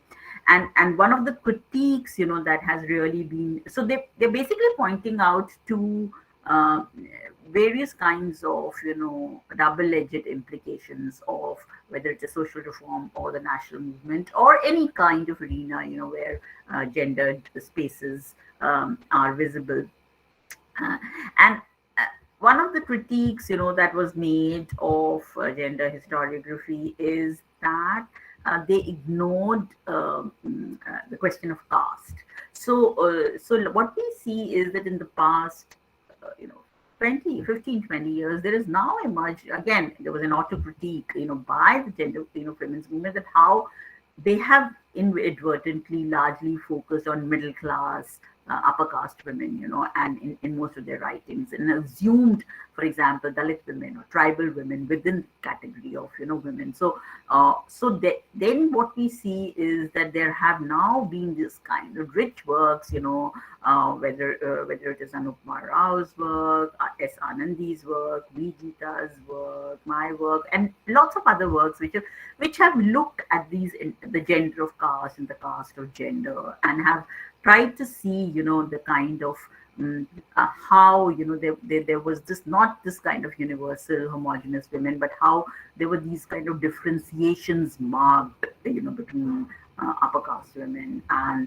Dalit women and others. So I think that, or for example, new ways in which Dalit women, the problematic relationship that they had with questions of nationalism and even with questions of patriarchy, etc. So I think that I think those need um, to be recognized as well.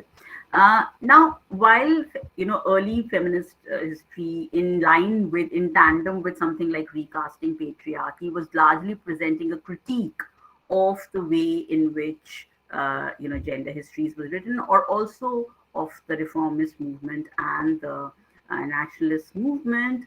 What happened is that there has been this kind of new works which are saying, of course, we need to talk about the limitations, but then we also need, but where is the agency then? And again, agency itself has been looked not as simply that women are going out there and shouting slogans or something like that, but in much more layered and nuanced ways, where they are saying that were there any possibilities in these kinds of arenas that opened up for women? Whether we're talking of education, whether we are talking of social reforms, whether we are talking of women's participation in the national movement. And there they say that sometimes actually there were these unintended consequences, that we see, with these kinds of reforms and nationalist movements. And so they say that, actually, in spite of various limitations, whether it's reforms or nationalism, they did signal new opportunities for women, even if they were limited, and that there was a growing awareness of women's roles and rights, and the increasing articulation in the public political sphere. So just in the next, whatever, because I want to have some time for question and answers. So in the next 15 minutes or so, I will try to very briefly touch on some issues. Like, for example, there is this whole kind of, if you look at the discourses around Parda, what we see is that reformers are moving in a pendulum. They are supporting it selectively, but they are also saying, they are opposing it selectively. They're saying that we should not have Parda, but then they're also supporting it by saying that, Lajja is Hindu women's best adornment, and that women have constructed completely opposite meanings of Parda. When they go in public spaces, they do not have Parda, and then they have Parda when they are at home. So there are anxieties about, women going out in the public, which we see, of course, in present times as well. So there are these new kinds of anxieties, with the coming of railways, with the coming of, women much more visible in the public arena. There are these new kinds of anxieties. So there are these kinds of, even women's magazines are, putting this kind of perspective that how women, do not understand the meaning of Parda, and so they sing these dirty songs, and they do not have any kinds of shame and things like that. So there is again this kind of rhetoric about, one step forward, two step backwards. They're moving in a pendulum, and that needs to be recognized. So, for example, these kind of cartoons were published which talked about how women, have this kind of parda inside the home, but when they're going out, there is this kind of obscenity, and that is being observed, and there almost nudity being observed, and this needs to be controlled. And then what we have is so what we see, what I'm trying to say is that there is this kind of discourse as well, which is visible. Then what we see is that, or for example, there's another cartoon which says that how the anxiety about railway stations, about women traveling on their own. So again, the visibility of women in the public arena opens up new kinds of paradoxes, for the reformers, and there are these kind of anxieties about women moving out in the open, etc. So I think those throw up some interesting possibilities that women are moving out, and that they are engaging in this wider arena. And quick. So what I'm saying is that this just the example of parda shows this kind of an ambiguity, and there is this simultaneous kind of condemnation and endorsement of it that we see, which is visible. I'll very quickly take the example of education.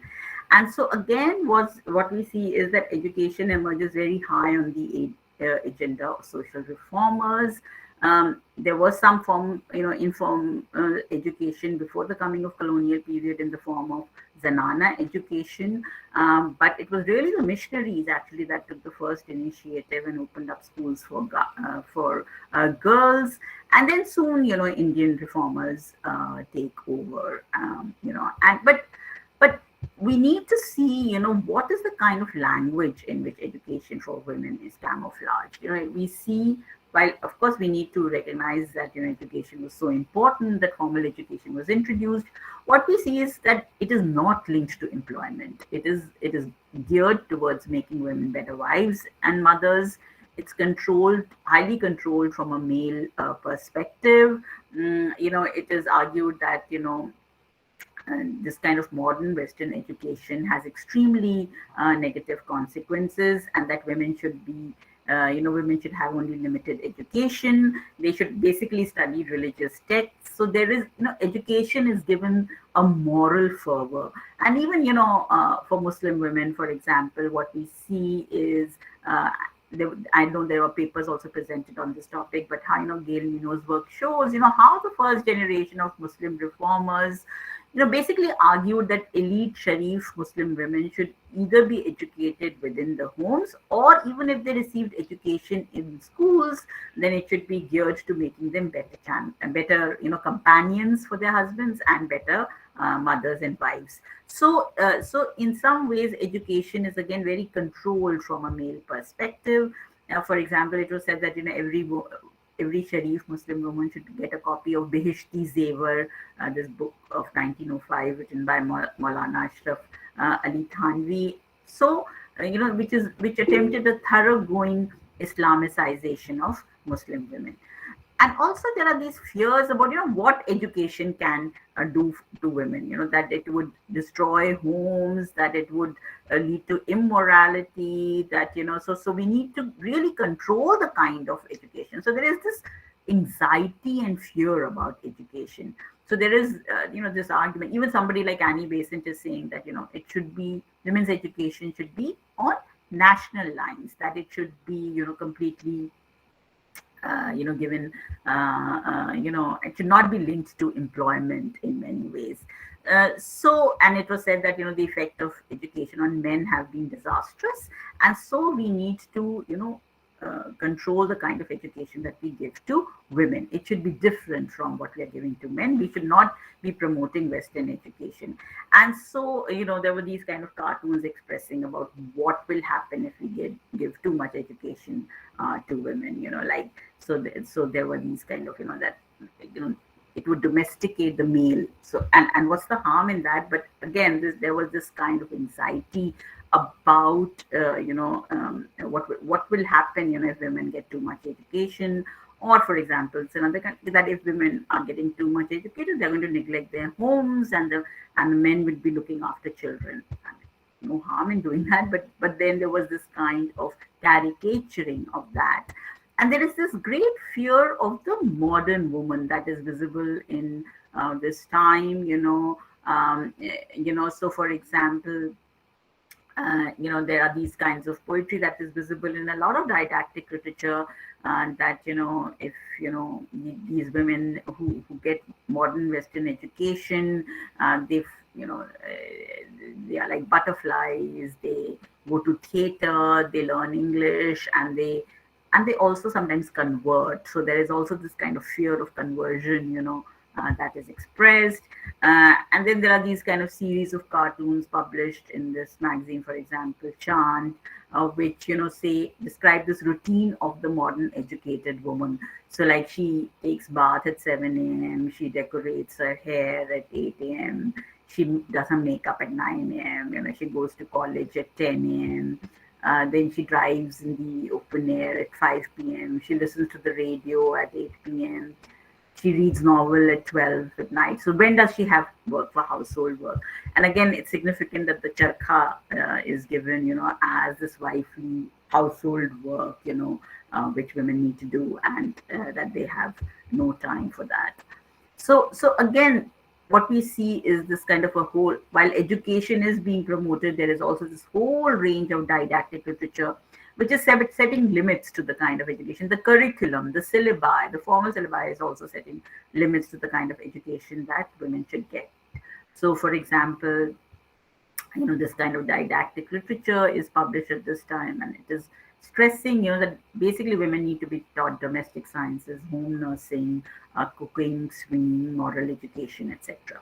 And there is this, again, continuing this kind of quotes, how it is how education basically is, that it is meant that the woman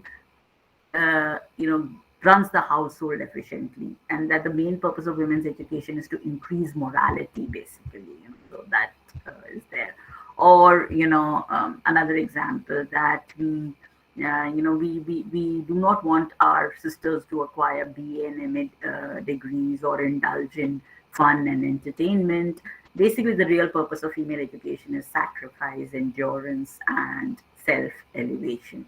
So in many ways, education is given this kind of a moral imperative, and it was designated to domesticate women. But I think I would end by saying that these are not, we've just talked about the limits, but I think there are new kinds of arenas that open up. There are this whole range of dynamic women that emerge in this period. Upper caste widows, Neeta Kumar talks about how they use this ascetic model actually of the widowhood to carve spaces for themselves. They became principals of schools and colleges. Many women became publishers and journal editors. There is a new kind of sisterhood that's emerging. And so, in spite of all the monitoring and limitations, once women were educated, it was very difficult to, control the uses to which women put that education. You could frame syllabi, etc. But once women were educated, it was impossible to control what they read. So in many ways, women were, examples of women like Ashishundri Devi, or somebody like Pandita Ramabai, Begum Rokia Hussain, Begums of Bhopal, Azizun Nisa, and, a whole range of women opens up this kind of what women were doing with education. So women are really reading everything. They're just not reading religious texts or didactic literature. They're reading novels, they're reading romances, they're reading, all other kinds of stuff. So I think, what is important to say is that in spite of everything, print and reading habits and education, threw up possibilities that were not even envisaged, by the reformist patriarchs. So while the intended purpose of education was to force the power of the male over the female, actually it empowered female beneficiaries in new ways. Women's magazines are coming out, and the women are putting their education to multiple uses. So to conclude, I think what these examples of Parda and education, which I've given very briefly, show us that there are there are many arenas where gendered histories and perspectives can provide us with more nuanced and layered understandings of histories, and they teach us to be innovative with our resources and with our archives. They compel us to include materials that are elided or erased in archival research. They point to erasures and silences, but they also then expand the archives to include histories of emotion, of memory, of creatively using other archives. And also, I think what is important about gender history is that it teaches us not to focus just on cataclysmic and big events, in our writings of history, but also focus on the mundane, the anecdotal, and the everyday. And so, the intimate spaces, these are equally important. That is what gender history also teaches us. So, and also that, gender is not an autonomous category. It is constantly intermeshed with caste, class, and religious identities. And gender is not just about women, and we also need to talk about masculinities with as much, it is so important to interrogate that as well. And also that, it is not just the colonizers or modernity that is, to be blamed for patriarchy, but how even in the indigenous reformers sometimes adopt this language. But it is equally important to see the challenges and the interrogations that happen. So in some ways, the kind of ambiguities and tensions, which gender histories throws up in the domain of history is very important. It offers us potential possibilities for imagining our present and our future. So I'm going to end here, and I know there's less time for discussion, but I'm open to questions and comments. Thank you so much, ma'am. What wonderful insights you have given, and thank you for all the encouragement that you have mentioned about our society.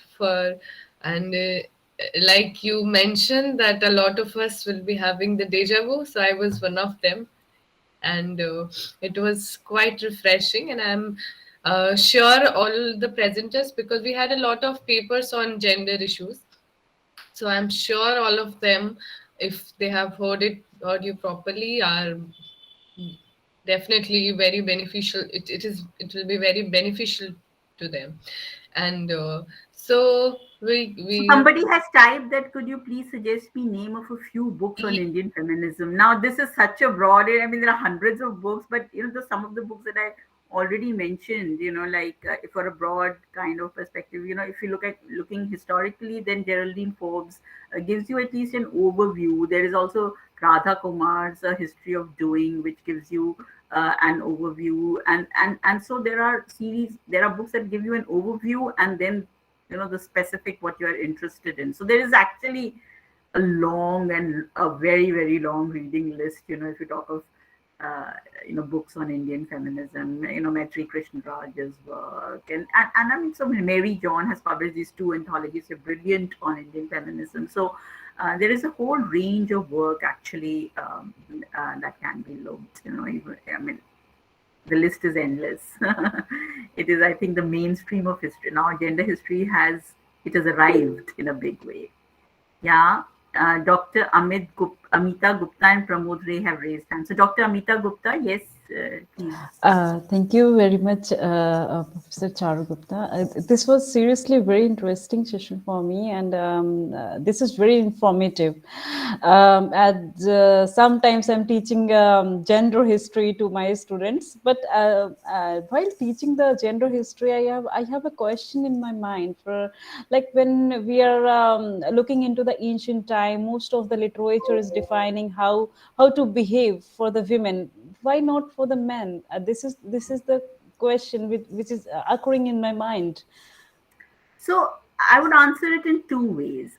One is that I think there is so that what you are saying is precisely questions this idea that there was this kind of a golden age of the ancient times, that there is that women were equal to men. I mean, there are the instructions that are being given to women are much more and much more detailed, and the way in women are being asked to behave, and how even then there is a gender demarcation of roles that is very clear. But I do think that there are instructions for men as well, and that's why I think that, but it takes a different dimension. So, for example, that men need to be true warriors, that they need to be, when they are in young, they need to practice brahmacharya. I mean, so there are different commands given to kshatriyas and to brahmins, or to shudras, and so caste becomes a very important, or for example, even to women, the kind of instructions that are given to, say, a dasi, or to somebody, a queen, they're very different. So I do think that they're also it is linked. So this shows that there is a much larger history of the way in which anxieties around women's sexuality or anxieties about women's behavior, have been expressed. And instructions become a very important tool. But I do think we need to again read against the grain and say that when women are being instructions, this also means that there is this, that they are behaving in other ways. That is why there is a need to constantly give them instructions. Na कि ऐसा करो, क्योंकि वो ऐसा नहीं कर रही हैं. So this also shows, Exactly. that there are women who are, in ancient India, we may not get that kind of organized protest or even organized protest. I mean, there are anxieties about masculinity. I mean, some of the women, when they're allowed to have sex with other men, or so there are anxieties about that. There is this whole range of anxiety which is about male kind of fear of the woman. So I think that gets expressed in these kinds of instructions that we see, and I think that is important to see. Yeah, thank you very much, ma'am. Thank you. We'll quickly move to Dr. Pramod Rai. Yes, sir. Yeah. At the outset, thank you, ma'am, for such a excellent and and very comprehensive analysis, providing a deeper insight to the historical dimension of gendered society in general and India in particular. And since my domain area is, gender mainstreaming local self-governance in India, a case study of 2 districts, domain districts of Odisha, and I myself have worked in 3 major UGC projects on a gender dynamics, the emerging frontier, combating violence against women, and withering women, a shift from endowment to empowerment. So in my major stack, in my research, I found that still, though there is a plethora of laws, there is enough, enactment and progressive legislation to protect the human rights of the women. But still today, if you, take the glaring examples, many, everyday, research and theoretical perception, women are still worst victims of the violence and inequality, and a structured inequality, and in general in double subjected to double discrimination in a general, so also gender-based discrimination and crime. Gender-based crimes, which is being projected as a crime against women. Crime against women, despite of legal and institutional measures, still is a burning issue and cause of concern. And this is, I did not to just explain it, it will take a lot of time. But ma'am, my contention in my submission, in my PhD thesis, I have argued, look, in gender mainstreaming of local governance, though there is Odisha like a exemplary example, which has for the first state in Indian Federation providing 50% reservation to women in local governance, local, rural and urban local governance. But the contention remains, my reservation remains. In my thesis I found, I have clearly concluded that even 80% women representatives works under proxy presence, and they are not they are not up to the level of what we talk of empowerment.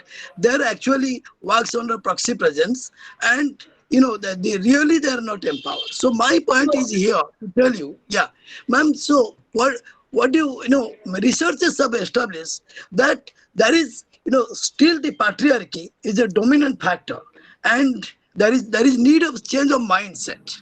Unless there is an attitudinal change. You see, the Panchayat Raj in India has virtually reduced to Puppy Raj. If you can take the most advanced state like West Bengal, Andhra Pradesh, and also in Odisha to some extent, you will find Panchayat Raj has been substituted. My contention, my submission is there.